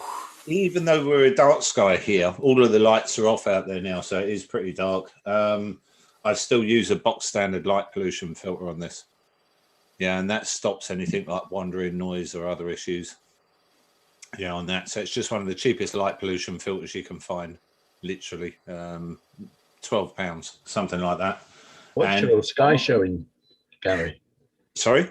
What's your old sky showing? Sorry, I couldn't hear you then. Sorry, what's the old sky camera showing? I haven't, I've not gone back to it yet. Okay. I will do in a second. If you give me 2 seconds, I'll just switch it back on because the internet was just slowing a little bit a while back. So I just shut it off. And let me just switch over on here. Optimize quality. There we go. How bad is it? Yeah. So it's a little bit out of focus. That was me earlier because I took it out of the cabinet and I was playing around with something and it was cloudy. So I couldn't focus it back on anything apart from the clouds. So yeah, it's a little touch out, but it's not a bad view on that. It really is quite a nice view. Hey, M51 is directly overhead. Yep. Yeah. Yep, exactly. So, and if we look at this, we're only on 4.5 second exposures. Yeah, it's pretty so clear. if we actually run this up a little bit now, start running it up to say a 15-second exposure. Yeah, cut your gain down a bit. We'll see what it does. Yeah. Yeah, it's quite dark here, so you can get away with quite a lot. There we go. And then knock it back on here. That's better. That's you nice. will actually see that there is still high cloud there. You can see it milling around in the image. That was one of the reasons for keeping the gain up then, just to see what's going on. Yeah. Run it down to about there. You do a As I time said, lapse of that and a star trail, you'll be well away. It's very, very slightly out of focus at the moment. Yeah, it's just I had nothing to focus on earlier, so, and I'm not standing out there now doing it because it's pushing sort of -4 out there at the moment. Is it? To be honest, the slight out of focus is probably helping you under these conditions. Yeah, that's it. It will. I can see your camera. I haven't put the licensing in this version. I need to copy it out on the computer. But yeah, it's working pretty well. And like I say, the other imaging rig there, yeah, that's running pretty well. So makes a change. Can't argue with that. No. Let me just shut off the screen share. There we go. Cool. So who else have we got? Cameron, you've joined us as well. Hey, Gary, how you doing? Hi. How are you? Awesome. Hey, it's good to see everyone here. So hello, Scott. Hi, Steve, Steve, and Steve. We got Richard, Tom, Jason, James, Andreas, Pekka, and Chuck. Good to see you all. Hey, Steve. And good to be part of the party here. You can probably tell from my accent, I'm a fellow Canadian, eh? So when I hear Mississauga and stuff like that, I used to live there for a short time after, I'm actually born in Yellowknife, for those Canadians who know where that is, way up north. And that's professional cold. Yes, yes. Actually, 50 years to the day. Today is my birthday. So happy birthday! Oh, happy birthday! Happy birthday! Yeah, thank you, sir. Happy And when I birthday. heard you talking about beer earlier, I was like, yeah, I'd love to be with you guys and let's have a beer, you know? Yeah. So anyhow, yeah, so then I moved down. I'm in Seattle right now. I look outside and there's rain, of course, but I'm very happy to say a couple of days ago, I got another clear night. The transparency was degrading through the night. You know, we have fog usually with the changing of the weather here, but I was able to get a couple of pictures. And when I see the picture of the squid and the rosette and all the pictures here, very newbie. I might be an experienced visual observer, but when it comes to astro imaging, I'm really a novice. So I really respect the work everyone is doing here. Of course, Gary leading the charge here, and with all your capabilities on image processing and that. So I really want to get to that stage, but I'm taking small baby steps right now. I'm using a smartphone, and I'm kind of leveraging my visual experience of knowing the way around the sky to kind of pick a couple objects and then kind of experiment and play around. So if you guys want, I'm going to share my screen. Let me just share my screen here. Okay, let's move this out of the way. I'm going to put it in the picture. Make sure I'm showing my whole screen like last time. Okay. Okay, it's coming up here. Can you see my screen? Oh, here we go. Whoops, sorry. Is it sharing? Oh, maybe not. Let me try that again. Sharing screen. And then try to presentation. Okay, can you see my mouse?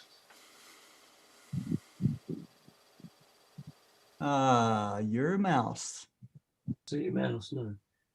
Oh, just a minute. I see what's happening.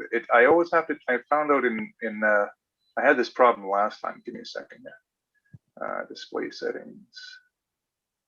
Duplicate sound. There we go. Now you should be able to see it.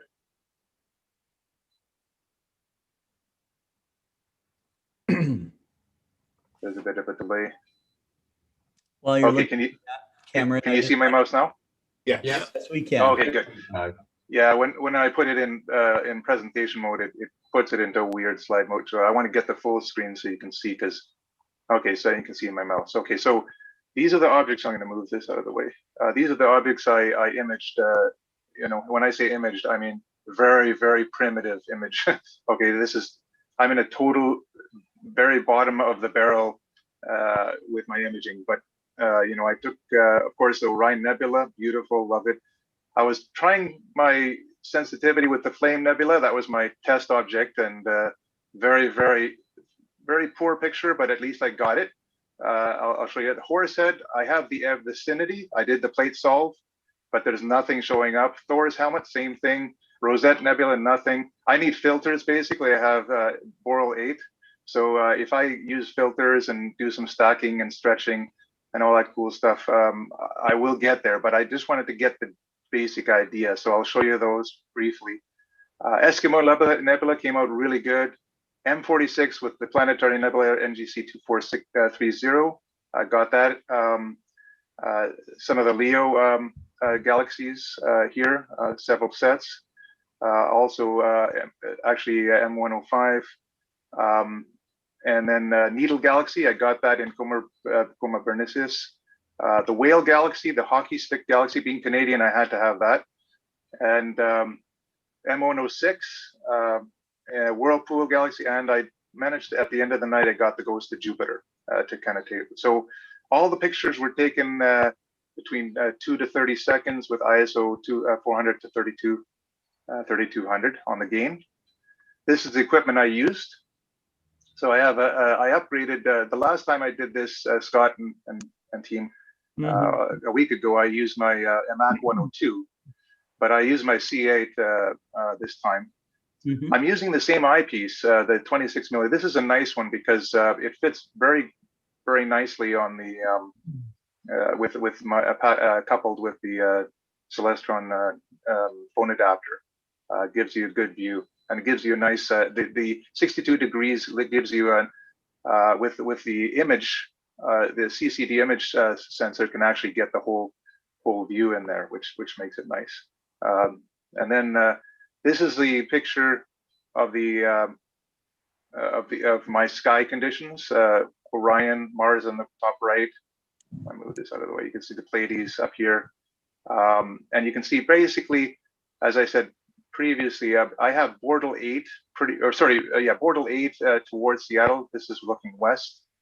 And then towards the east, I get around Bortle 6. So that gives you an idea. Well, one other thing I wanted to say on the equipment, I used a tablet this time as well, because what I did is I controlled my C8 with Sky Safari, and that made it easy because then I could do a plate solve on that while I'm using the phone connected to the adapter, so I didn't have to jiggle things around. It was easier to manage. Okay, so here's Orion Nebula, ISO 400, 30 seconds, framed up here, and I used the Stellarium to kind of do the the plate solving, if you will, for this presentation.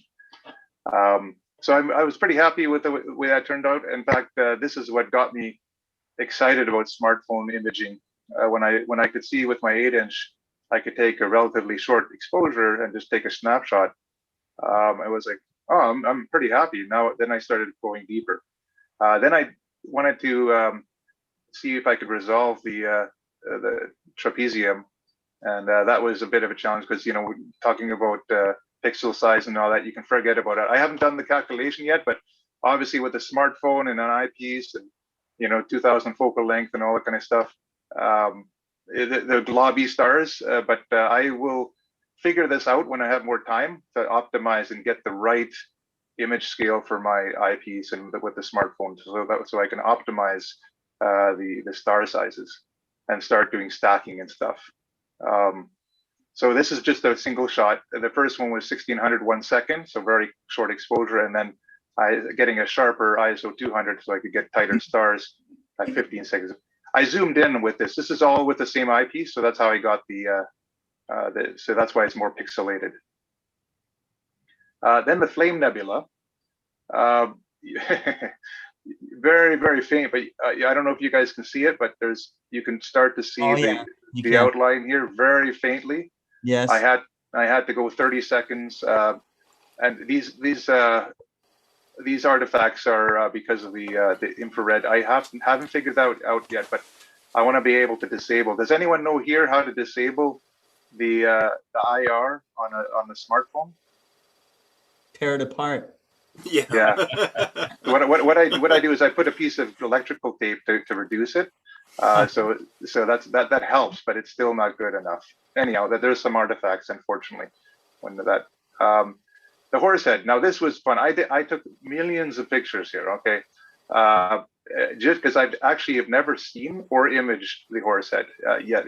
Even though I used to have an 18-inch Dob. I never was able to take it out here in the winter in Seattle in all my years because it's never a clear night. So I was never able to see the horse head. So I was trying. I'm still trying, and it might be in here. But if you look at these 4 stars here, this is kind of the plate solve, if you will. Right here, the horse head should be right here, but you can't see it, of course. This is with ISO 800 300. So I want it obviously with the right filter, H alpha. And all that in the future, I could probably do it, but I just wanted to get the technique down and get better. Obviously I could start stacking and stretching and using filters to get it. But this is my first attempt. But one thing you can see is you can see ISC NGC 2023 up here, just slightly glowing a little bit. So I knew I was in the right place. I think that's so cool that you can determine where you're pointing and that you're in the right spot. Yeah, no thanks. Stars. Yeah, you know what really helped? I must say, Sky Safari. Yeah, Sky Safari is awesome for that. You can zoom in, you can look at the eyepiece size, and then this is just using Stellarium doing the same thing. It's kind of, a little artistic here, but you're right. I was able to see these, and that's how I'm finding, for example, even in my Bortle 6 to 8 skies, I can pick out like magnitude 12, almost magnitude 13 galaxies on a moonless night with my, it's just changed everything. When you can use, these star maps that you can zoom in And then they have all the stars. You can exactly do a star hop and triangulate exactly where the deep sky. And then when you use your averted vision, you can really pick out much fainter objects than you'd otherwise see. True. So that's what I'm using, that same technique for my visual to do this. And so I'm looking forward to finally capturing the Horsehead one of my times. I just look at those pictures and I'm like, one of these days I'm gonna see it. Anyhow. Then Thor's helmet, yeah, another one of those elusive objects that, you know, I've seen millions of pictures. Everyone's taking beautiful pictures, and here's my picture, which doesn't show anything. but again, plate solved. This is where it should be, right here. And maybe if I stretch it and I stack it, I might be able to pick it up. And I do want to do that in the future. I'll take multiple images and optimize this. But you can see the telltale sign of where it is these 4 stars here, which even, you know, this is here, but you can see it better on the Sky Safari. Rosette Nebula, you know, I saw all those beautiful pictures again that you've taken. I'm really loving that. I respect that very much. But here's my version, of course, and without any filters. It's basically you just don't get above the noise. So the best I can do is this, but at least I know where it is. This is the cluster. And I see that there's a bit of vignetting going on as well. So, but anyhow, this is at maximum gain, 3200, and only 10 seconds. But if I blow it out, then I chose something a little more positive, Eskimo Nebula. And I took a picture of the Eskimo Nebula a week ago with my 4-inch. And the interesting part is I'm using exactly the same eyepiece, same phone, everything's the same, except obviously the focal length and aperture is quite a bit better. So what you start to see is you start to see some structure, which I'm really happy in the nebula itself. You see the outer hood, if you will, and the inner face. And of course, the central star is bright enough, but you can actually separate those, and you can see the varying brightness as well. So I was very happy, and I was playing around with different ISO gain settings and exposures to kind of get different details. And this is kind of what I got. So anything from 10 seconds up to 30 seconds. But I wanted to get ISO, like try to go to a lower ISO so I can get a less noisy and a more well-defined image. So this is kind of the best I could do with just a single exposure. But Cameron, you have to enter some of your smartphone images in our next astrophotography contest. It'll all be a smartphone imagery. Oh, thanks. Yeah, that would be really fun. Yeah, I would love to do that. We need to do one with that Galileo scope soon. Yes. Smartphone. And then here's a fun one. NGC 2430, which is a planet nebula inside of M46. So you got your M46 cluster, and it's like, oh, that's nice. And then you see a little puff here. And then I tried to pull it out, and I was able to pull it out here with 30 seconds ISO 800. You can see the ring, smoke ring here. Yeah. And then this is zooming in at 30 seconds with ISO 400, a little sharper. But the one thing I noticed with the lower ISO, with the lower gain on the amplifiers, what you get is you get a better, more defined image. So if you can take a longer exposure with lower ISO, you can get a better signal to noise or better definition. So that was kind of something I've been discovering as I'm going on this journey. But this is a pretty good medium, happy medium, ISO 800. And then now we're getting into galaxies. It's coming into galaxy season. You know, as the time I took these pictures over 4 hours, and then as I was saying, over those 4 hours, the sky transparency went worse and worse and worse. But I still was able to get some pictures. So these are some galaxies inside of Leo, in the triangular part, the back end of Leo, as kind of just a test. And you can see 3 of them nicely here. These are all artifacts. We have to ignore that, and I'm going to have to get rid of that in the future. But you can see them nicely defined here. And then the Leo triplet. This is the field of view wasn't enough to get all 3, so I got these 2 here, M65, and then M66. And then if I go to then there's 3628. This is the challenge object. You can barely see it here. But with mobile phone. Yeah, with mobile phone, exactly. You Yes, can barely see. that's. But if you look really carefully, you can actually see the dust lane, and you can see the other side of the disk. I barely see those with my DSLR 60-second. Yeah, yeah. Very bad. But what was happening is this magnetic. The phone got misaligned, so it kind of threw it off.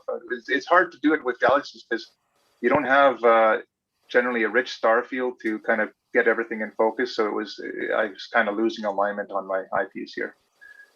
Then I got M105. These three are the other galaxies, part of the triplet. There's a little cluster of 3 galaxies by M105. So you got M105, 3384, and then you could barely see NGC 3389. And I zoomed in here, pretty good, 3389 coming out, 30 seconds. And you can see them pretty well, but pretty grainy, not awesome, but that's because of the zoom and stuff. But again, I can improve that in the future. And then, of course, everyone's favorite, the Beetle Galaxy, Coma Berniceus, 4565. Here's different exposure, and I tried again. I played with the different ISO settings. So on ISO 800, 30 seconds, you can see it here, nicely defined, very sharp, but not very bright. And then, of course, I blew it out at 30 seconds with 3200 gain on the ISO. Then if we go, now the Whale Galaxy, getting a little more obscure, but a very big galaxy. I discovered this late in my observing sessions. I still had my 18-inch Dob, and this is a fantastic object. Oh my gosh, in a Dob, and you can barely see the 4627 off of it, but you can easily see the shape. And then here's a blown up view of it, ISO 800, 30 seconds. But you can see that pretty well defined Whale Galaxy. And then the hockey stick, they call it the crowbar, but I call it the hockey stick. You can barely see the little hook here, zooming in. I had to blow it out, unfortunately, but and then M106, I love M106. It loved the spiral arms. They come out really strong, especially this one here comes out. And then I zoomed in, and you can start to see actually some detailed structure in the center. So not bad, ISO 1600, 30 seconds with a smartphone, M106. So that's just a single picture. And I can just imagine in the future when I take multiple images, take darks, flats, use filters. Well, I can't use filters on galaxies, but on moonless nights, better transparency, this will just get better. And then M51, this is the wide field view. Compared to the 4-inch view I took a couple of weeks ago, you can actually get the spiral structure here right away with ISO 1600 on the 8-inch. And then I zoomed in, and very grainy, of course, because of this. But when I went on low ISO, I get a better image. But you can start to see the spiral arms already at ISO 800, but then it starts blowing out. And again, I'm experimenting with the ISO, and I'm starting to come to the conclusion that better to go with lower ISO. And we already knew that from photography days. Less grainy. Just start stacking, and so I'll get to that. And then finally, the end of my day, from my night, 4 hours into it, around 11:30, Ghost of Jupiter. And what I like about this image is you can actually see pretty good structure. You can see the central star. You can see the different brightnesses of the inner bubble and then the outer bubble. And again, very grainy. I mean, this is not an awesome picture compared to what you could do with an imager or whatever, but not bad with a smartphone, ISO 400, 30 seconds. So anyhow, that's my my little adventure. So Cameron, that's awesome. That's very good. Hey, I wanted to take a moment just to recognize all the people that have been on the in the audience today. We've had well over 100 messages in the stream here. I know I'm going to miss some of the people here, but Michael Whitaker was on, Beatrice Hines, Mike Wiesner, James, the astrophotographer, who I think is on with us right now in the after party. Andreas Nielsen, okay, who is also in the lineup of VIPs there. Book Davies, Martin Eastburn, John Jardine Goss was on tonight watching us. Chris Larson, Tim Myers, talking on about light pollution, Harold Locke, and much more. So thank you for watching. We're still going, but and I did put out the link again for the after party. I know it's starting to get late in the UK, but what time is it now, Gary? It is 20 past 2, but it's crystal clear here, so I'm just that's good. That's good. Keep running. I'm clear off outside here in Arkansas too. So I'm going to log in your Skycam into today begins. Yes. But I was going to wander over to James because I can see he's sitting out there with a red light on him somewhere. Welcome to the How's show. everybody doing this evening? What do you do? Thanks for having me. Yeah, James, I know it's hard to get you on a program because of your workload, but thank you. I haven't been on since the third or fourth star party, so it's been quite a little bit of time. Yes, yeah. And finally have a clear night. Well, it was clear. There's some clouds right now, but I'm just gonna camp it out and wait and keep freezing. I'm gonna stick it out tonight. It's a Friday, so no work tomorrow. Okay. But since I'm not shooting right now, I have to apologize. I'm only on my phone. Yeah. So well, at least we can see you. So that's okay. But I'm going to show you my rig since I'm using I use an XXXV. Can you see that? A little bit. Okay. Sorry. Yeah. Here's the mount. That I have on top of it's a Skywatcher Quattro 8 F4 Newtonian, and use a ZW ASI Air and guide cam and everything. I was shooting the Horsehead this evening in the Flame Nebula, but like I said, the clouds started coming in. But this is what I was getting. I don't know how easily you can see that or not. We can see it. But that's a 5-minute exposure at ISO 1250. And I think I got 7 or 8 of those in before the clouds started coming in. So I'm just going to keep waiting for it and shoot at the next open spot of sky that comes available for me. And oh, nice. You know, just it's nice being out for a change. I was on a almost 3 months. December 8th, was the last night I was out. And then Tuesday night, I got out for about a half hour before the clouds came in. So I'm already out a little bit longer than that, but just waiting on these clouds to clear again and go for something else. Awesome. That's great. Yeah, it's fun to see someone actually out in the field, with their telescope like that. So that's very cool. Yeah, I'm about a half a mile from Lake Erie, where I'm at this place. It's out at my buddy's farm. It's a little bit of a darker spot for me, but it's just I like the seclusion.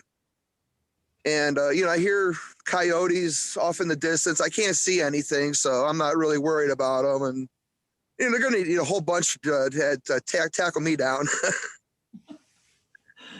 Very cool. Very cool. Thank you. I'm glad. I just liked everybody's presentations this evening and just enjoy being a part of it. Thank you. We really enjoy having you participate as well. Well, thank you. That's great. That's wonderful. Well,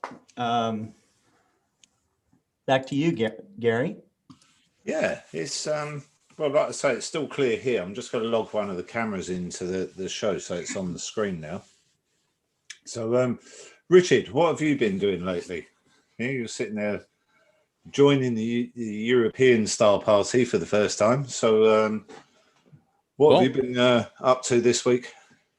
Let me share my screen here. Yeah, feel free. Another M42.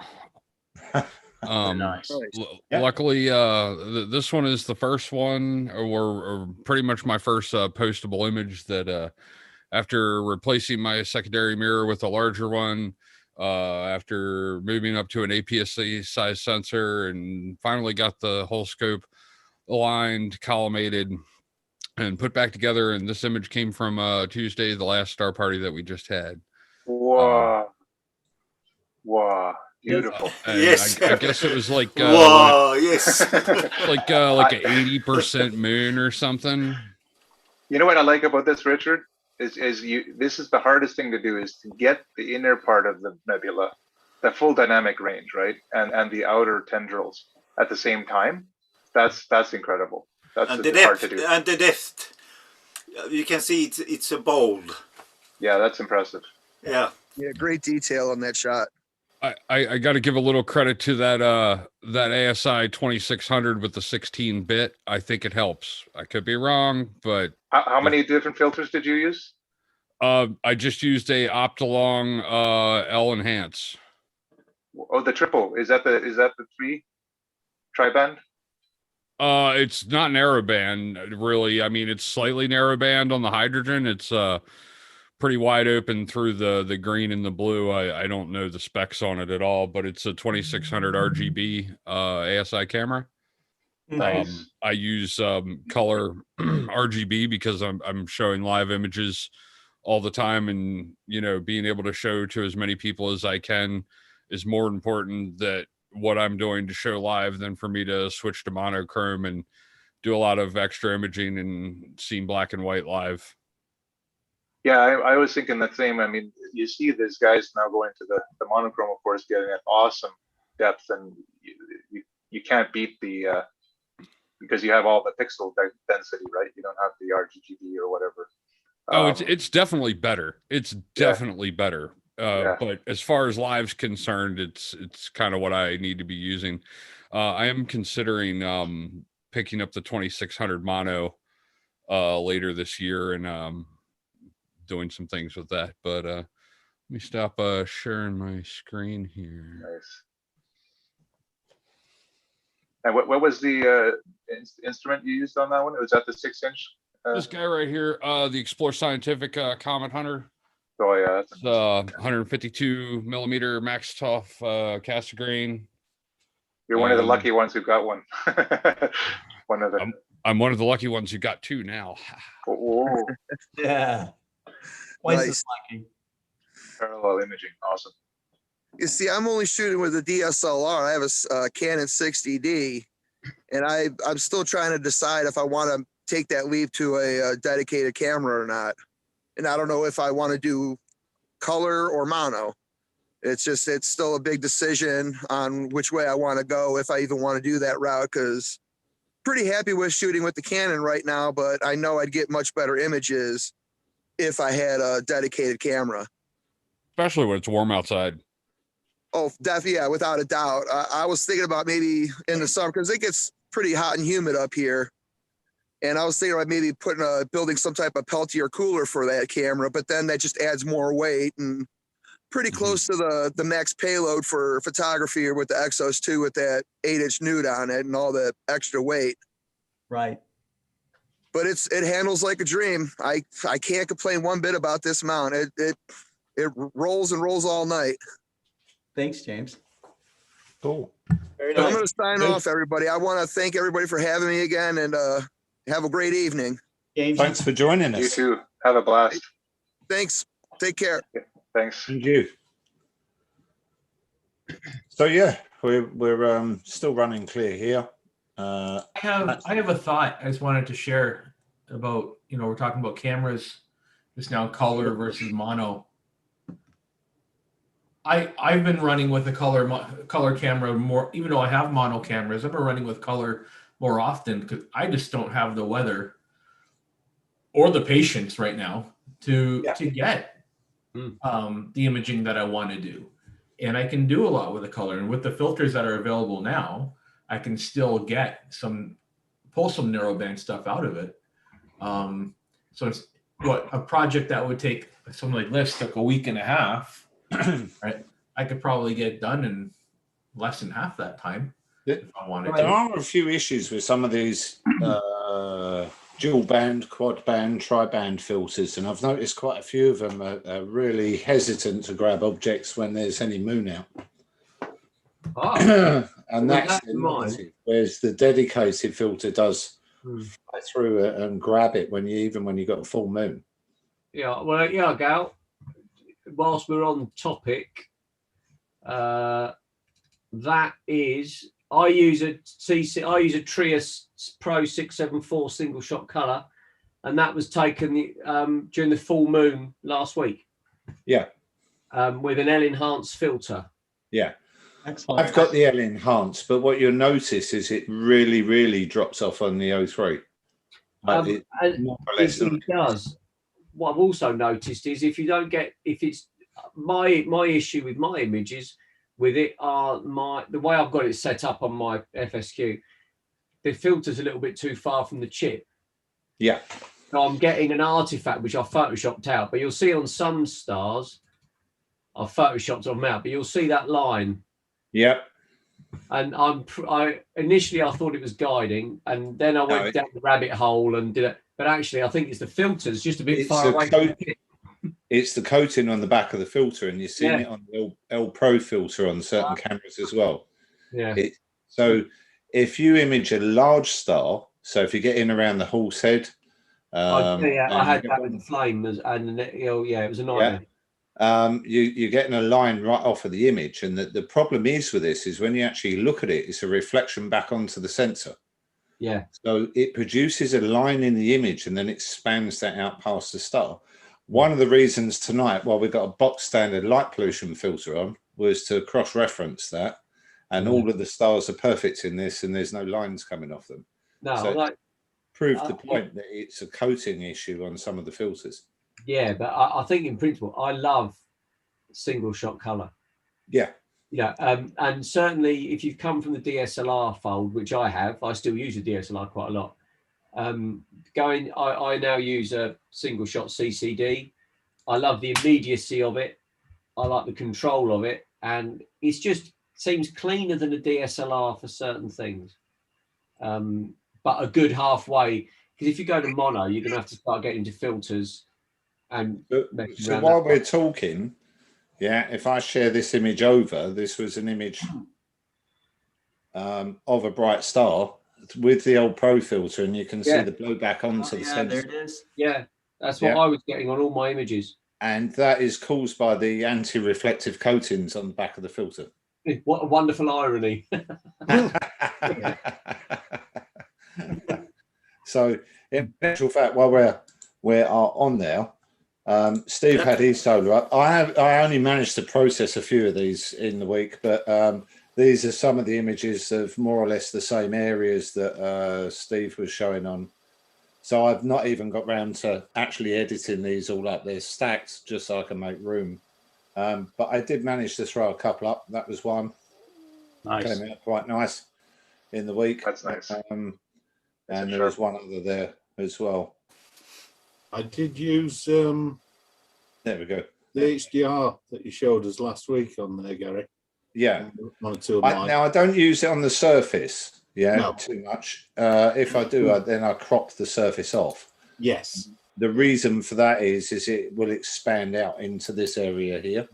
And that will mess up the limb. So using the HDR, you have to use it. But on these, I don't worry with the HDR. Yeah, we weren't exactly clear. At the end of the day, these are tell me about it. Pretty reasonable shots for the weather. You can see the high cloud there blocking it out. So it's got the classic day star delineation between the limb and the photosphere around the edge, isn't it? Yeah. But what you're going to get, let's go right the way down on these. Yeah, there was a new active area there. I did see that today, those two areas. They've sort of expanded a little bit more, but it just wasn't clear enough, and there was a solar flare going on, so that was more interesting. Yeah.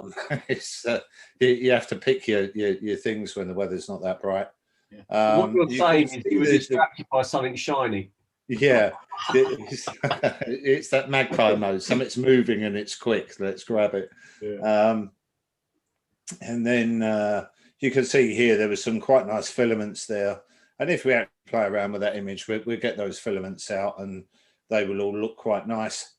And then I played around with the quantum, but I put it on the Airy Lab hat, and the seeing really wasn't good enough for that, but it was worth a shot just to see what was going on. So you can see we did get in quite close, and you can see the 3D structures there. You could probably bring this out, but it's not going to be razor sharp. So yeah, we have been doing solar, but same thing again, not had time to process all of the images. And most of the color ones that are there, most of those were just off a standard doublet. One of Steve's, in actual fact, one of the Starfields. Yeah, so Thanks, Gary. I was imaging the sun. been swapping them all around. We had some solar last week off of the 102 FCD. They came out quite nice as well. So yeah, it's just sort of changing things around at the moment and playing around, seeing what we can get. Gary, do you mind if I share something? You were just talking about the moon getting blocked out by different filters and stuff. Yeah. And let's see here. This one. Share. All right. We should be seeing the rosette. Yeah. 5-minute subs. This is right before the moon comes up, and we're just going to blink through these 5-minute subs. There it goes. Oh yeah, perfect. Yeah. Okay. What would be interesting is the different signal to noise. There's a threshold, right? So it's like there's probably a formula out there which says, okay, if you have this much moon glare, this is the exposure time and how many you have to stack to get the equivalent detail. You know I what I'm was saying? like, should I stack the first 4 or the first 6? Yeah, because all the rest of them are just going to make it worse. These really, people go on about these filters are quad band, they're tri-band, whatever. They are a dual band filter. They are a 2-band filter as far as a color camera can see. Yeah. So you can sit down and you can draw all the graphs in the world, that you want on the box. You can say that it's going to pick off that nanometer in the light spectrum, and it's going to pick off this area, and different manufacturers will adjust them around. But as far as the camera sees, it is just a 2-channel filter. So if you look at O3 and hydrogen beta, they're right next to each other. They're both down in the green area. And if you look at HA and S2, they're both in the red area. So as far as the color camera sees, it only sees green and red. That's why you want a monochrome, right? It cannot pick off the difference between S2 and HA. So really it's a bit of a hype around some of these filters, and what you're looking at is the tighter bands that are in the primary areas, which is HA and O3. But wouldn't you say, Gary, that is the filter, pretty much all those filters are really designed for mono? Because if you look at, like you say, the RGGB roll off, the filters are going to be kind of not on the peak, right? So whereas a monochrome is going to have a nice wide. A monochrome wouldn't necessarily differentiate that much on these because they're primarily designed for the color sensor. Right. So if you had a mono camera, then yes, you would go over to your mono filters, and that would give you a reasonably good shot at it. And generally, if you get a tight band O3 filter, somewhere around a 3.5 nanometer, 3 nanometer, even with a bright moon, you get some quite nice detail there. The standard 7 nanometers, they're a little bit looser, so you're going to get more chance of bringing in the moon, and it's going to distract from the actual target in the image. But what I'm sort of coming across at is some manufacturers seem to have got these filters really good, Yeah, and they're normally just calling them a dual band filter. And others are sort of pushing them a tri or a quad band filter. And they're having all sorts of problems with the moon bleed into the actual image. So you can see a bright moon come right across the image when it comes through. And then it also knocks one of them out. The key thing is it's not actually while it might technically be a 4-channel filter, the camera doesn't care. It can only see 2 colors. Actually, you know what? You're right. I just thought about it. You're right, Gary, because if you have a tri-band on a mono, you're not doing anything actually. Yeah. Because it's still mono. It's going to treat them all at the same channel. So that it's just luminosity. Whereas, so you actually want to have dedicated H alpha, S2, and O3 filters when with a filter wheel if you want to do mono, basically, right? Yeah, and they will produce a nicer image. It doesn't matter whether it's a CCD or whether it's a CMOS. They will generally produce a nicer image. And I'm not saying that the quad bands and the tri bands are no good. What I'm saying is they do have their limitations. So everybody, you know, they're a new thing really over the last 2 years. Yeah. And again, everybody will jump on. Everybody wants to produce one of these filters. They know there's a market there for it. But all of a sudden, when you get into that market, there's lots of problems with these. And that is the limitations of what you're trying to do. So there will be certain targets that you'll go to image when you've got, say, a half moon out, and it won't see most of the detail that's in that particular area. It doesn't matter whether you do a 1 minute or a 10-minute exposure. It's not going to see it because it's actually getting bled out by the moon. And that will be the looseness of the actual band on the filter. So you do see some variations in them. Some are nicer than others. Yeah. But, you know, the one thing I am seeing at the moment is a lot of these reflections, like what Steve's got and like what I've had over the last sort of couple of months. And that's probably become more prominent because we've been imaging when the moon's out, because it's the only time it's been clear, you know, so we haven't had a lot of choice. And all of a sudden you're starting to pick up on these errors that we might not have seen because, you know, we've had plenty of clear nights and the full moon's out and we just go, oh, we're imaged the moon. We won't bother with deep sky. But it's pushing a lot of people to image at maybe the wrong time. Or trying to fix that. There is a simple solution: shoot the moon instead. Yeah. Yeah. There's only so many months of the year that you can just do the moon, and really from November through till really mid last month is more or less been a lockdown of clouds. There's been odd days that have been clear, but you're talking few and far between. Yeah, I certainly wouldn't be picking the spirals out, you know, on galaxies over the last few months. I have 5 clear nights since November. Yeah. 5 or 6. I wouldn't say I've had full clear nights, but here I'm very, very good at picking off the odd hours. Yeah, so I can grab an hour here or an hour there, and it's not really prime conditions. Like I say, a lot of it has been full moon, or we've had high cloud, or other, you know, phenomenon going on, and it does get tedious. But what I'm sort of coming at is that all of a sudden you start finding these problems somewhere that maybe you might not have seen.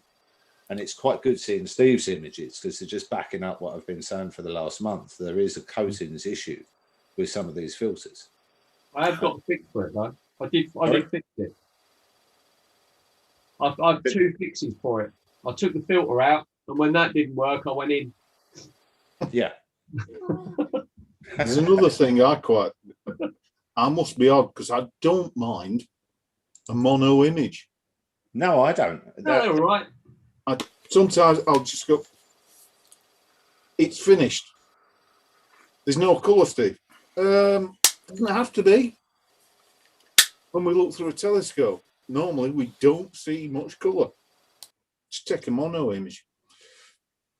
Yeah, I'm thinking about that, Steve, because one of the things I'm after is I want to replicate the visual experience as much as possible. And you know, you can take a lot of imaging sequences in a night with a mono, you know, and if you want to do a sky survey or something like that, and get a very good experience and good images. It's nice to get star color. I agree, but sometimes, right, it's going to be mono, and it looks nice in mono. It's nice and sharp. Stars are small. It looks good.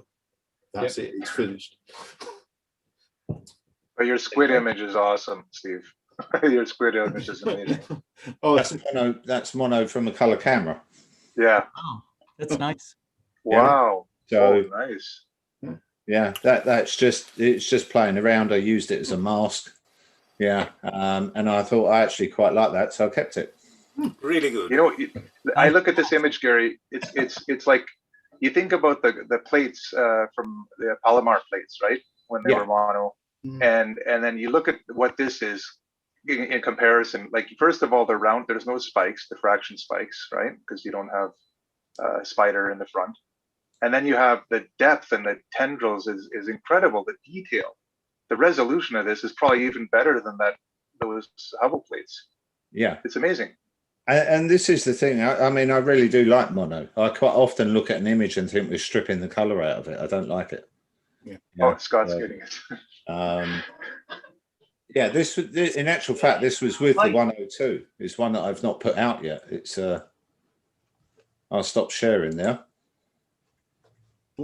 This is a glass plate taken with the 100-inch of the moon. And it's from 1924. It's dated October 21st, 1924. Excellent. And, it's got tons of detail in it. I will buy it from you, Scott. Nearly 100 years old. Don't drop it. Yeah, that's pretty cool. That's nice. I still have the original envelope and everything for this. I eventually I will turn it into I'll donate it to a museum or something, but I like looking at it for right now. And yeah, I don't have very many things like that, but a couple of things. They're great.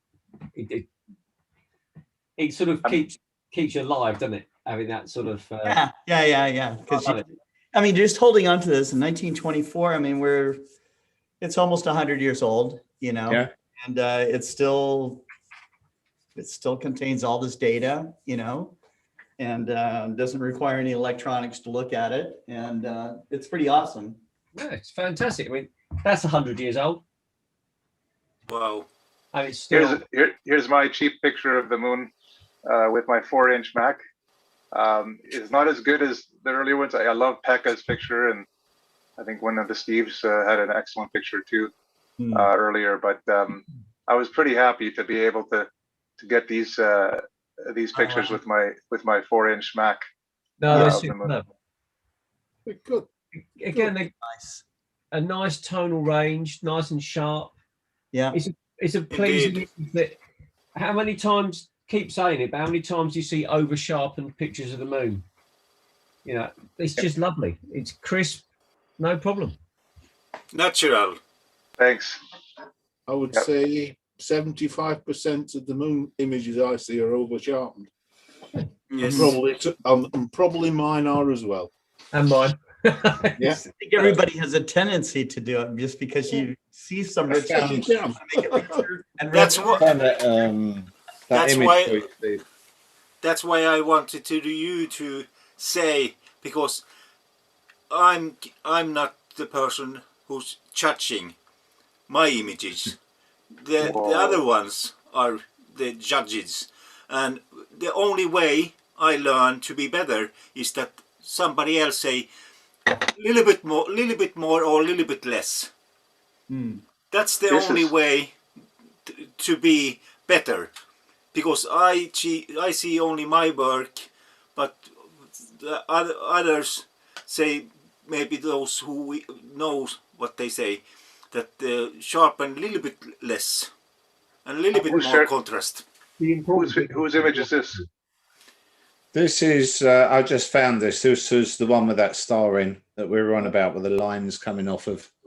I love the running man down there is awesome.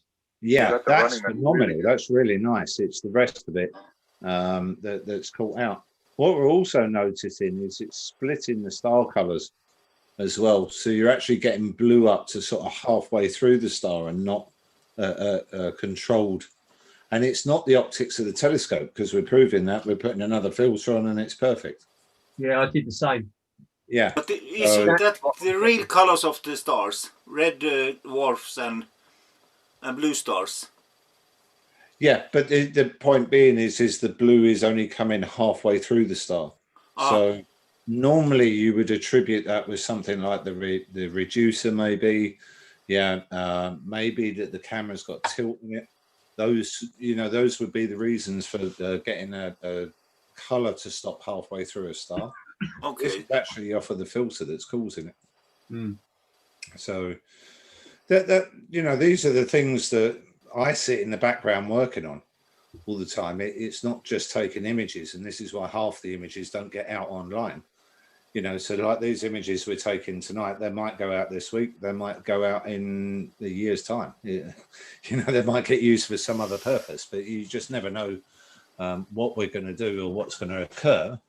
But these are actually, in a sense, test images tonight. They're just running at different objects that we're going to test the images and see what comes of them. So that's like a brain surgery. So you don't let the patient out before it's good to be on the streets. Yeah, we're forever finding, we're hoping to find good images. But in a sense, you're also finding bad images because you're correcting the issues that are going on with something.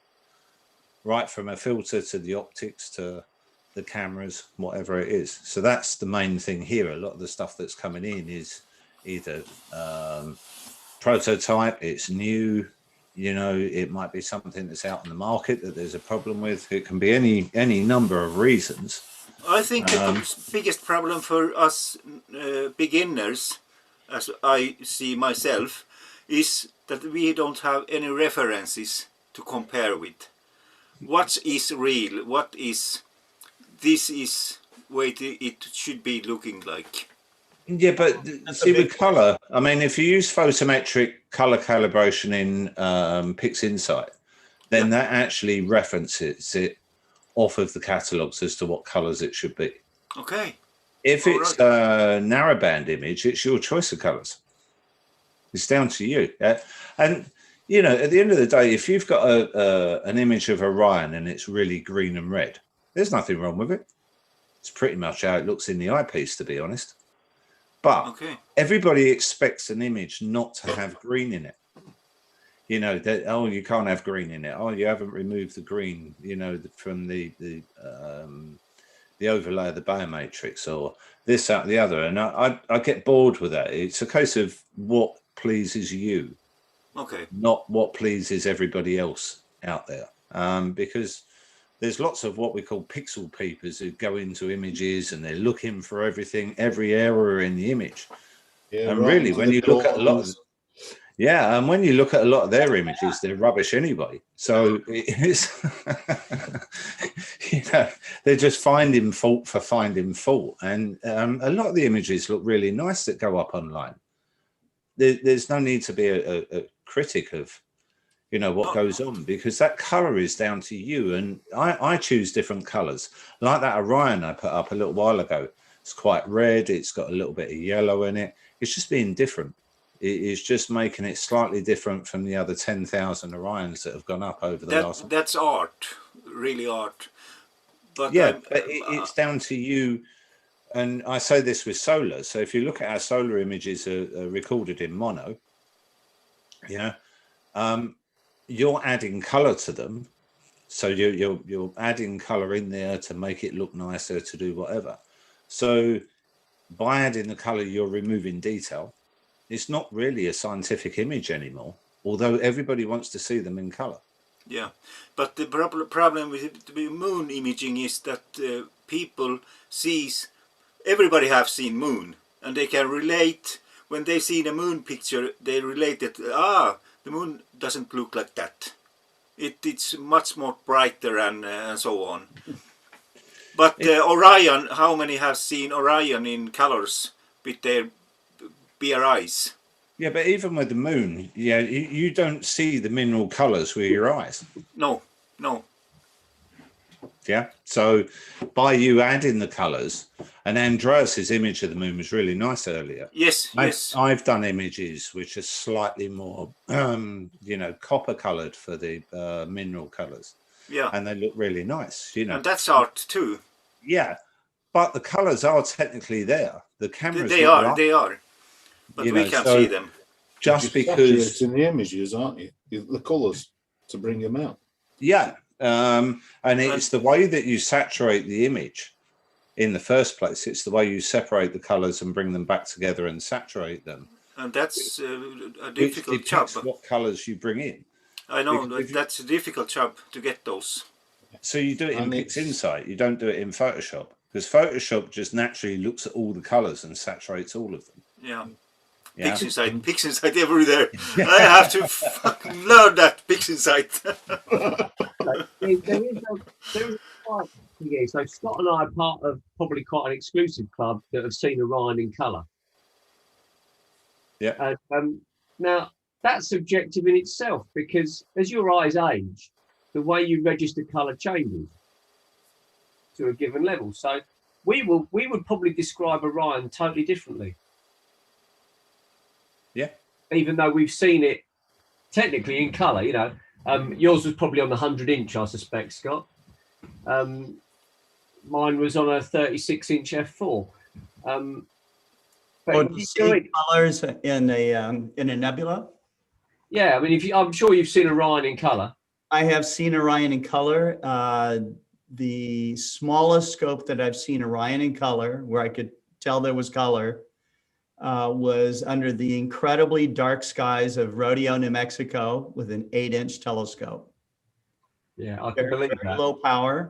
Very low power, averted vision, but you could see that it was not blue-gray, you know. Startling color, where you go, holy smokes, oh my God, okay, 60-inch telescope. Yeah. 60-inch telescope. But, you know, you had a video, right, Scott? Was it the 60-inch? I forgot which observatory it was, but they were looking at it was Mount Wilson, yes, they really zoomed right in there. You could see the trapezium and like many stars. There must have been 50 stars in the view, and it was full color. That was incredible. So live stream. For all of you guys watching, we do. When we get our vaccinations, we're going to resume the Mount Wilson star parties that we do, and that we are setting up for next September next year, not 2022, and we will do a tour of the Jet Propulsion Laboratory.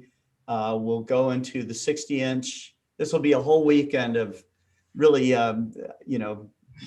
So I have to book the hotel room right now. You're going to have to book a hotel room. I can feel the promotion. Los Angeles. You'll fly into LA. Okay. We'll go to Mount Wilson.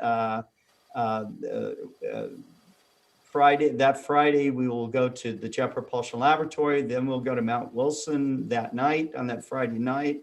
Some of you will stay in the iconic monastery where all the famous astronomers used to stay, and then they just don't have that many rooms. So when you say some of you, what's that? When you say some of you, you're talking about me, obviously. Obviously. But seriously, Scott, if it's possible, when do you get out with all information about the bookings and so on? I will plan it very soon. I will. Okay. I'll out the dates and everything. So you'll see. Could you please inform me too? Because I will travel to USA this year. And the guy that took the image of the moon that I was showing you is this gentleman right here. His name is Francis Pease. This is him at the 100-inch telescope. Okay, famous astronomer. He was an instrument maker too, but he did a bunch of images of the moon on glass plates with the 100-inch. So that's pretty cool. I can feel a promotional trip coming across. Yeah. Yes. I think I'm going to need to visit my American distributor at the earliest possible. Absolutely. I've never been to America. Oh, goodness. You got to Out come. of all of the years that I worked with Mead instruments and all that, never went over. Oh, my goodness. Okay, we'll make it happen. Well, I was going to come over to Neath with a dome, and this little flu thing happened. That you know, blink and you miss it. I know, but yeah. Oh goodness. I had my plan last March. I had everything planned to Cape Canaveral, but then I get my transplantation. Then everything was booked off. Yeah. So I was planning for that trip for almost a year.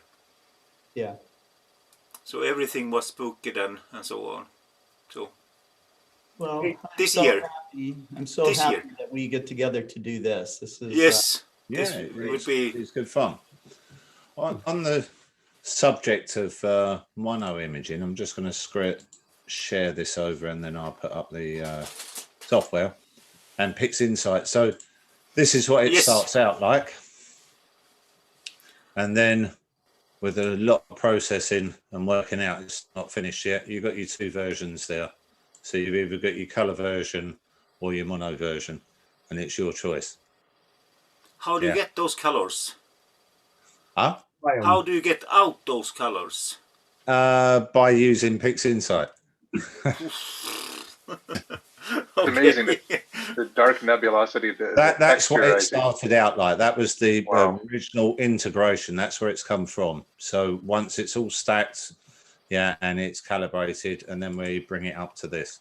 So all of that's hiding in the image. Oh my God. Yeah.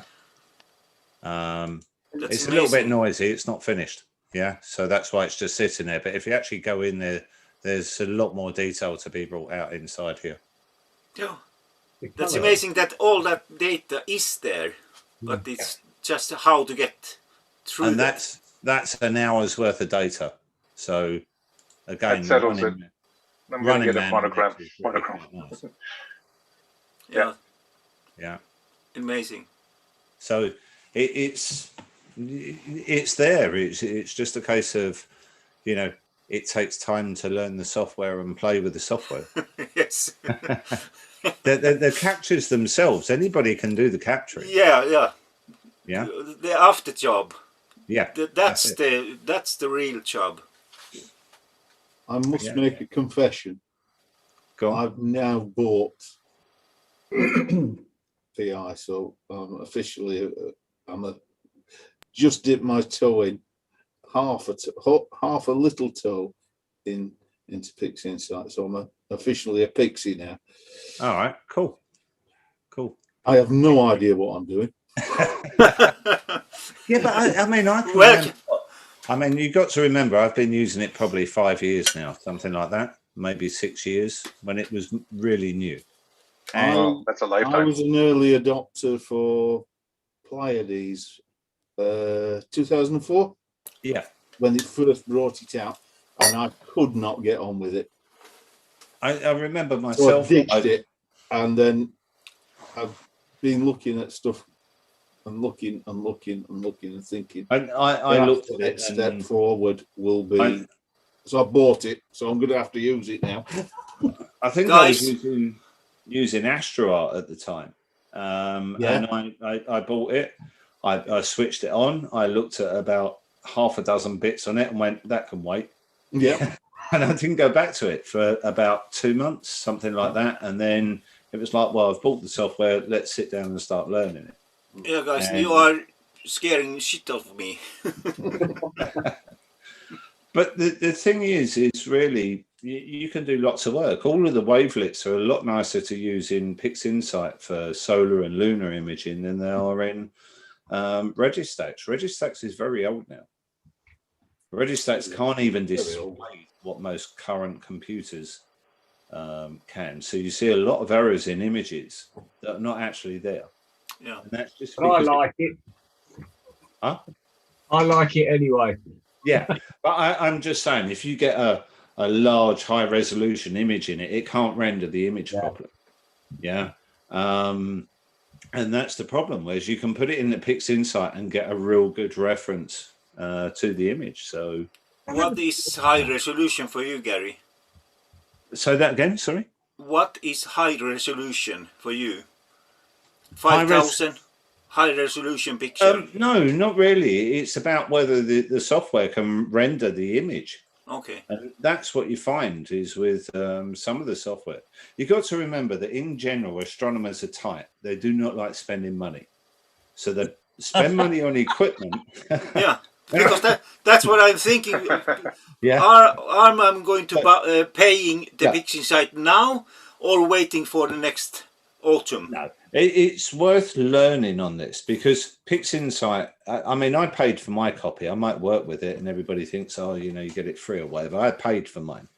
Yeah. Yeah. And it's always been upgraded. Yeah, free. They've never charged anything for it. I will, but I'm thinking if I wait until autumn, but if I pay it now, because my trial period is almost finished, I need it, I want it, but I don't have any data. But if you guys help me with data or one server somewhere, there's always data milling around. I can chuck a link over for something.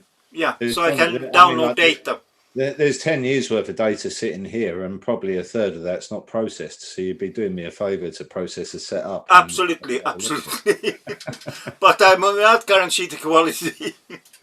But what I'm getting at is it's not just a one trick pony. It will look at, you know, solar images. You can do quite a bit of work with those. I have seen it's so powerful, you know, too. The lunar. We've done some on the shows before, where we separate the RGB, we balance out the color on them, recombine them back up again, and you know it does a really, really good job. So you're not just doing it for deep sky. When you name it lunar, I'm sold. What you got to remember is like what I was sort of saying is people spend lots of money on equipment, cameras, mounts, all sorts of stuff. When it comes to software, they want to spend nothing. Yeah, that's true. That's totally true. You know, that's like going and buying a Ferrari and sticking diesel in the tank. Yeah. It ain't going to go far. You know? We must Gary. Disclaimer, Gary, that all of the expensive astronomy equipment is actually very reasonably priced and good value for money. Yeah. This business in the telescope manufacturing is taking what was multi-million-dollar technology and making it available for a few $1,000s. You know? But what I'm sort of getting at there is people because they're all handmade.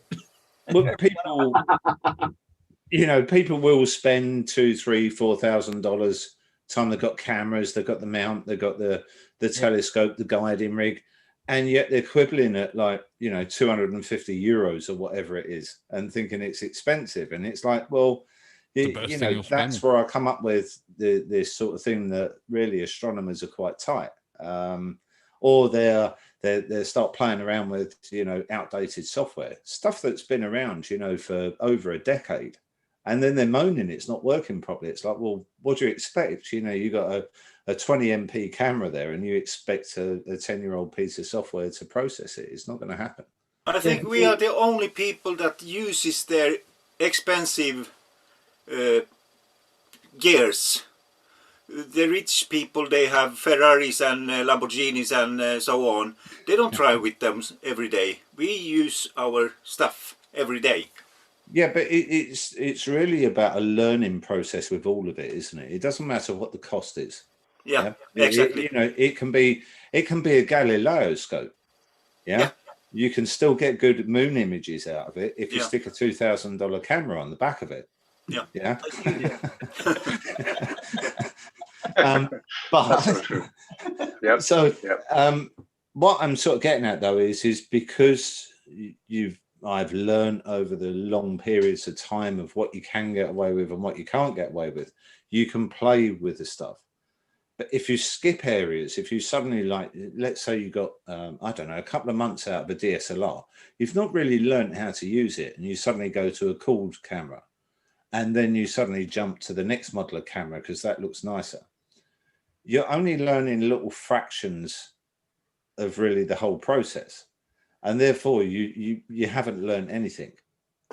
And that's why you probably still get problems. And people need to spend a little bit longer with the equipment that they've got and really benefit. So Gary, on a path, I mean, it looks like, I'm going to be on a path to get Pixin Insight sometime in my future. But before I get Pixin Insight, can I actually, what do you recommend, Deep Sky Stacker or Registax? Or is there another one? See, Registax is so outdated now. I mean, the only thing we use it for is the wavelets in there, just for speed, if I'm being dead honest. So we throw a solar image in there or a lunar image in there, and I can have it back out the other side of Registax within seconds. And it seems weird, but you've got to think that the old days and our old small cameras, I could do my solar imaging in the morning and I'd have the images out by lunchtime. The cameras now are so big that I've got 100 gigabyte in an hour of data, and I'm having to go through that and go, well, that's good. Or just pick, a random 5 or 6 videos and process them. So you're looking for speed in the processing side. So if it's a really, really good image of something, then it'll go through Pix Insight. The general everyday stuff that we're throwing up, that everybody's going, wow, we're just running through Registax. But it's not really designed for images from modern cameras. So this is why on speed-wise, people use Auto Stacker to stack. For planetary. And we wouldn't record in AVI file, we're recording SER file. But Gary, is AutoStacker and all those free softwares, they are unneeded after Pix Insight? No, you'll still need things like AutoStacker for stacking lunar, planetary. But Deep Sky Stacker and so on. Deep Sky Stacker is so limited, and the thing is you could put 10 the same set of images in there 10 times and get 10 different images out the other side. Right, and you might get 2 or 3 of those that look similar, but in essence it is quite limited on what it can do. And the same thing again, we're using high resolution cameras now. A few of us on here have been talking about the 2600 camera. These are big cameras. They are not small, and we're asking a free piece of software to process an image from a camera that's maybe $2,000 to $5,000. People would think nothing of spending that. I mean, the one that's on here, if I take it off, the one we used for the flats a little while ago. I mean, the size of the sensor on that, if I can get it in there in the light, there we go. Ooh. That's a $4,000 camera. Jesus. You're not going to put that through, Deep Sky Stacker. You're going to put that through. If I've spent that sort of money on that camera, you're going to put it through something good. And really, that boils down to a DSLR. A DSLR's image is huge. They are. A Canon 70D, that's got to be around a 20 MP image. My 600D is around, I don't remember. So you're going to ask your computer, and I think this is the other key thing, is this all works around the speed of your processing computer. There is no problem. Because let's say now we've taken 30 darks, we're going to take 80 biases, 80 flats and 80 dark flats, and then however many images. So if we were like Steve and he's done like, I don't know, 120 hours on there, then he's going to have a good few hundred images there. But even if you did an hour's worth of 60-second images, that's another 60 images to that. Every single one of those is 20 MP. And you're going to put them into your software, and you're going to say to your computer, there you go, mate, get on with it. Do your job. 3 weeks later, you come back to it, and it's still got the little work. So in a sense, we're going back in time, aren't we? Because if you think about this, Windows 7, for instance, we used to get an image out of a deep sky camera then, and we put it into something like Deep Sky Stacker, or we'd start processing it in Photoshop using Fitz Liberator or something. We'd be there till the morning waiting for that image if it ever came out the other side, because normally the software would crash. But you are asking a lot of your system. And I think this is the other thing that people are not looking at, that it does actually free up the computer a little bit to work on these images. Because even if you go and get AstroPixel processor, that, you know, everybody used to go, oh, I'll go and jump on AstroPixel processor. I process them in that. It's a lot faster than PixInsight. Have a try on it now. It's moved its game up. It is processing the images. It's still going to sit there for an hour, hour and a half running through the images. It does. If they're a full frame camera like that, yeah, you're going to be there a long time. You start firing 500 images through the software, and you need something that can actually process, you know, without slowing up and without essentially crashing the computer. You can heat your house with when you processing pictures with the computer. You know, so in an astronomer's equipment really is the computer. Yeah. Because this is about capture as well, isn't it? If we're looking at, say, you know, planetary capture, solar capture. So a camera I was testing today's new one launched out, and it's really, really good. I mean, I was getting 136 frames a second at full frame, yeah, on a 5-meter extension lead, and it was firing 136 frames a second down the line. So, you know, that is good, but your computer's got to be able to write that to the hard drive. Yeah.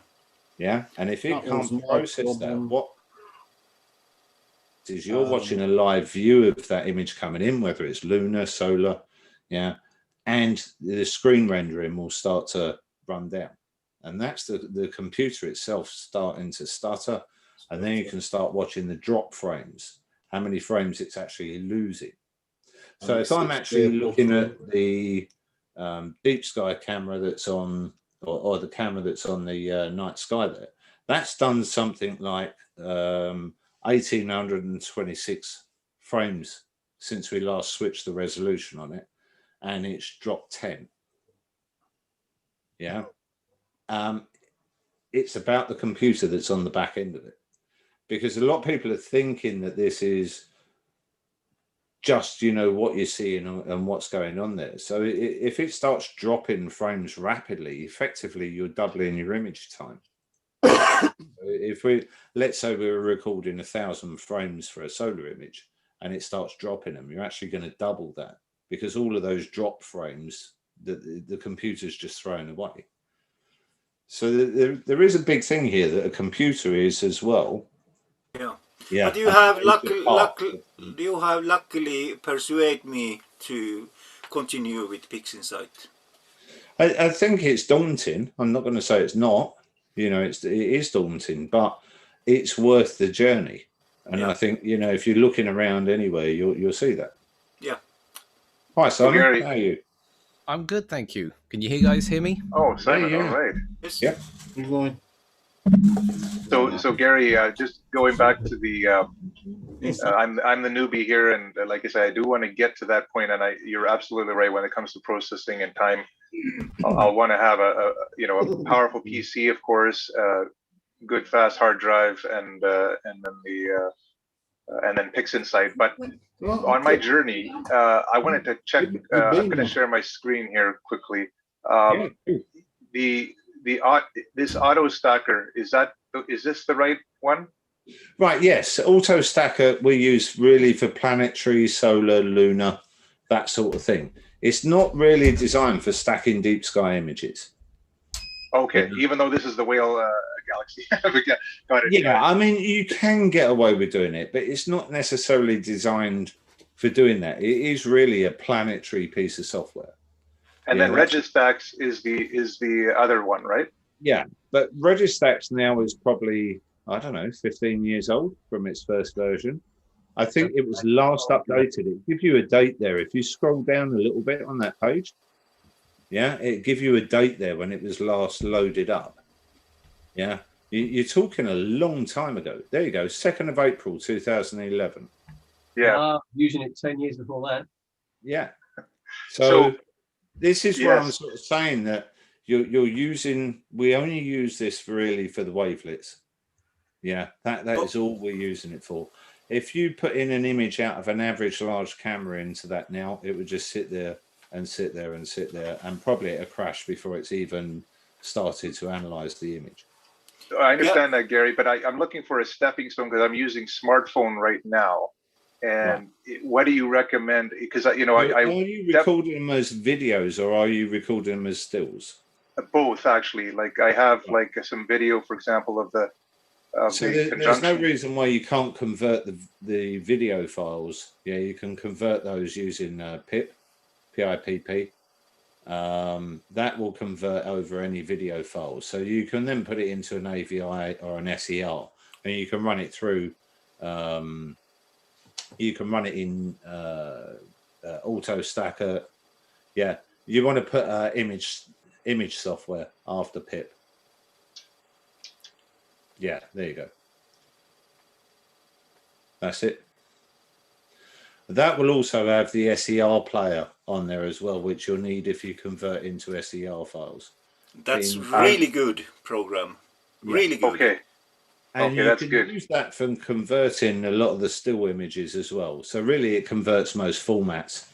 I remember when we used to use some of the movie files from Canon and all sorts of things, you can convert more or less anything in there. Excellent. For your basic stacking from phone images, probably Deep Sky Stacker, unless you're going to pay for something. You know what I mean? There isn't a lot of choice on the market.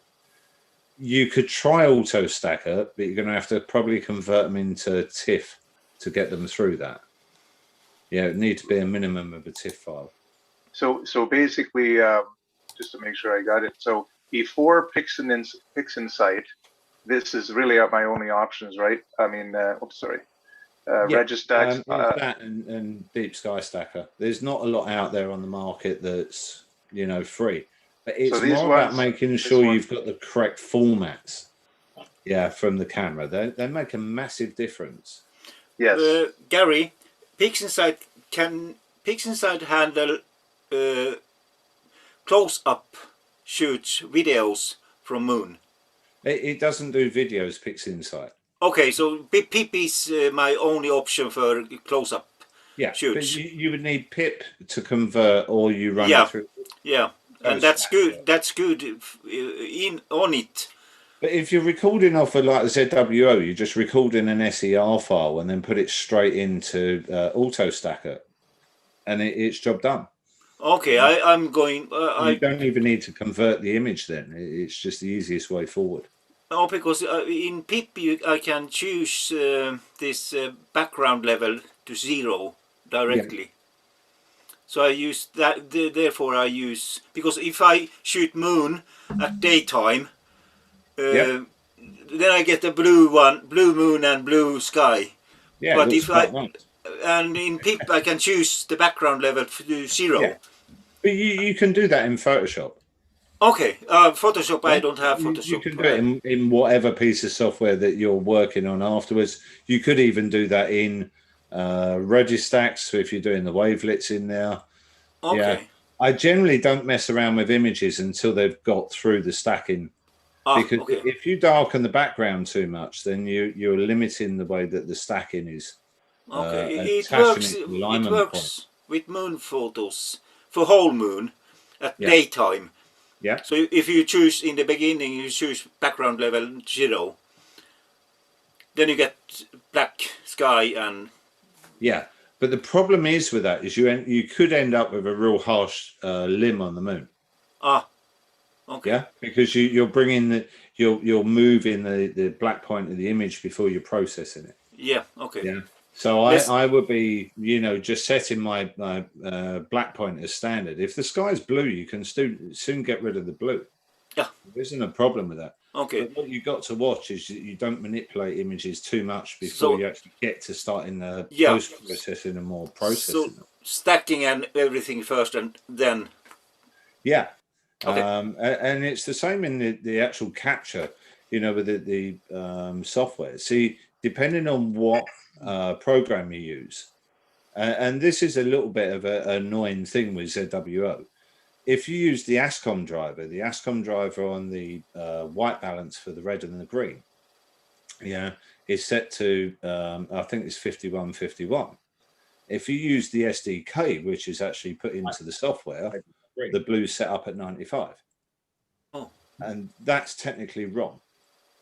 Yeah. Okay. So the answer you'll get from ZWO is, well, that looks nice. The moon looks grey or looks blue. Yeah. But then you're playing with the colour from the camera to start with. Okay. I only use. You're better off setting manual settings to it.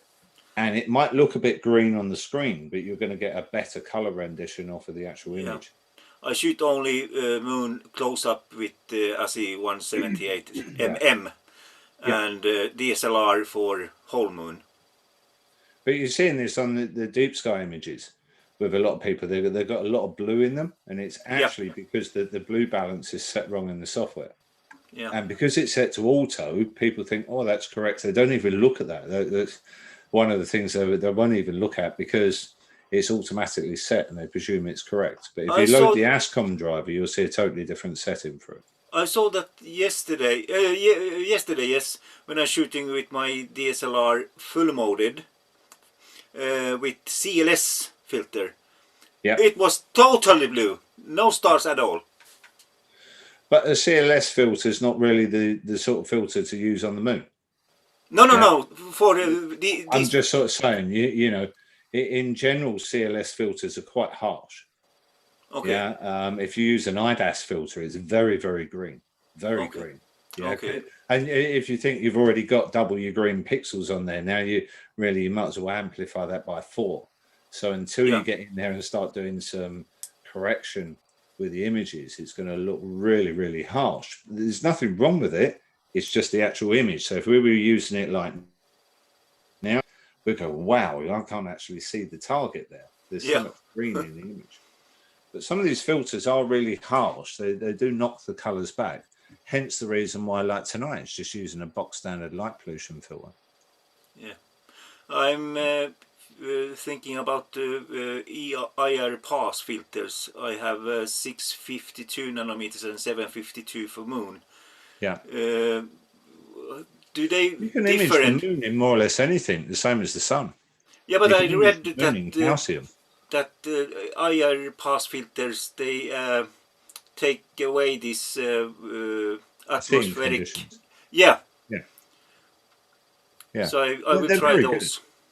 They're very good. It's just making sure that your camera's not cutting off too quick. Some of the older cameras have a sharper cutoff. Yeah, so they really do run in the low IR.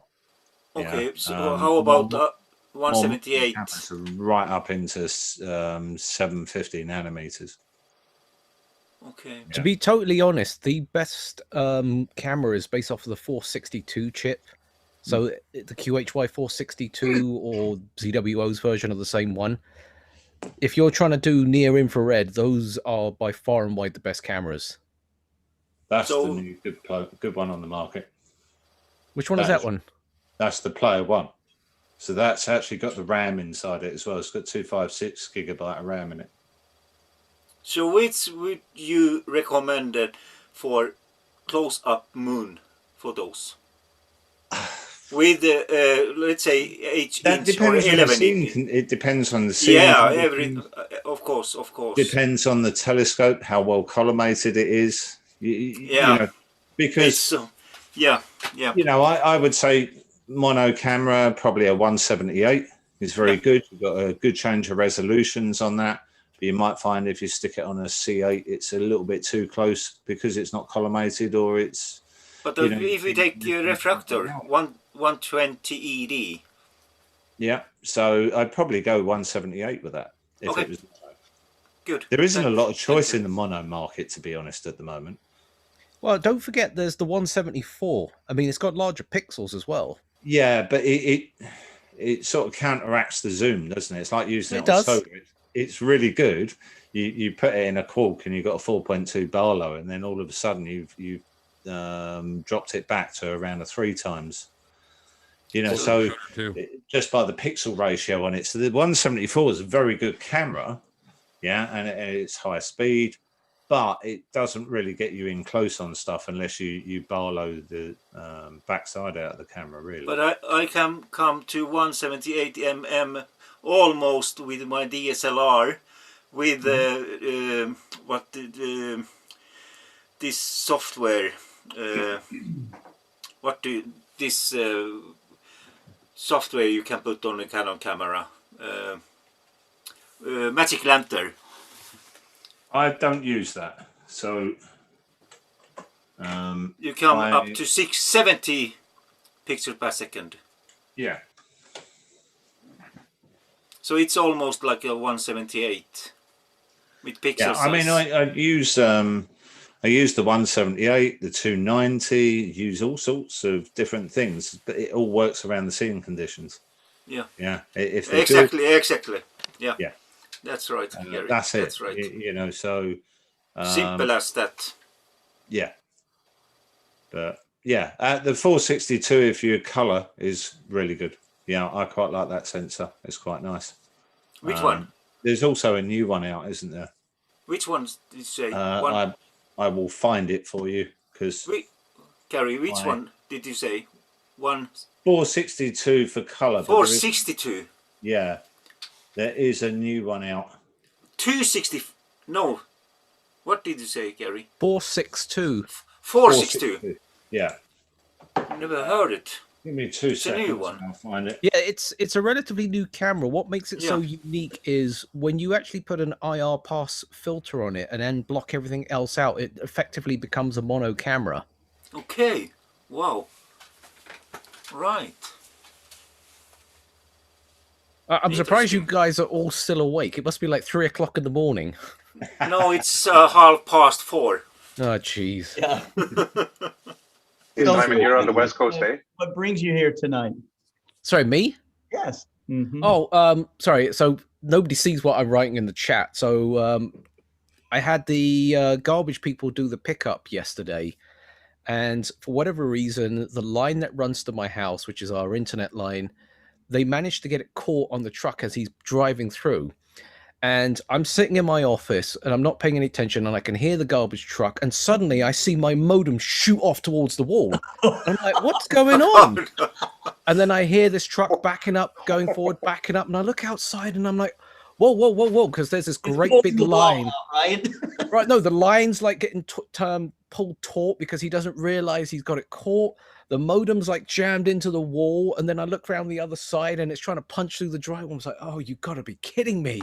Oh my god! So I I only got the internet back just now because I had to dig out an old modem to just throw everything back together again. And I've just spent the most of the day just patching up the wall where I had to just remove the drywall. I had to order a new modem because it just went straight through the wall essentially, and I was like, really? So the cash guys won't buy you a new one. Oh, they're not going to buy it. That guy shot off like there was no tomorrow. It's like, trash day's over. Let's go. So the new sensor on the block for color is that one. Yeah, which is the 464 sensor. Aha. Yeah. IMX 464. Yeah, so that's slightly larger than this 462. Still pretty quick though, 93 frames a second, full frame. Yeah, and again with these, they're going to come out with DDR3 256 on them. So they're certainly worth keeping an eye on what's going on the market as new stuff coming out. It's interesting they've gone for this weird hexagon design. It's really good. Very, very good. And it's also got a tilt adapter on the front end. You know, the first thing I can think about is all our cameras, and I can probably say for anybody who's on here, we all have these ZWO cameras or Starlight Express or whoever. They're all round. The number one thing is you put them down, they roll away. Yeah. Whereas that, put it down, it stays there. Yeah. Yeah. So, but I have to say, from my initial stuff that I've been doing with it, it's been very, very good. And I used that color one on solar today with a cork, and it was really good. Oh, that's interesting. Because I've been testing the 294 mono. And I can show a few examples on my Instagram, but I got to admit, I was a little bit disappointed with how that actually performed, because on paper, Yeah. it should have been really good, but in reality, it wasn't. So there was a camera launched, and you'll know the sensor. There's a 8UM deep sky camera that was launched by a couple of companies last year. It's quite a low resolution camera, but it was quite a large pixel size on it. And that everybody thought the mono version would be really good for solar. Yeah, obviously having the large pixels, and it was rubbish. It just didn't kick out. It was okay for deep sky, but everybody was going, wow, large pixel. And really the small pixels work better on the solar. Well, the biggest problem that I come across with any camera, because I've been doing research on finding a suitable replacement for the 174, at least higher resolution, it's the frame rate is the biggest killer. Yeah. And the problem that I found here is if you're doing like more than 500 frames, too much time has passed in order to capture anything. And people don't realize this, but when I do my time-lapse videos, they're all 30 seconds apart. But you'll be amazed how much motion occurs within 30 seconds. And all of that translates into the stacking. And I always get this soft, fuzzy image. Yeah. It basically pushes the image together rather than separate it. It collapses the image. But the 183 is not bad on solar. I've used that quite a lot. And again, because it's got plenty of ROI settings. Yeah. The other camera that I've got to fiddle around with is the QHY 268. That's a monochrome version of it. I haven't really tried that for solar because, again, the sensor's just way too big for that kind of stuff. But it might be worth a look into at some point when I can be bothered to dismantle my scope again. It's the ROI settings. So that's how you're speeding these up, is by dropping them in 8-bit mode and then drop the ROI settings and they fly along. So the 183mm Pro, you can get that up to well over 60 frames a second. Oh, yeah, easy. Yeah, so it makes it a good contender then. Yeah, the only drawback here is any type of fixed pattern noise that can become that bothersome issue for some people. I mean, the 174 has its disadvantages as well with the columns that show up. Yeah. But I mean, I've been using that 174 now for nearly 3-something plus years. And I think out of all the cameras, it's been the best one I've ever used. You can, I mean, the fixed pattern noise is on the 178 as well. Oh, yeah. You can take that out with flat subtraction, live flat subtraction. It just eradicates it straight away. Oh, yeah. In actual fact, I didn't see it eradicate the 462 today, but it wasn't in the image. So on the live display, it wasn't eradicated, but it wasn't in the image. You're right there, Scott. You look like you're about to... No, it has been, it's been a day, so, but, this is a much more enjoyable part of what I do. So that's for sure. I love being, involved with the community and, hearing about the astronomy, for sure. Yeah. It's good fun. It's better than counting inventory or something, right? No, looks like Tom's screen is raining right now. Somebody's playing with my channel point rewards. Oh, I'm still okay. logged into everything. Are you like in a shower or something? It's just like, this is going to get real questionable in a second. I swear. No, I left my channel point rewards on for streaming. Someone was playing with the buttons there. Anyway. Right, I've got one last share for this evening. And it's a different use for the dome.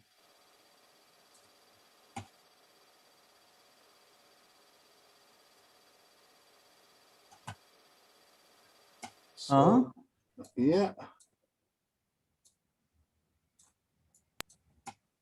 Yeah, there was myself and the ring bearer, as he became. Yeah. Outside the dome, in the church. Oh, and I'm not seeing anything. I think you're only sharing the one screen. So this what you're having right now is not shared. oh right, sorry. See, right, I'll do it this way then. Do it that way. Yeah. So. Oh yeah, there we go. See, that's cool. Yeah. Oh wow. So that's the planetarium dome. Right. All She right. decided that she wanted to get married under the stars. So we did. Nice. Very cool. Nice. And I don't know if you noticed the tie.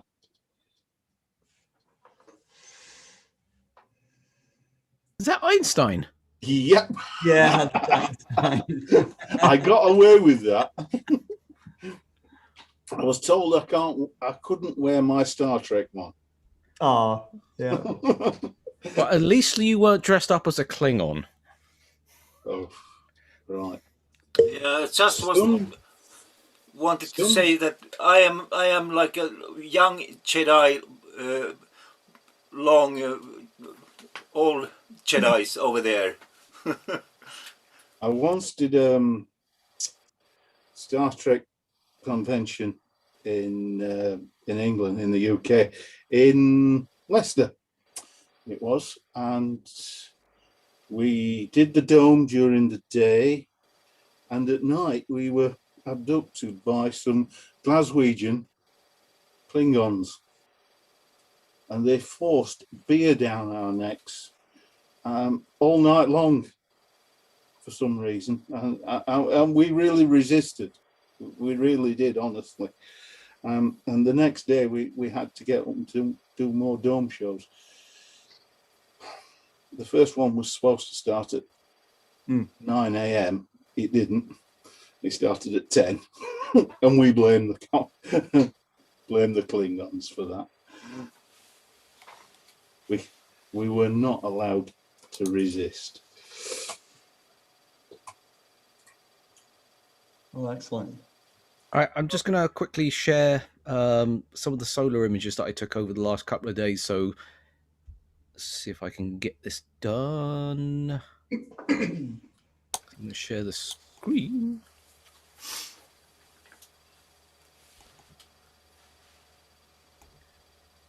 All right, so there's one of them right there. Ooh. Now that's actually That's done. That's actually done nice. with the 294.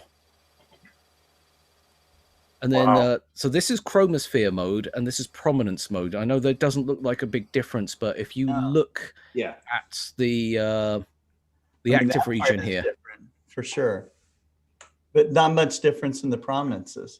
no, which is kind of interesting in some ways, but I guess they weren't that well. They were quite strong prominences. Usually, I think the it really depends faint on ones the show up. aperture as well, Simon. It does. It totally Yeah, does. If you're closer in, then you do see more detail with a prominence version. Well, I mean, seeing was not particularly good. But we've had such bad seeing for the last couple of days. It's just been horrific. But this is just really me trying to test that camera out so people can get a good idea for it. But you've really got to just mess with it in order to get it to work. And it just became more than it's worth. And then just to give you an idea... Your biggest problem is flat field of view by the looks of that. Yeah, I think I was being lazy. But you can see the amount of noise really does start to kick up quite badly.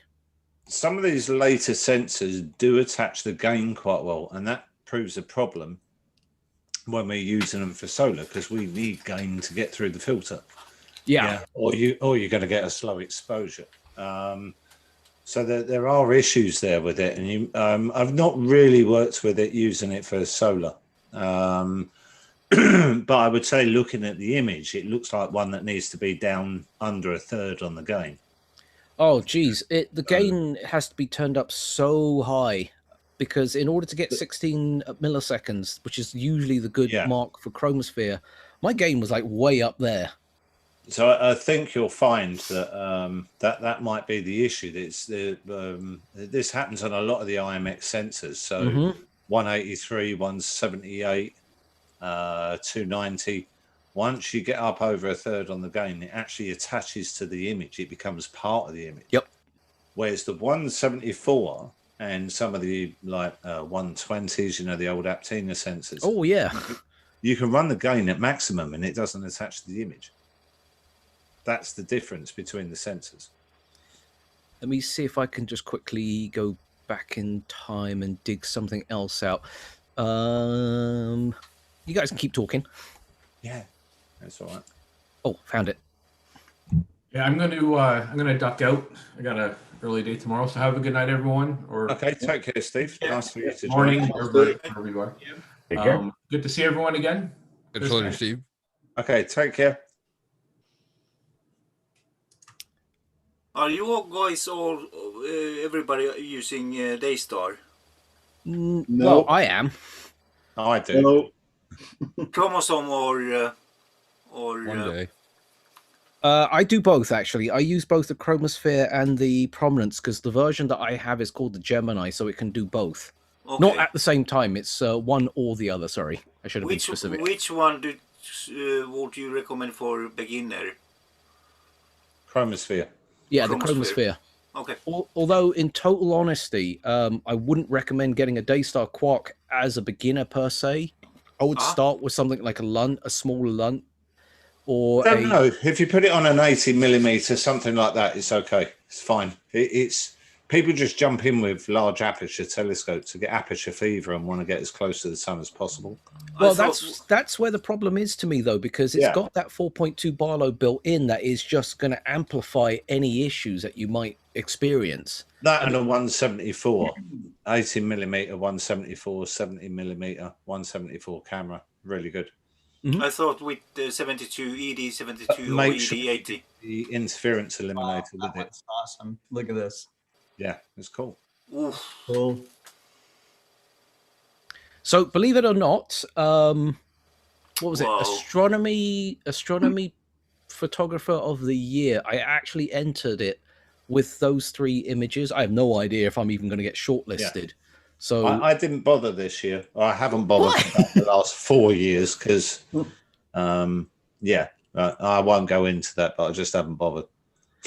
Well, this is my first time entering into this. I mean, I haven't entered any of these competitions before, to be totally honest. I usually don't, but you know, I spent more time sitting at home scratching my head and watching my modem get ripped through the wall. You know, it's like I might as well try and do something, exciting. But yeah, so just so you guys know, this is actually done with an Esprit 150, so it's 150mm aperture. So this is with the Quark. No, it's with the Gemini, sorry, and it's the 174. Yeah. And the big difference here is a lot of people don't realize this. It's not just about your camera equipment, it's also about the computer and the screen. And what happened here was, this is when I switched over to 4K IPS screens, and the difference was outstanding because when you actually turn on the HDR mode, you see more than you could see before, especially if the monitors can handle it. And when I'm actually processing now, I can really get into it and figure out what's going on and what's going wrong in some certain cases.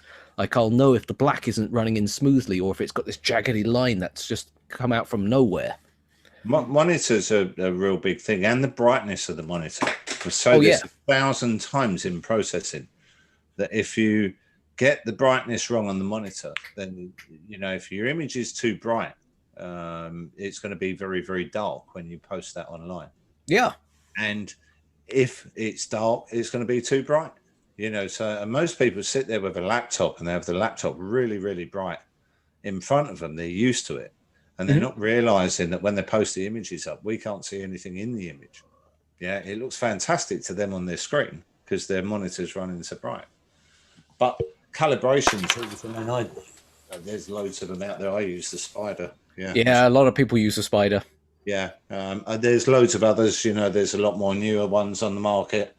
But I use that. It calibrates all the monitors the same, gets them the same brightness. It works fine. I'm finding that tonight because I've got the work laptop as it is, the one that I use in the dome, and that is I've been looking at that one because for some reason they won't work over there, and it's far too bright. I'm struggling with it. You know, See, what? I One of the don't know best. about you, Simon. I adjust my monitor to look at the solar, so I have the monitor brighter so I can see the dimmer prominences in the background. Then when you process, you've got to drop those back down again.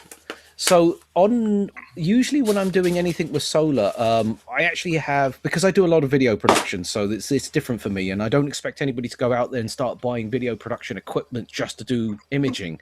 But the ones that I have are color calibrated. They're a specific brightness, specific luminances, and when I'm out there with in the sun, this monitor, because it's like 1500 nits in terms of brightness, I can see everything. And that alone has made a big difference. And then again, when I come back and process, I darken everything down on purpose. And then, as a quick tip for everybody, use your phone to check your images. Don't post them up immediately. Just look at your phone, send it to your phone and look at it. And if it looks good on your phone, that's what everyone else sees. Right. You can post it to yourself, can't you? On a lot of pages. Of course you can. It's Facebook. You can just send it to yourself. Have a look at it. Yeah, that's okay. And they'll post it properly to everyone. Yeah. Yeah. That works quite well. But using SharpCap, I use the adjustable histogram stretch at the bottom. That works really well as well for seeing dimmer stuff on solar, because you're not adjusting your image. Right. I mean, a lot of the times I only look at the image for focus reasons. And then otherwise I'm looking at the histogram, I'm looking at statistics, because what I see on my screen on my laptop is completely off, because, you know, it's such a dim screen that I just can't see anything. So yeah, that's usually why I have other tools in my arsenal in order to figure some of these things out, because you just simply can't see it with a laptop. So when did you screen. capture the image on the screen? This one? Yeah. Oh, I forgot I was still sharing the screen. When was this? This was November 20th, I think. I was going to say, you're getting quite good seeing there. We weren't getting it. Oh, in dude. November. Seeing on this day was so unreal that somewhere buried in my hard drives is the original footage for this. It looks like I just took one long image and it never rippled. Yeah. For like a good 4 to 5 seconds, and that basically translated to what, 400 plus frames that were 100% usable. Yeah, so that's the thing on the solar. It just varies. You never know what you're going to get until you set up, really. Oh yeah, there's been too many times where I'm just about to get everything set up, and I see that moment of clarity, and then hit record, and it just goes. Blah, blah, blah. It doesn't just happen to me that then, does it? No. I mean, it's like it disappears into a central heating outlet stream. I had it a few days back. It was lovely out there. And then we had this little bit of cloud come through for about 20 minutes, and I thought, oh yeah, that'd be really. We just carry on afterwards. And the sim was just like a bowl of water. After that piece of cloud went through, that was it. It was just gone. You couldn't image anything at all. Well, the worst one is when a jet goes past. Yeah. And when seeing is actually really good. The problem here is that jet stream stays there, or the jet wash stays there for ages, and you're like, really? Yeah. Sometimes I'm in here of a night time in the mountains. We get a lot of the planes going over the Atlantic for Canada and America and whatever, and you'll see the trails on them, and the trails will just start to expand, and all of a sudden these trails are just opening up and taking up the whole of the night sky, and it's like, oh come on. Hasn't been clear for ages, and now I've got that sitting there. So I had that happen to me the other night. There's a plane flew through, and all of a sudden, like out of nowhere, this massive cloud just appeared. I'm like, what are you doing?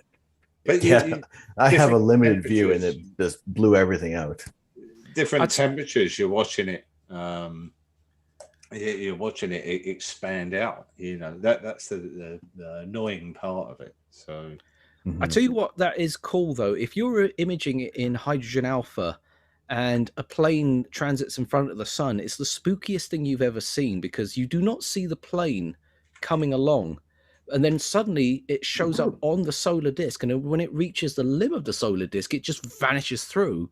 But you see, it's almost like the plane went to warp, because on the other side of the sun, where the plane disappears, you get this fantastic whooshing effect. And there's an astrophotographer by the name of Andrew McCarthy who got this fantastic shot. And he has the videos demonstrating it. It's very similar to the Schlesinger effect, with all the rippling, and it's just like watching a plane go into warp. Oh, we're losing Andreas now. Good night. Right. Good night. Thanks. Hey. It isn't. It is aliens, Simon. It's aliens, Simon. It probably is. Klingon. What was it? Klingon cloak. Yes. I'm going to try and find it because it's one of these things that is just you just keep watching it over and over again, and it's the strangest thing in the world. I'm just hoping he's posted it as a video. Oh, he did. He did. Okay. All right. I'm just going to share my screen again. It's just on a permanent loop, so it's pretty straightforward to watch this one. Oh, yeah. So it just appears out of nowhere and just vanishes into nowhere. Yeah, the way the jets or the jet wash screen goes kind of- through, yeah. And it's funny because you wouldn't think you can pick it up, but that's just air turbulence that we're actually imaging right there, and it has that much effect on Look how long it imaging. lasts on the other side. You can see it. Yeah, it just he showed me the actual original footage of all of this, and we were looking at the black and white image, and I had already cranked up the contrast, and just like I suspected, it would not go away. It took a good 5 minutes before it actually diminished to the point where it didn't affect the image any longer. Because when you have seeing that good, nothing moves in the atmosphere, basically. Yeah. That's really cool. And there's a great story behind this. So he sells these prints. He actually found out the flight number on this particular flight, and the captain actually got a hold of him to buy a copy of the print. Wow. Very cool. Excellent. But yeah, I mean, that's Andrew McCarthy, Cosmic Background. If you don't follow him, follow him. Oh, he actually got a really good shot of the ISS during what was it? A couple of days ago. So he sent me this image and he was like going, have you ever seen this before? And I've never seen the panels do two different positions. And I found out that the reason why that was like that was because the ISS was in the middle of doing the panel servicing. So one is tilted and one is facing the other direction. So they could add the other panel in and remove the old one. And I told him, had you have caught this transit, literally 30 minutes later, you would have caught the panel going up with the spacewalk. And he was like, oh. Well, but the contrast with the moon in the background is fantastic. Yeah, really. Oh yeah, he does some cracking moon shots. He really does. I mean, you could just see it's almost like his forte is the moon, you know, just like everything that I shoot is pretty much solar. So you can kind of get an idea. What's his name? Oh, Andrew McCarthy, Cosmic_Background. Okay, let me put it here. Does some awesome work.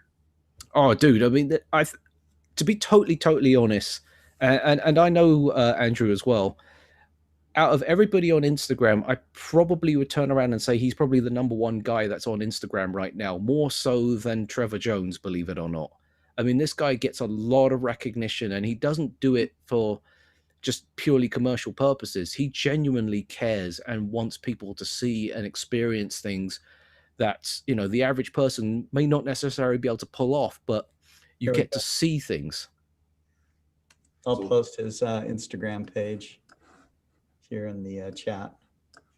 And then, of course, there's all of my crazy stuff, like my personal favorite, watching that go boom.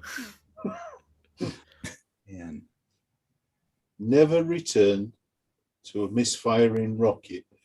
Oh, there you go. And then, there was a couple of other things that I've done recently is getting hold of NASA data and processing it.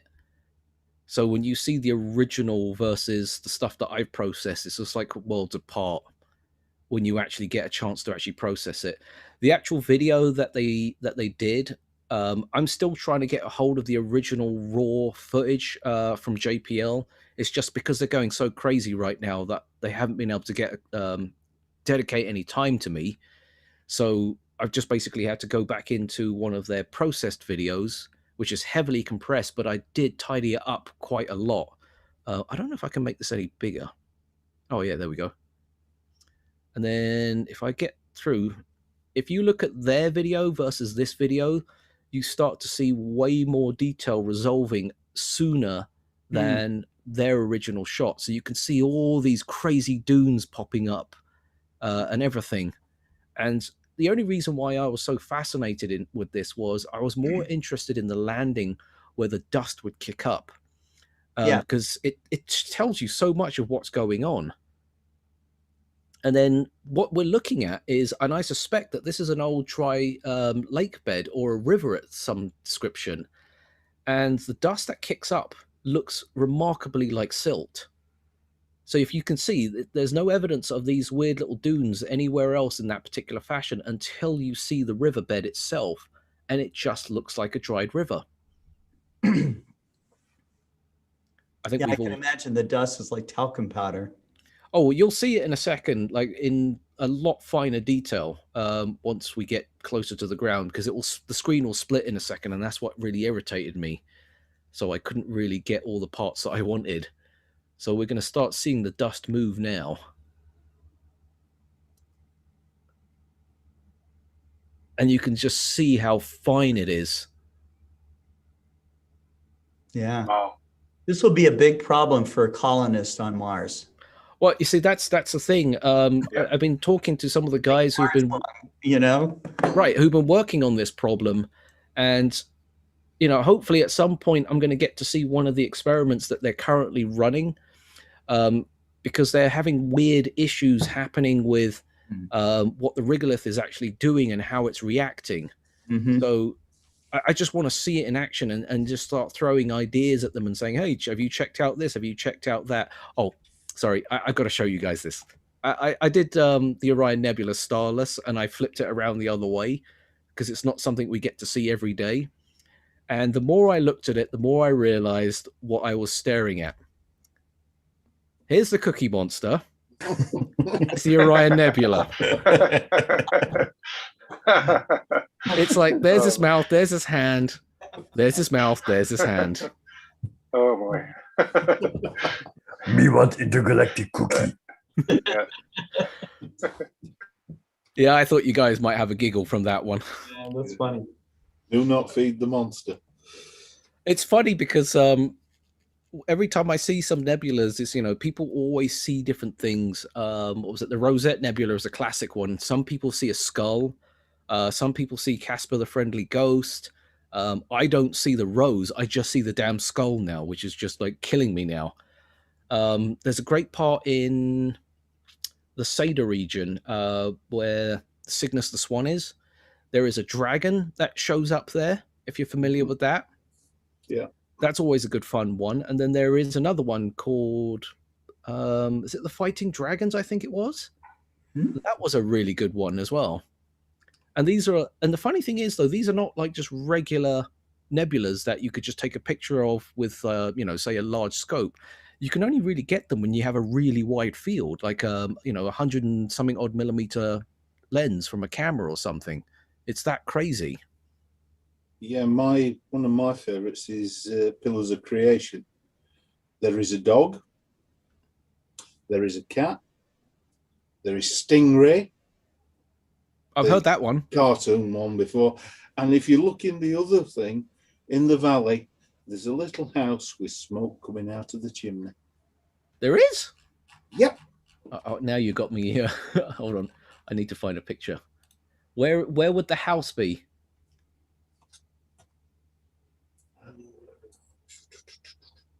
I can see everybody at home doing this now.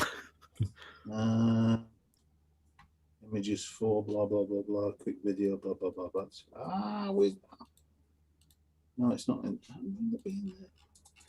Is this something that can be seen if you just took a monochrome image in HA, No, or is this a color? This is the Hubble one. This is out of the Hubble. Oh, the Hubble one. Okay. Yeah. It should be in one of these folders here somewhere.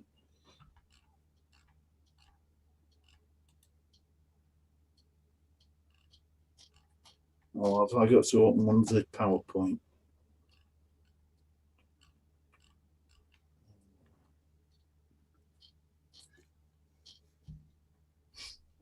Which one will it be in?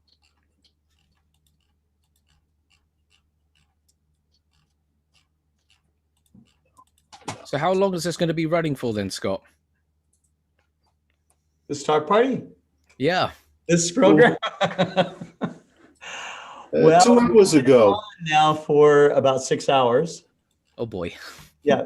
So yeah, we will probably wrap this up here. We'll Here we go. There you go. There's a gargoyle. Last share is going, and yeah, it's the 4 a.m. here now, so yeah, I think and it's just started clouding out now. So whose is this? Cameron. All right. Down a bit, Cameron. Whoa, stop. Up. Left. Up. No, too far. Up. Stop. Left a little with your mouse. Whoa, not too far. Just a little bit on the image. Right a little. There's a gargoyle. Oh yeah, I see that one. Yep. Yeah. Above it is a stingray. Yep, I remember that one. At the top of that pillar is a barking dog. Oh yeah. Yeah, there's his nose, his ear. You remember I used to have an old English sheepdog. Okay, now I see it. Between, if you go to the next pillar, down a bit, in the valley. Yep. To the right a little bit, to the right, down a bit. There's a little cottage. Oh yes, I see it smoke now. Coming out the chimney. There you go. Yeah, you've got it. How about the angry man on the downwards of the dog? Can you see eyes, nose, and mouth there? Yeah. Oh yeah. Down a bit further to the and then two Oh, hands. Yeah. He looks alien-like, Pekka. Yeah, nose, angry, mouth, 2 eyes, and hands downwards, both sides, and legs. It's like there is legs. It looks like a big party grade to me. Just needs some legs, Yeah. you know. So If you go to the stingray, just to the left of it, there's a cat. There is a cat. I told you it was a cat. It's a fox. No, it's a cat. It's a cat. The dog at the top is barking at the cat. The dog at the I'm using my finger. This is ridiculous. Yeah, the dog has got his mouth open. He's got his great big pink slavery tongue, and he's barking. And what's he barking at? Well, he's barking at the cat, which just goes to prove that the dog's not the only thing that's barking. You know what the funniest thing here is, though? The one that everybody sees, also, well, at least I see it, is the Wizard Nebula. That is by far and wide my favorite. See, yeah, but that's also the flying horse. Oh, gosh, I haven't seen that one. Okay, go and show me. You've got to turn it round. Oh, okay. Yeah, that's always another one. Yeah, you got to turn it round.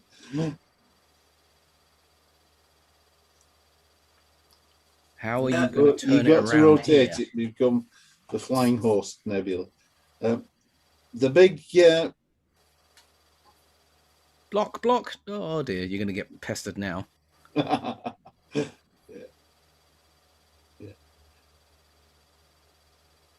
All right, so where's the legs and stuff then? There's no legs. There's just wings. There's a wing and a head. Now I've got to orientate it right. Oh, I can kind of see it almost now. Yeah. Now that you mentioned it, where the wizard's hat is where the horse's head is. I'm assuming. That's right. Yeah. And then you've got the two arcing wings as if it was. That's right. Yeah. And the downdraft. Yeah. Yeah. If you look in the Sky and Telescope DSO object little booklet, they call it the flying horse, I think. Well, I'm trying to get everybody to start calling the Orion Nebula the Cookie Monster Nebula now. And I want everybody the moon is the Finnish moon. Have you seen, Simon? What's in the moon? What's in the moon? Have you ever seen? No, I haven't. Should I show? Yeah, please, if we got time. Scott? What's that? Can I show Scott the moon? The Finland? Yeah, please. Okay. Let's see. This will change your sign of the moon for the rest of your life, Simon. That's fine. I like doing stuff like this. Are you ready for that Yeah, kind? go ahead. Okay. This is Finland. Mm-hmm. Okay. And this is a mirror picture of Finland. Right. And the Finnish lady, because before World War II, Finland had 2 arms. The Russia took this arm. They took the arm. Yeah. So we have only 1 arm left. Yeah. This is the Finnish lady. And now she's laying down. And now you can see her in the moon. Can you see? Yes. And there we have Åland between Sweden and Finland. This small island. Love it, Okay. Pekka. That's a good one.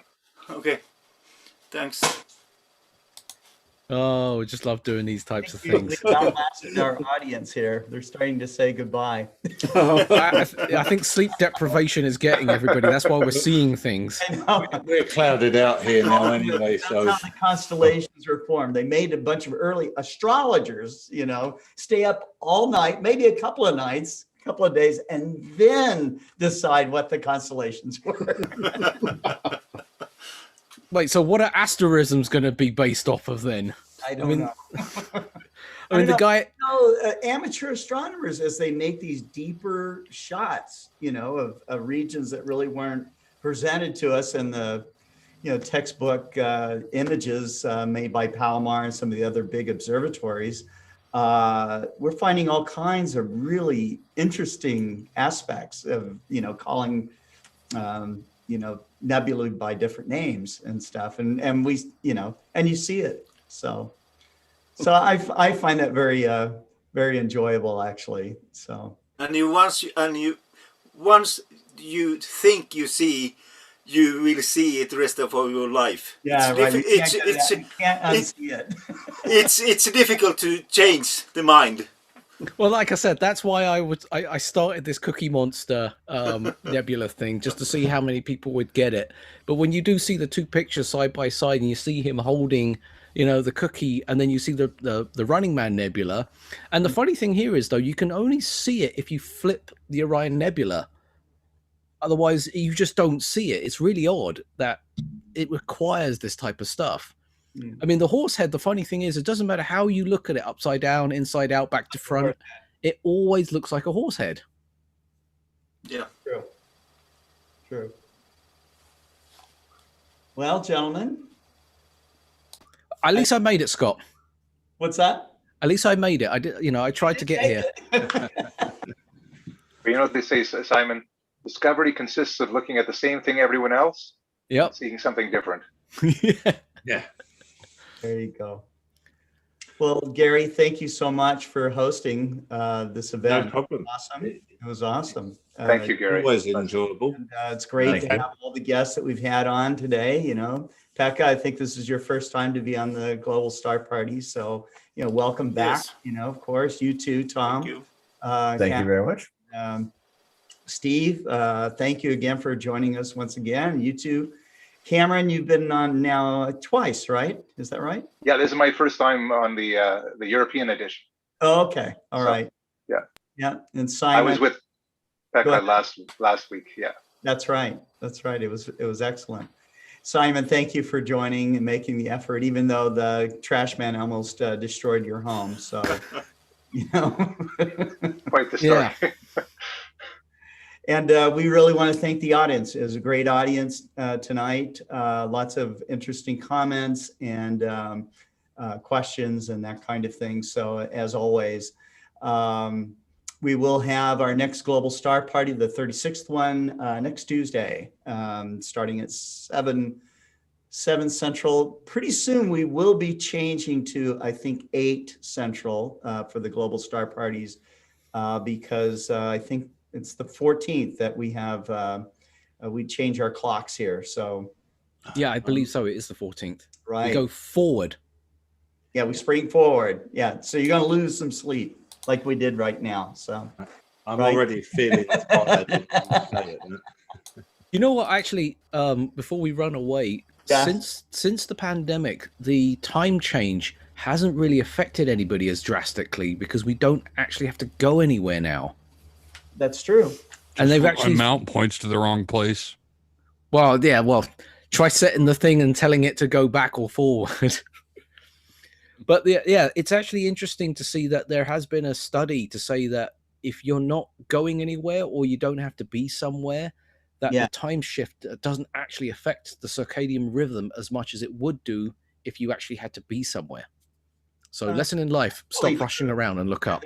There's some emotional thing that goes along with you trying to keep a schedule, you know, so, and I just say get rid of daylight saving. It's just stupid. Yeah, let's just all go switch to universal time. And that's It'd be so much easier. I'll never be late for another meeting again.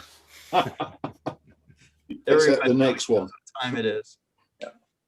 You know, when you go to China, China's has one time zone for the whole country. Yeah.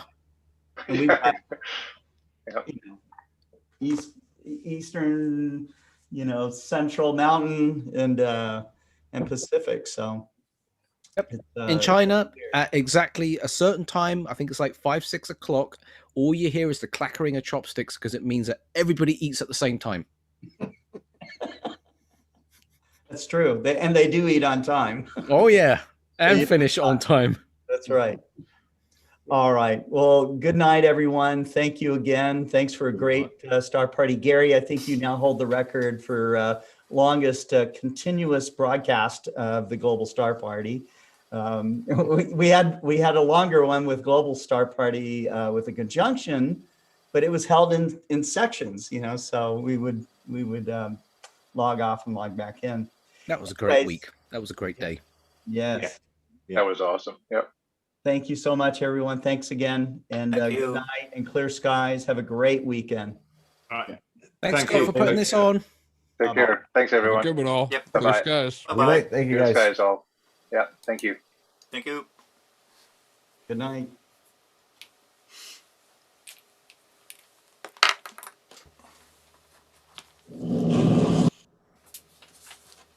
Ooh, I've never seen this one before.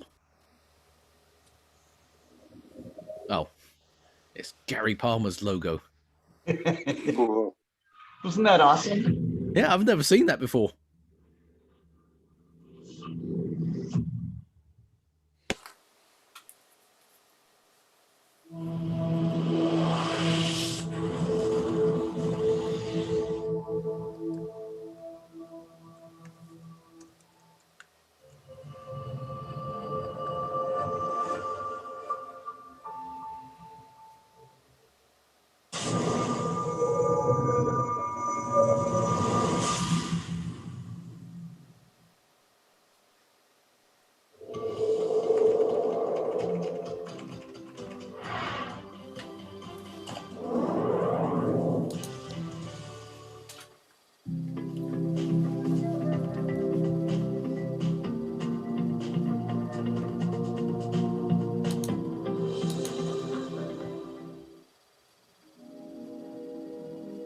And now, folks, it's time to say goodnight.